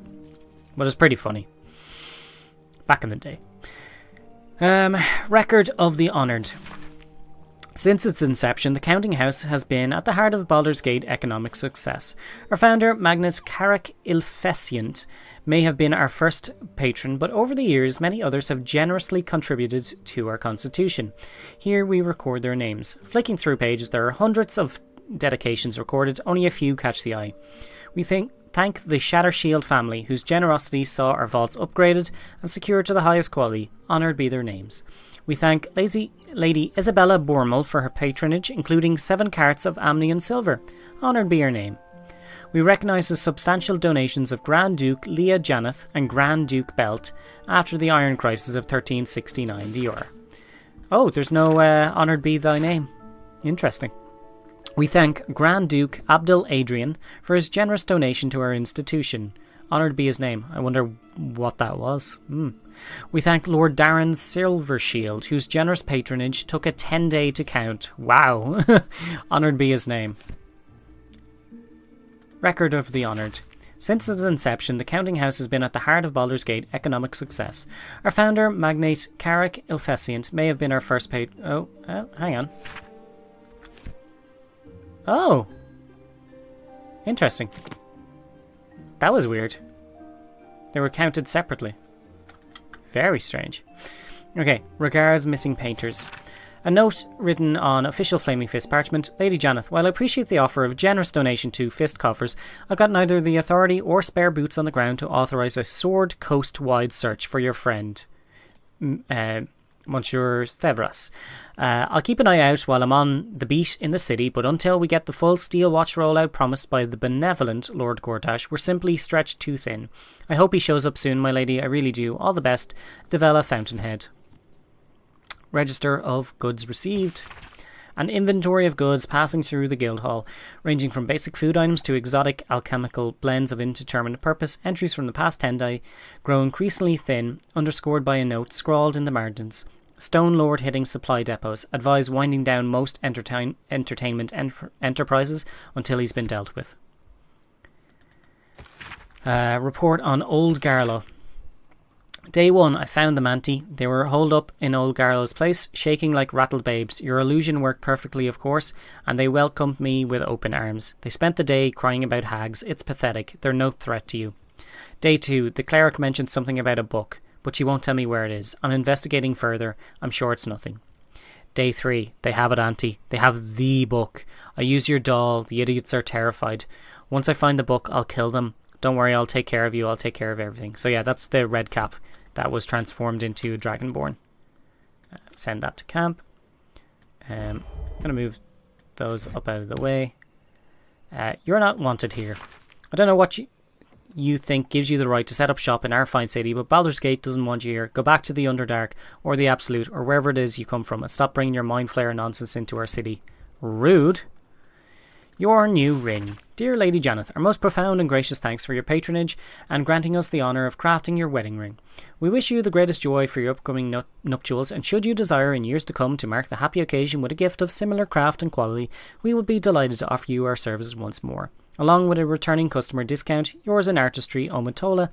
Beneath the signature is a stamp of a shining jewel, the words The Glitter Gala embossed in gilt across the centre. Okay, send to camp. We are nearly fucking there. So 6 lines. Okay, there are 6 rows. And then we'll be done with so much reading. Request to join the hag survivors. I write this to you with shame in my heart, my brother. The light of my life fell prey to an evil hag. My brother, the light of my life. He sought fame and fortune, she gave it to him. He now sits in my hometown square, a statue at the heart of a fountain. A plaque at his feet reads, "Toss a coin for luck." Water spills into the square sometimes, so overflowing is the fountain with coppers. I failed him. I was so wrapped up in my own pain that I didn't notice his. And then I saw your poster, advertising your meetings about other hag survivors. Could I join? I think it would do my heart good to meet others like me who have suffered. Kind regards, Jatlo. Okay, so I think Jatlo was the Dragonborn for the hag. Ribald shanties for the discerning whoreson. A collection of bawdy tavern songs, each one more grimed in filth and innuendo than the last. One of them, Birthday on the Bilgerath, is such horrifying material that any decent person would burn this book right now. The cleanest verse is, "The first mate's cock stood like the mast, hard and veiny as a marble handle, and when the fair lass bent to him, she soon blew out his birthday candle." Jesus Christ. What the fuck? That's awful and brilliant. Rules in the bar. A list of bar rules written in a firm yet elegant hand. No fights, no magic decanters. The only bring your own beer we endorse is break your own bones. BYOB. No gobbing in the glasses. Spitting, I think. You smack a passing server's bottom, you forfeit the offending hand. Get frisky with your partner or partners elsewhere. You don't have to tip, but it does help us verify you aren't an arsehole. You spill it, you buy it. Drink plenty of water and let a member of staff know if you feel sick or unsafe. Adventurers, leave your cares at the door. This is where you let your hair down, alright? Okay. Safe and sound, a guide to our vaults. Renowned across the land for protecting treasures great and small, our vaults offer security like no other. The Grand Vault. Citizens of Baldur's Gate, you can rest easy knowing that your hard-earned coin is safe behind the stone and steel that protects our Grand Vault. A single high-security vault containing the wealth of ordinary people, the Grand Vault protects everything from your grocer's profits to your grandmother's savings. The Deep Vaults. Our Deep Vaults are for citizens whose fortunes require an individual vault or unique security measures, with extra patrols, wards and more. You can deposit, withdraw or view your treasure at your leisure. Okay. Gonna send that to camp. We're just shy of finally making enough space to actually be able to move. We've picked up so many potions and Jesus.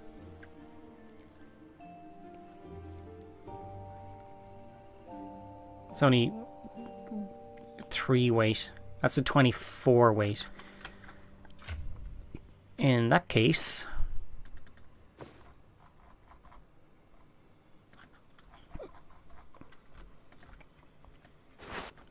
move. Hang on. Yeah, we did it. We did it. We put all the way on top of Karlak. So, oh, ornate letter. Leroican, I have responded out of respect to my counsellor Balthazar, who advised me that you may prove a loyal ally in the coming fight. I understand you wish to know about the soul cage, which binds the night song to me. Details I cannot and will not provide, but the magic itself is necromantic in nature, designed by my aforementioned counsellor. I hope your curiosity is satisfied, General Ketherick Thorm. Okay. So, you could argue that Leroican was playing both sides, or that he was just trying to get the information that he could use himself. We still have books to read, but we've got a ton of space again, thanks to moving our alchemy stuff over there. So what I'm going to do is move on and try and clear out this room and get into the vaults, because then that way, once all of that is cleared, we'll have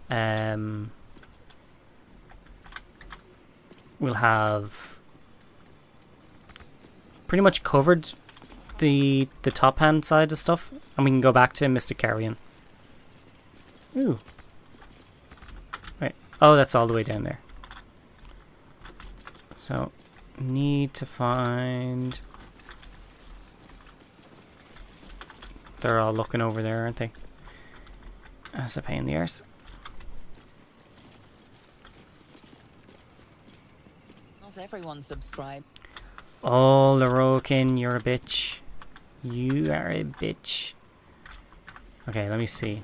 We went up there.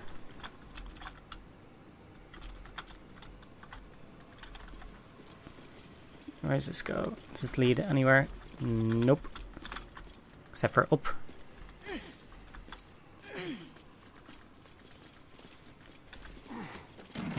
Alright. Have we got the Tharsiat Codex yet? We haven't. We haven't gone into the lower hold. We turned the Night Song over to Leroican. Just so you know, Jill. We were curious. And we're just trying to loot this the tower here, while keeping him alive, because I want to see what happens if he stays alive with the endings. Wow, that's awful. It was terrible. She summoned 4 silver daughters of Saloon. I was crazy. Crazy. Well, okay.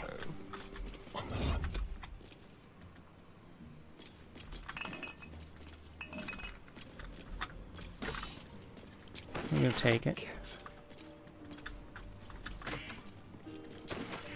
It's all junk.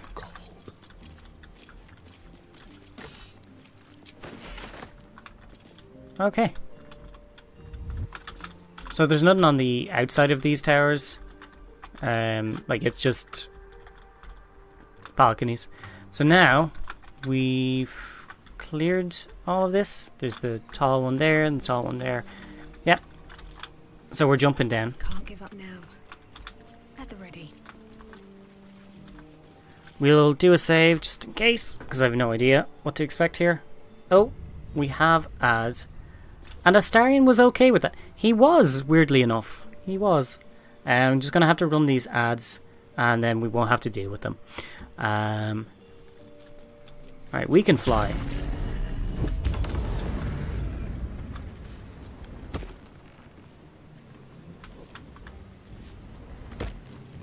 Okay. The reason that I'm jumping down is for my 2 characters that have to jump.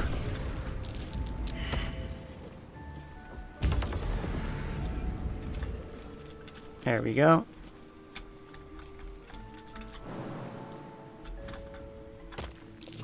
Be wary. This place is trapped.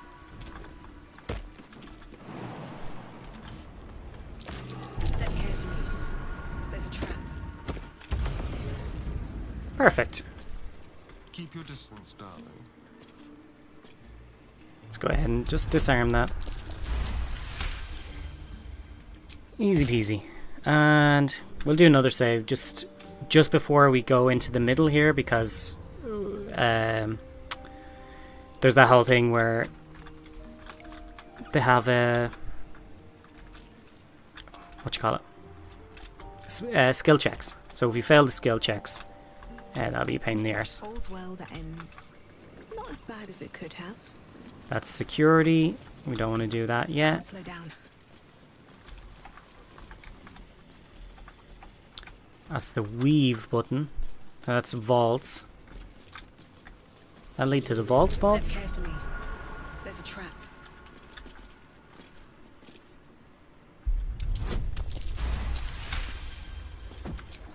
At least things have stayed interesting. Light on my feet.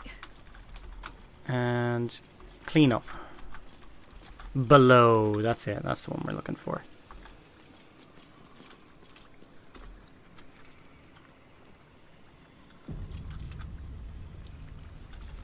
See.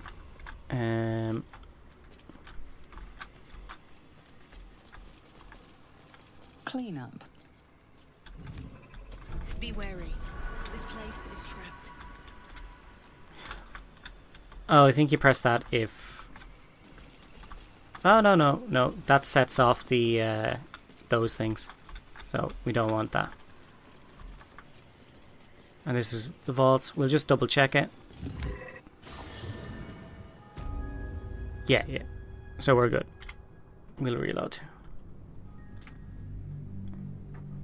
And obviously security is when they fight us. You would think even Ascended Starian would take issues with selling someone into slavery. Yeah, I was surprised by it. I didn't...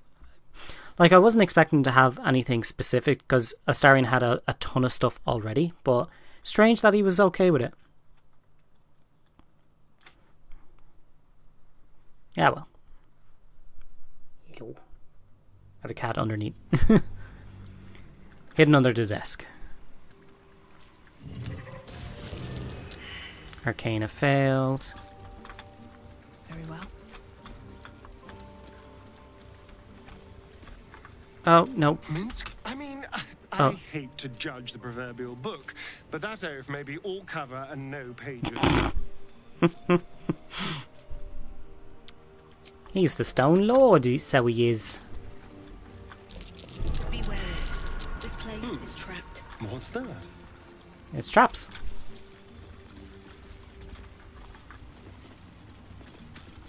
How delicious. Alright, let's go get this trap.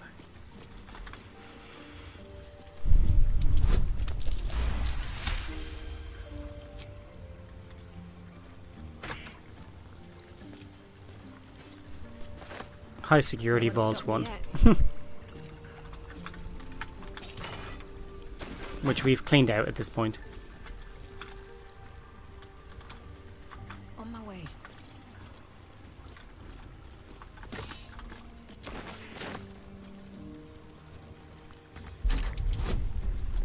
A plus 13, so we have to roll at least a 7.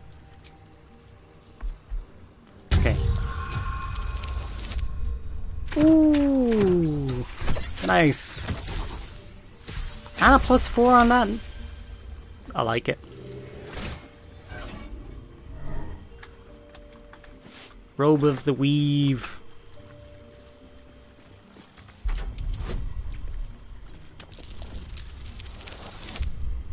$13, not bad.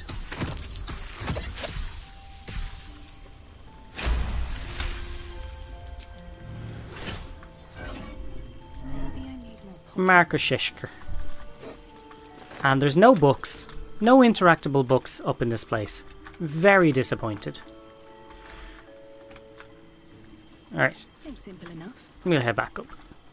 I love getting vault keys hours and hours after I've broken into them all. I think we only had 2 left. We had Lorokan's here, and we're missing one from Nine Fingers. I think that's it, because we've covered all the rest.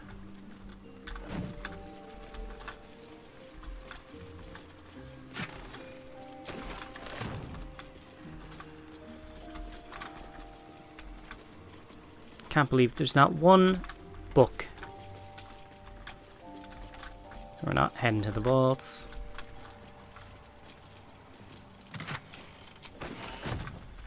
Not yet. I see something there. Oh, candle. Come back to that in a second.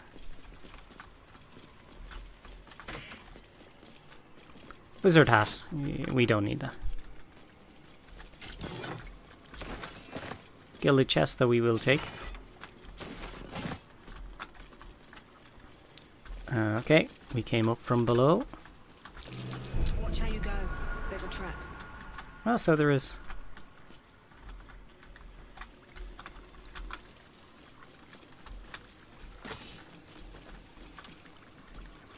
I was worried there for a second. I forgot that you could walk right across that. Sneaky bastards. Finally, we're getting some books. Not a lot, mind you, but books. No traps, please. Okay. Now we just got to do the run around outside. And then into the vaults. Sorry. I could hit that. But it's got 0 hit points. Or sorry, not 0 hit points. Yeah, it just can't be destroyed. Sure, we'll destroy that too. Why not?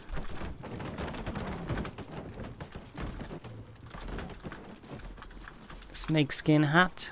I don't think that has anything special about it. Well, we pick it up anyway.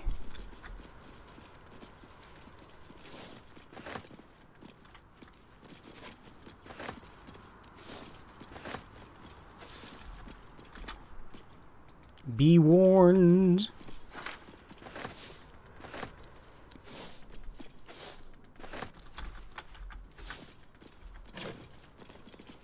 Ask me anything.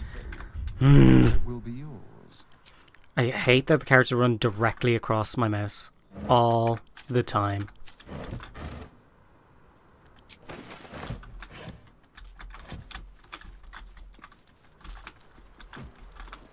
Okay. Backpack. No. Okay. Really? 2 hit points? Okay. Anything in the bag? Nope, nothing. Artillery. I don't think we need artillery either. Oh, no, wait. We can press this button. See that? See that? And people are dead. That's the thing that we use in the final battle. Because we saved Lorogan, he shoots that. Which is kind of lazy considering how strong he is. Yeah, we'll take a half-eaten apple.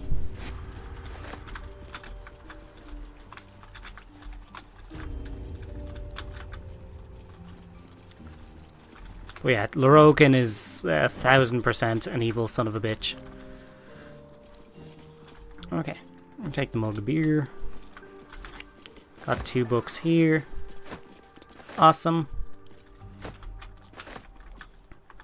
There was also a lady downstairs who sold us books. Got a bunch off her, that was nice. Alright, into the vaults.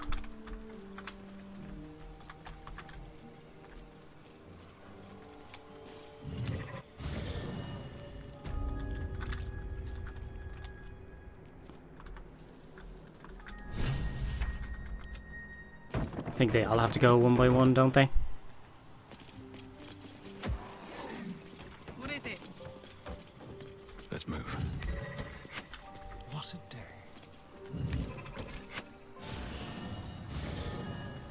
There we go. What now? Just makes sense for him to lockpick it. 27. Nice. Still breathing, despite everything. But what are you doing up there?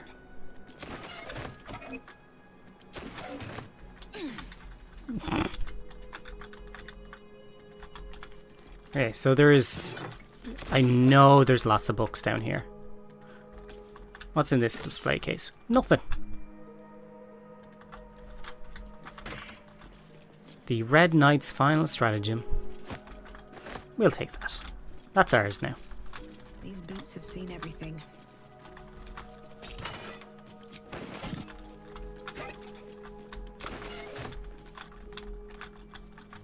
Let's see. There's the next room.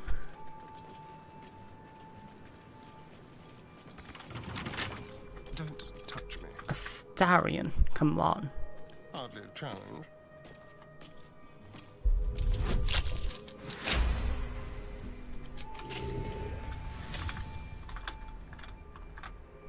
Very well then. Can't give up now. Simple.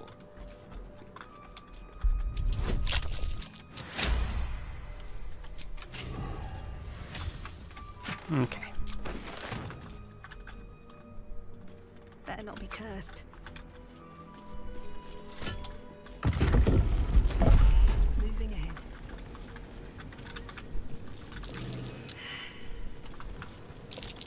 That's curious. And there's a button.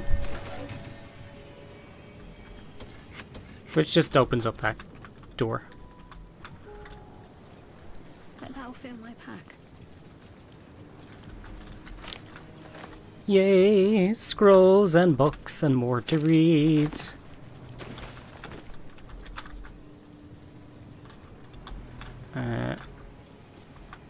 So this portal leads back out into the office of Sorcerer's Sundries, where we're not going to do that just yet. But at some point I'm going to have to kill everything that's in there so I can loot the place correctly. Storage and sorting of scrollwork, parchment, and tomes.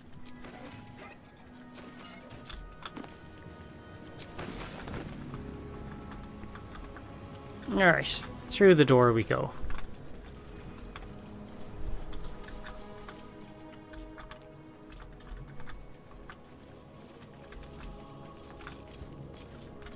Keep a blade close. Gotta Crooked touch. unlock them all.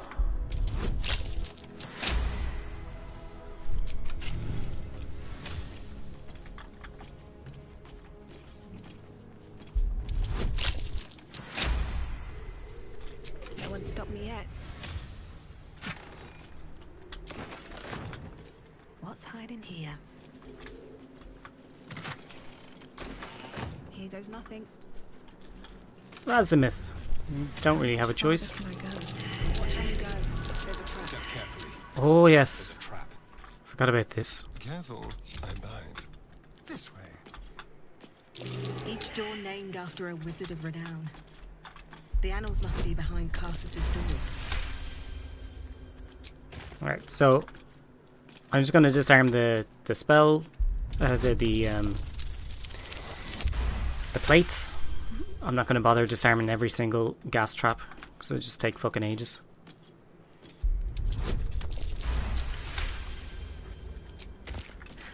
I've got a long road ahead. No. There is multiple doors to go through here. Here we go. No Elminster yet. So, probably through Carsus. We send her through several hands. Okay. There's a trap. I'm not moving.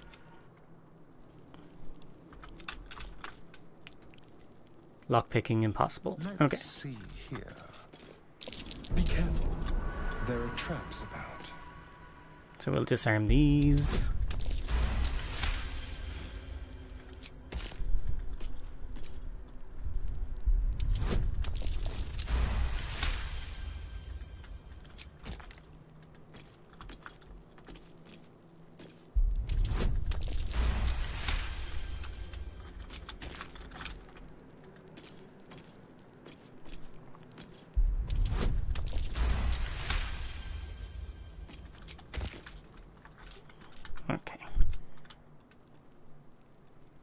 So send them all through here.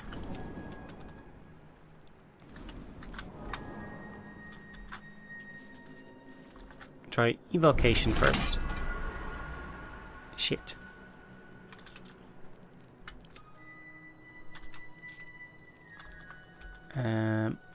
Abjuration. Shit. Let's see. Weird that alive Lorokin is letting you steal all his stuff. I know, right? It's very strange. There was one or two chests, like display case up there that he didn't like us looking at, you know. Not everyone thinks that what's yours is mine, or whatever the fuck she says. And then the Myrmidons kept following us around and just, you know, -5, -5, -5. It's like, okay, but you're not stopping me. So it's weird. I don't think they planned for someone to just steal directly in front of Lorokin. Constantly, Astarion, I love you, but will you fuck off? Yeah, out of my way while I'm trying to do something.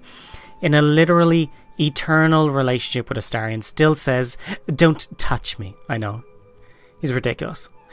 I've only ever sent him down to do this whole bit on his own. Question, did you go through the illusory doors down here? Ooh, that's a good question. I don't think you're talking about here. I think you mean that there's another door, if I remember right. So they went through there. So, she back in the main one? She is. Alright. So, you pull this lever. Who knows what that opened? Elminster? Garces? No. Nothing.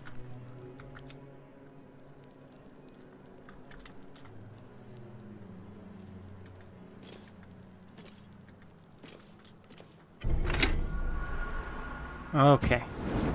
Ow. Alright, let's get going.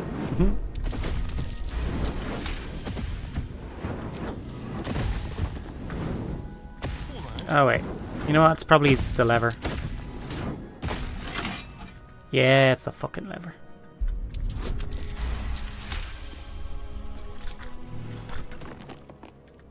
And I can't see that one to disarm it.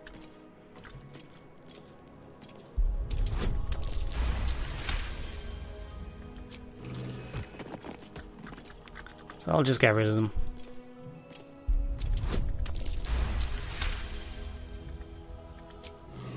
Okay. Demon. Where does demon end up? Okay, back to the start. That's okay. Silver hand, and then go invocation. So I can... Let's be quick. Oh dear. Someone's left a trap out for us.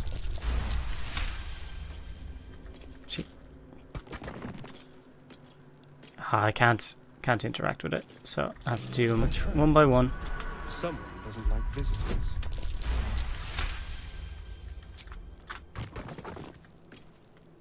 Be careful. There are traps about. Oh, and I gave Astarion a stylish new hat.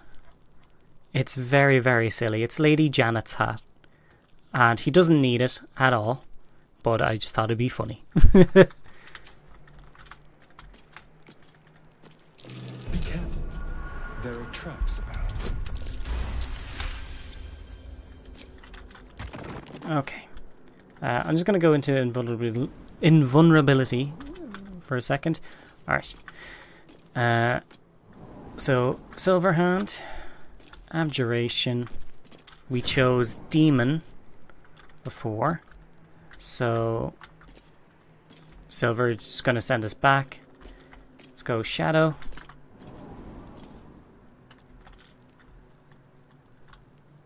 Shadow.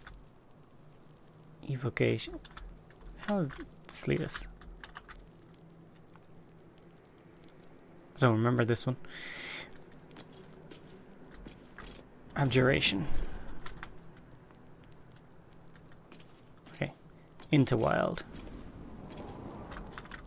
Okay. Right, so now we know that's that one done.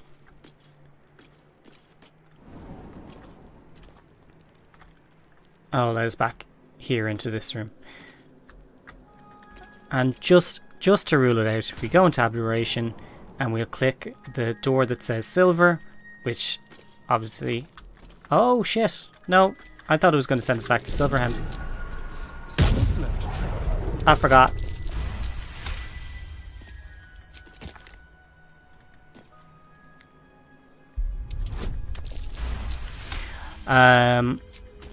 Forgot about this room. It's weird when we zoom in. There's light fixtures, but when we zoom out, we can't see it. Alright, we don't need to disarm them. Unlock hereby the path to the Carsus Vault. There you go. There's the Carsus Vault. Ta-da! And then we just head through wild.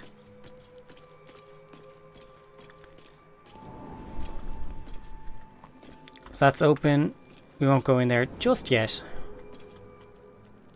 So, Abjuration. We'll run for Illusion. Does nothing.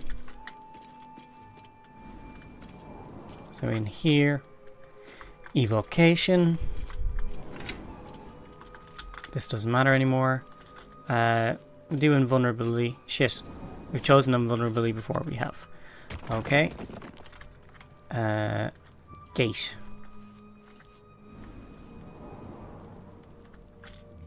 Gate led us back here. Let's see what this does. Evocation. Foresight.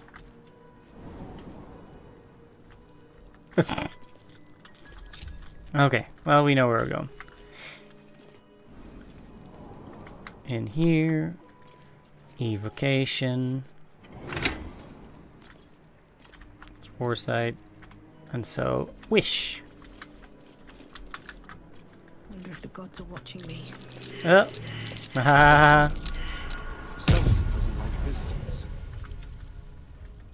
Just look, he's got 1 foot on the fucking thing.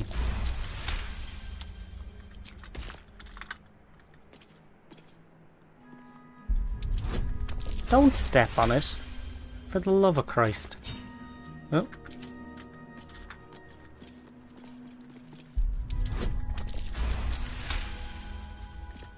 These things have stayed interesting. Unlock hereby the path to the Elminster Vault. Done. I'll give it a shot. And then back we go. Question, did you... no, not here, where the chests are. Yes, yes, yes. I wanted to go back and check those. Should mind my step.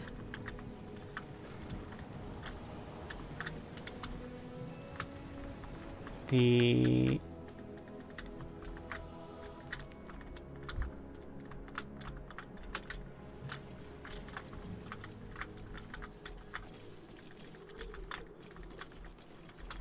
So, in here, Jill, is this where you're talking about? There's a load of chests here, but I don't see any illusory doors. And then... nothing really here. So then there's in here. Now, if I remember right, there is one. But I can't remember how to activate it. Behind the chest. Oh, wait. Over here.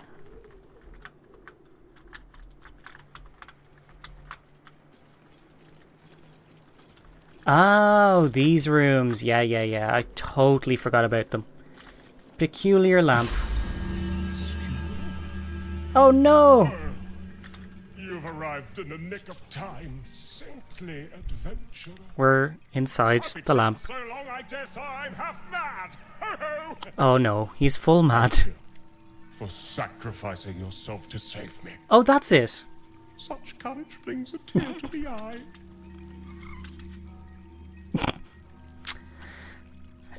High level magic is afoot here, but what? Let's go for it. Oh, I'm glad we got that first roll and not disadvantage. Ow. Touching the lamp seemed to satisfy a condition to the magic trapping the djinn. You realize what this must be. Imprisonment. One of the most powerful incantations a wizard can cast. Mm. You may be stuck here indefinitely. I sense you're deep in thought, my brave new friend. Do not fret. Until another takes your place, you will have all the time in the many worlds to ponder. Mm. Toodles! Mm. What a little dick bag. Freedom, sweet We're gonna have Astarion slice him up. I missed you. Oh, my rescuer left behind a servant. I'm terribly sorry for your loss. I'm sure you're at your wit's end without your master. If I had some gold, I'd feel better. Oh my god, we could have locked Gale inside this thing. Damn. Release my companion. Oh, I see. Oh, I get it. It's an admirable trade. I'm sure you'll find another benefactor. However, should you wish to trade places with your companion, simply touch the lamp. Now, I must be off. I'm a century late for an appointment.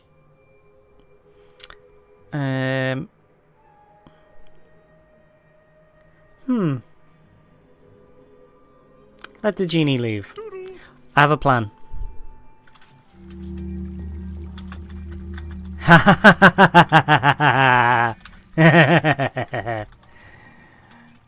Alright, so I can't go to camp. That's fine. Look at all of the stuff in here. Thank you, Jill. I would have missed this because I'd completely forgotten about it. Oh, all these potions.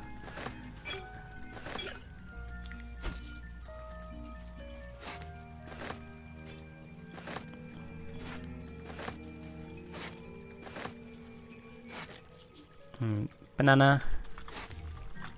Light on my feet. Loving the music though.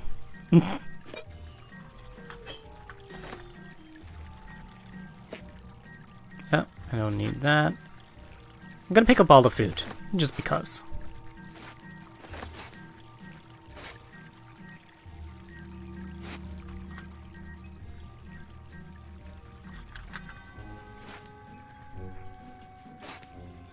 Don't need a potion of Featherfall, but we'll take it anyway.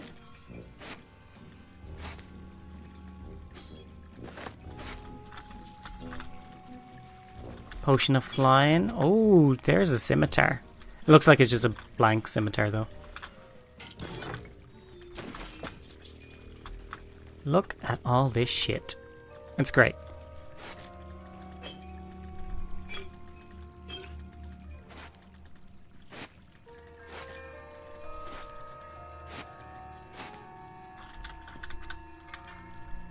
Oh, there's a banana we nearly missed. Okay, so we'll switch to Astarion. So the genie's gone.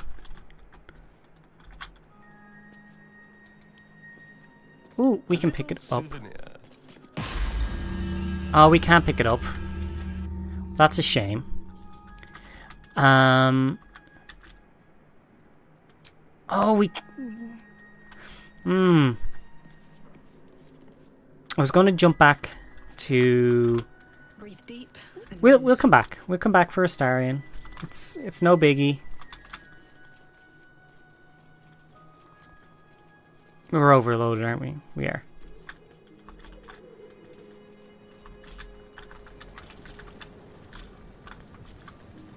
Just that one room, isn't it, Jill?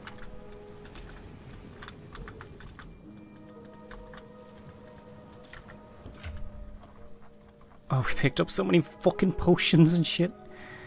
Okay. All of that is trash. Give it to Carlac. Good girl, Carlac. Add to wares.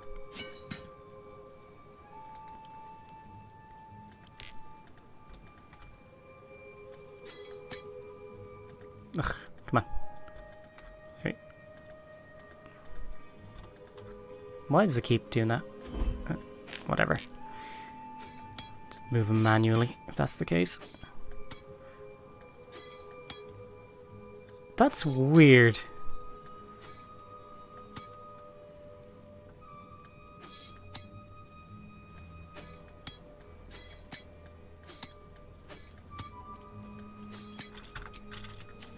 What is going on there?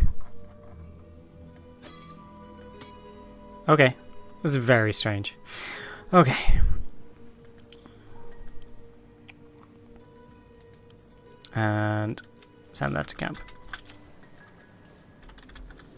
There's another, I think, with scrolls. Oh, yeah, look, there it is right there. Ooh, scrolls and correspondence and... Oh, you saved us, Jill. Thank you. Got so many books. Carrion or caution before the Seelie. We'll bring it with us.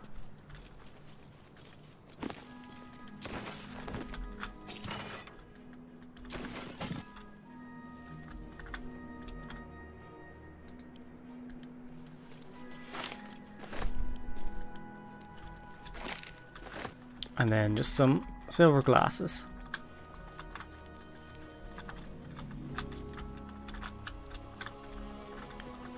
Now, let's see. We're still set in red, so we can't go to camp from here.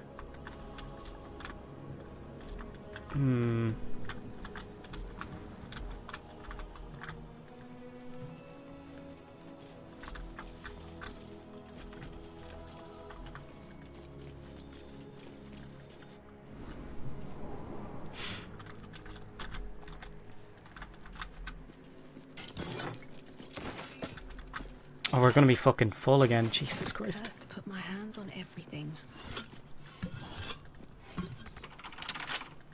We don't have a Starion for this.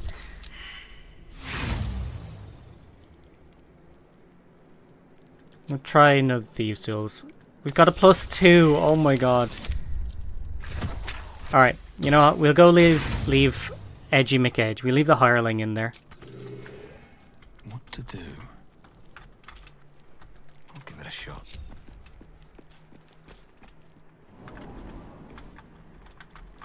And then we'll replace him with another hireling. Time to press as soon as we can.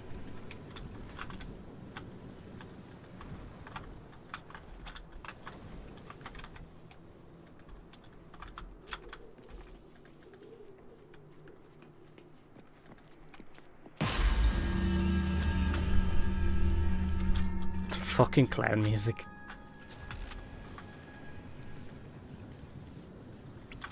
Okay. We'll hop in here just to see, can we change characters from here?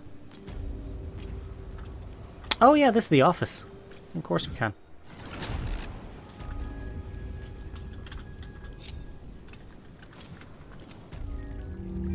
Wrong character. Let's see. Happy to... I missed the first run entirely. Second time I used a scroll located in the lamp. I used a scroll located in the lamp to get out. Second time I used Mayrina's husband. Oh, clever. Clever. Seems simple enough. I wonder if Mage Hand will work.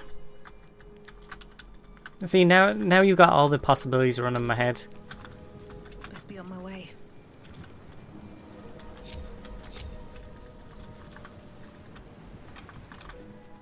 But I kind of want to trap a Hireling in there. Alright. It's weird, the lamp keeps moving as well.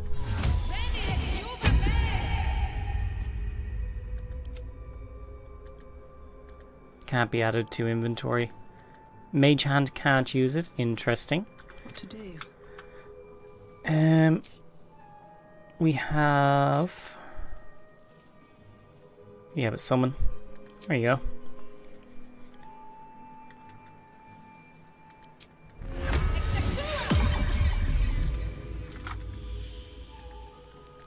Nope. He's... Still alive, so that's progress. So you said you got a scroll inside?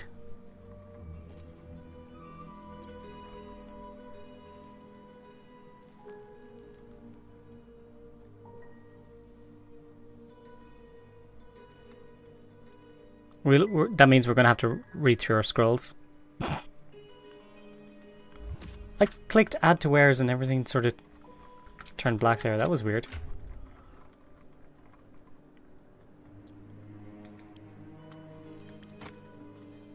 Oh yeah, Robe of the Weave. What do we currently have? Wave Mother's Robe. Weave Eater. When this war succeeds a saving throw, they regain hit points. You have resistance to fire and cold. Also nice.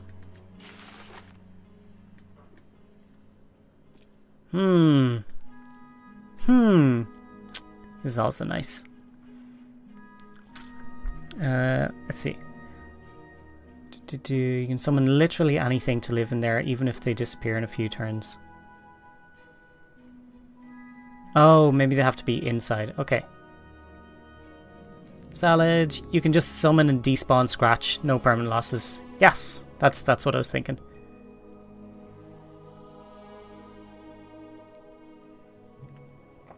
Summon from inside and pop me right out. Yeah, for shovel, but do it while inside. Okay. Grants. I'm torn. I'm loving the slutty little outfit though. Do I want to wear the Robe of the Weave? Kind of makes sense.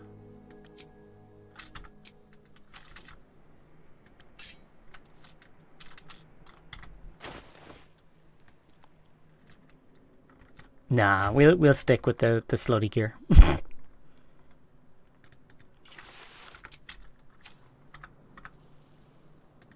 Okay. Are we done? Sure. Who has Mage Hand? Well. This guy have Mage Hand? He probably has Mage Hand.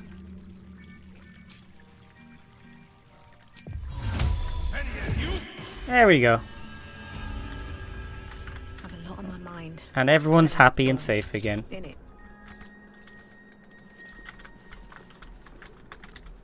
The lamp is still there.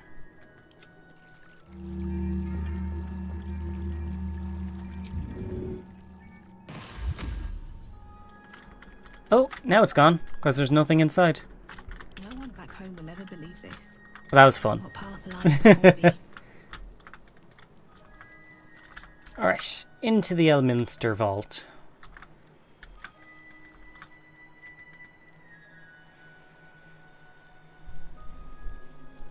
Here we go. And then the Karsus Vault for the Codex.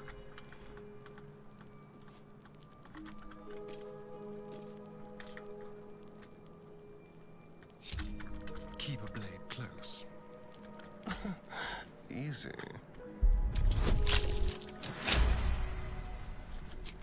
All's well that ends. Not as bad as it could have.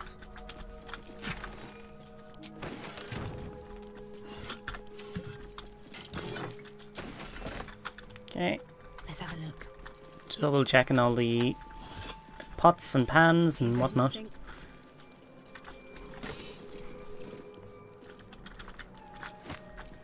boots have seen everything.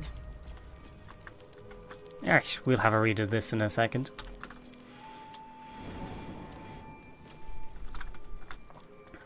That was Elminster. And now into Karsus.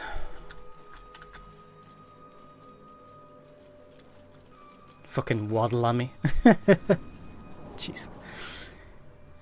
Put weave robe on edgy. Ooh, could do that. Could do that.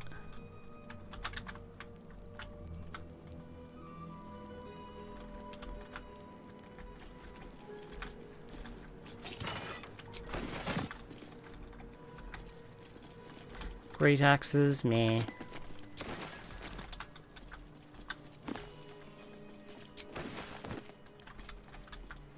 The Annals of Karsus. There it is.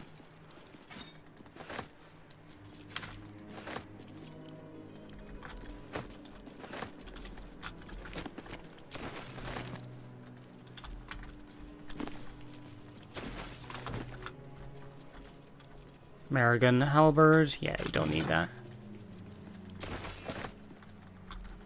Alright. Fucking outie.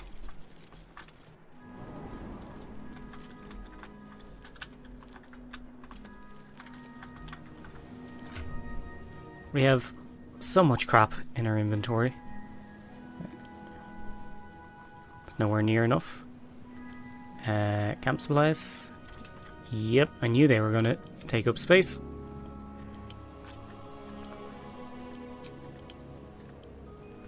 There we go. Hey, we're unencumbered. Alright. Let's see about Hedgie sticking the weave robe on him. Alright. What does he have on him for this thing? Oh no, he's wearing Gortash's gear. It's fine. Wandered into a forbidden area. You sense it might be time to leave. Attack. Okay. So we don't need any of the others. We can start fighting them all. Let's have a read of some of our stuff that we've collected. I think that would be a nice thing to do. We're in the fight for our lives. A little genie ditty. This was probably the item that we needed to read. If you were trapped in a magic lamp, you wouldn't like it a bit. It's tiny and stuffy and oily and damp, and you've had to be shrunk to fit. You sit here and ponder your only hope that some other fool will enter. Then you'll get out, but the entering dope will find that they're the lamp's new renter. Okay. A query from Dehurst. I swear it to be true, Laroic, and I was on the very cusp of joining my fellow mistrants for the ritual when, crash! Right on top of me fell a gangle of tousled hair and magic most strange. Just then something happened I can hardly describe. So foreign was the weave, no, not weave at all, that ensnared me. This fellow, I didn't quite catch his name, something with a T and a Q? Queen? Created some manner of anomaly that temporarily trapped me twixt our world and who knows where. Tell me, have you ever heard of such a thing? Dehurst. That is Tarquin from Divinity 2 Original Sin. I was only reading about it the other day. A wizard's task list. Tasks for which I require aid. Sweeping out the main hall. Removing Ramesset's personal effects from my chambers. Placing such valuable tomes as the Annals of Karsus in the Karsus Vault for safekeeping, and others. If Miclor cannot handle such simple matters, I ought to replace him with an animated armor or two. An alternative perspective, the weave. I like the image for the book on that. It's nice looking. According to standard wisdom, the weave is comprised of the body of Mystra or the domain of Mistral, the threads connecting all of creation to the source of magic itself. I posit to the intrepid reader that the truth is far more fascinating. The weave, as we know it, is not invisible at all. No, certain among us, whom I call seers, can sense the true nature of the weave as an incredibly fine but highly physical and edible substance left in our realm by spacefaring giants called immortums several aeons ago. Each time we wield this power, creatures called weave devils consume these strands of weave, and their excrement is a powerful force we call magic. I know this will shock many readers, but I only deliver the facts as I know them, and as you esteemed wizard community, and as the esteemed wizarding community wants to keep from you. Fucking hell. You can't just make stuff up when you don't like the actual truth of the matter. Be warned. Dear staff, following from our meeting, be warned officially never to touch Lorokan's magic buttons within the tower. He alone knows which is where and why, and any mistake could prove quite deadly. May Vomter rest in peace. Mikler. Caution before the Seelie. I'm not going to read that one right now. I'll read all but the yellow ones.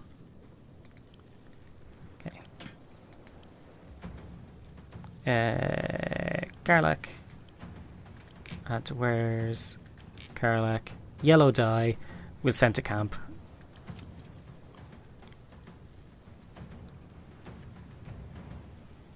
Okay, the Shadow Weave. A cautious treatise on the power of the Shadow Weave. The author talks about the formation of the Shadow Weave as a counterpart to Mistress Weave. The Shadow version is in some ways more potent as a source of magic, but it's also unreliable and volatile. Shar, Mistress of Shadow, has a much more fickle nature than Mistra, and according to the author, this manifests a seemingly fraught and dangerous position as vigilant, dangerous to those who tap into her font of arcane excess, that is. Okay, and sent to camp. Let's see. Correspondence. Lorokan, we see you and we always will. Do take care to maintain utmost respect for the art, and our purposes need not cross. Signed by the collective, the Cowled Wizards of Am. Interesting. Interesting. So it looks like Lorokan will have shit going on even after the game ends. Diary of a Mage. I can feel the moments ticking by, the essence of me growing older, greyer with every chiming of the bell. This morning when I awoke, my back ached with such force I nearly cried out. Such indignities await unless I can arrest the process entirely. There are ways. I won't be the first, but the night song is so near, the magic so well proven, the drawbacks practically non-existent. This is my path, and every moment counts. Well, I guess Lorokan just got tired of being old. Enchanted Mead. This book describes an elderly spellcaster's years learning the art of enchantment. Cold and frigid was the day I learned that to fail in charming a better wizard... Wait, which way is this cat? Oh, there he is. He's a black cat, so you can't actually tell which side is which from him. Playing it now. Well, not now, but in like an hour. I first met... okay. Cold and frigid was the day I learned that to fail in charming a better wizard was the most dangerous game of all. I first met Cavalarian Draithwaite at the Kalashite Baroom.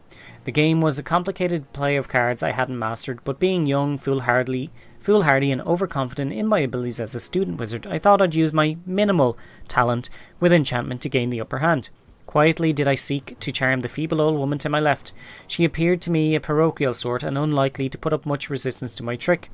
I'd been blown against the backroom's back wall, then up to the ceiling, and back down again before I realised this feeble woman was none other than Cavalarian Draithwaite, master of charms, author of the very textbook from which I learnt the enchantment I attempted to use against her. After she gave me a good thrashing for my audacity, we became lifelong friends.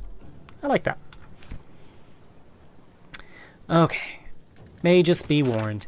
It is a great paradox among our kind who so value the art of learning that we believe ourselves ever cannier than the ones who came before. If envy is the disease of the artist, hubris is that of the wizard.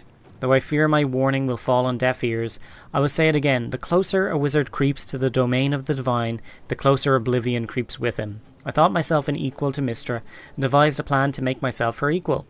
I would pluck one strand of the weave and contain it within an amulet. I spent the better portion of my years devising. How regret instantly heaved itself upon my head. I was trapped within the amulet instantaneously, and passed around from collector to curio hall for the better part of a millennium. Only now that I am freed, with barely the strength to hold my quill, can I leave this final warning as testimony.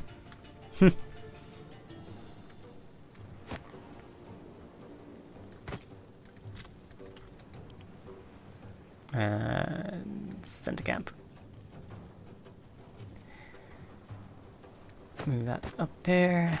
That one there. That one there. Miklar's Ledger. Scrolls 12, quills 24, books various 60. Hope there's more than 60. Books rare 4, herbs various 40, spells various 10, parchment 20, hats 4, robes 4, rings 14, 2 wands, 1 staff. Posted scroll. Madam, it is no secret that yours is the finest collection of records within our fair city. This scroll brings you a query I believe only you can resolve. It has been a long-held bit of lore within my family that we are descendants of Laerel Silverhand through my mother's line. Though no existing genealogy can confirm our claim, would you be so kind as to investigate the matter? It would mean a great deal to my grandmother, Haverfoss, who is poorly at the minute. The family name is Gradle. Hopefully yours, Amber Lehman. Okay. So yeah, let me just double check. We clear out this area, then we can go to Mr. Carrion, turn that last thing in, and then blow up Falogre's fireworks because it's fucking hilarious. And then the next time we're playing, we'll be starting with the sewers, which is relatively short and probably the end of the game. So yeah, we probably will finish next week, which is great. I think I'll read one more and then we're gonna raid out. We killing Carrion? I don't know. I might save it. I might save Carrion and Falogre's. Actually, no. I'll do Falogre. No shit. No, I'm gonna raid out. We'll do it the next day.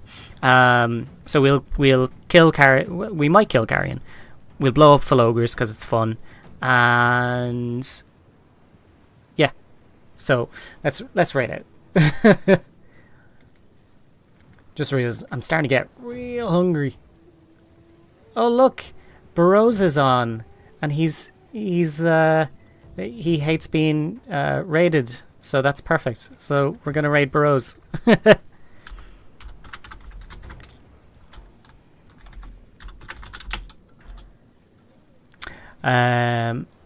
You say that like the finale doesn't take 4 hours. I mean, as long as we're not... Well, I mean, we are going to check every chest on the way up. But, considering that we won't be able to hoard all of our books with us, there's a possibility that we might just tear through the game for the last bit. But we'll see. Thanks for stream. Thanks for joining. It's always fun to be able to talk through the lore and stuff with you guys anyway. But yeah, Baldur's Gate 3, it's just such a good game. The mods are live. They still work with outside mods, so if you've been using Nexus mods or the Baldur's Gate 3 mod manager, that will still work. Yeah, just have so much fucking fun, guys. And we'll probably start... I'm just going to kill all these guys in the meantime, and we'll start after next week. But I'll be back tomorrow for... What day is it? Friday. Dragon Age. We're starting some Dragon Age tomorrow. Well, we're close to the end of Dragon Age as well. Jesus Christ. I'm going to have to think of new stuff to do on Thursdays and Fridays. Anyway, good luck. See you soon.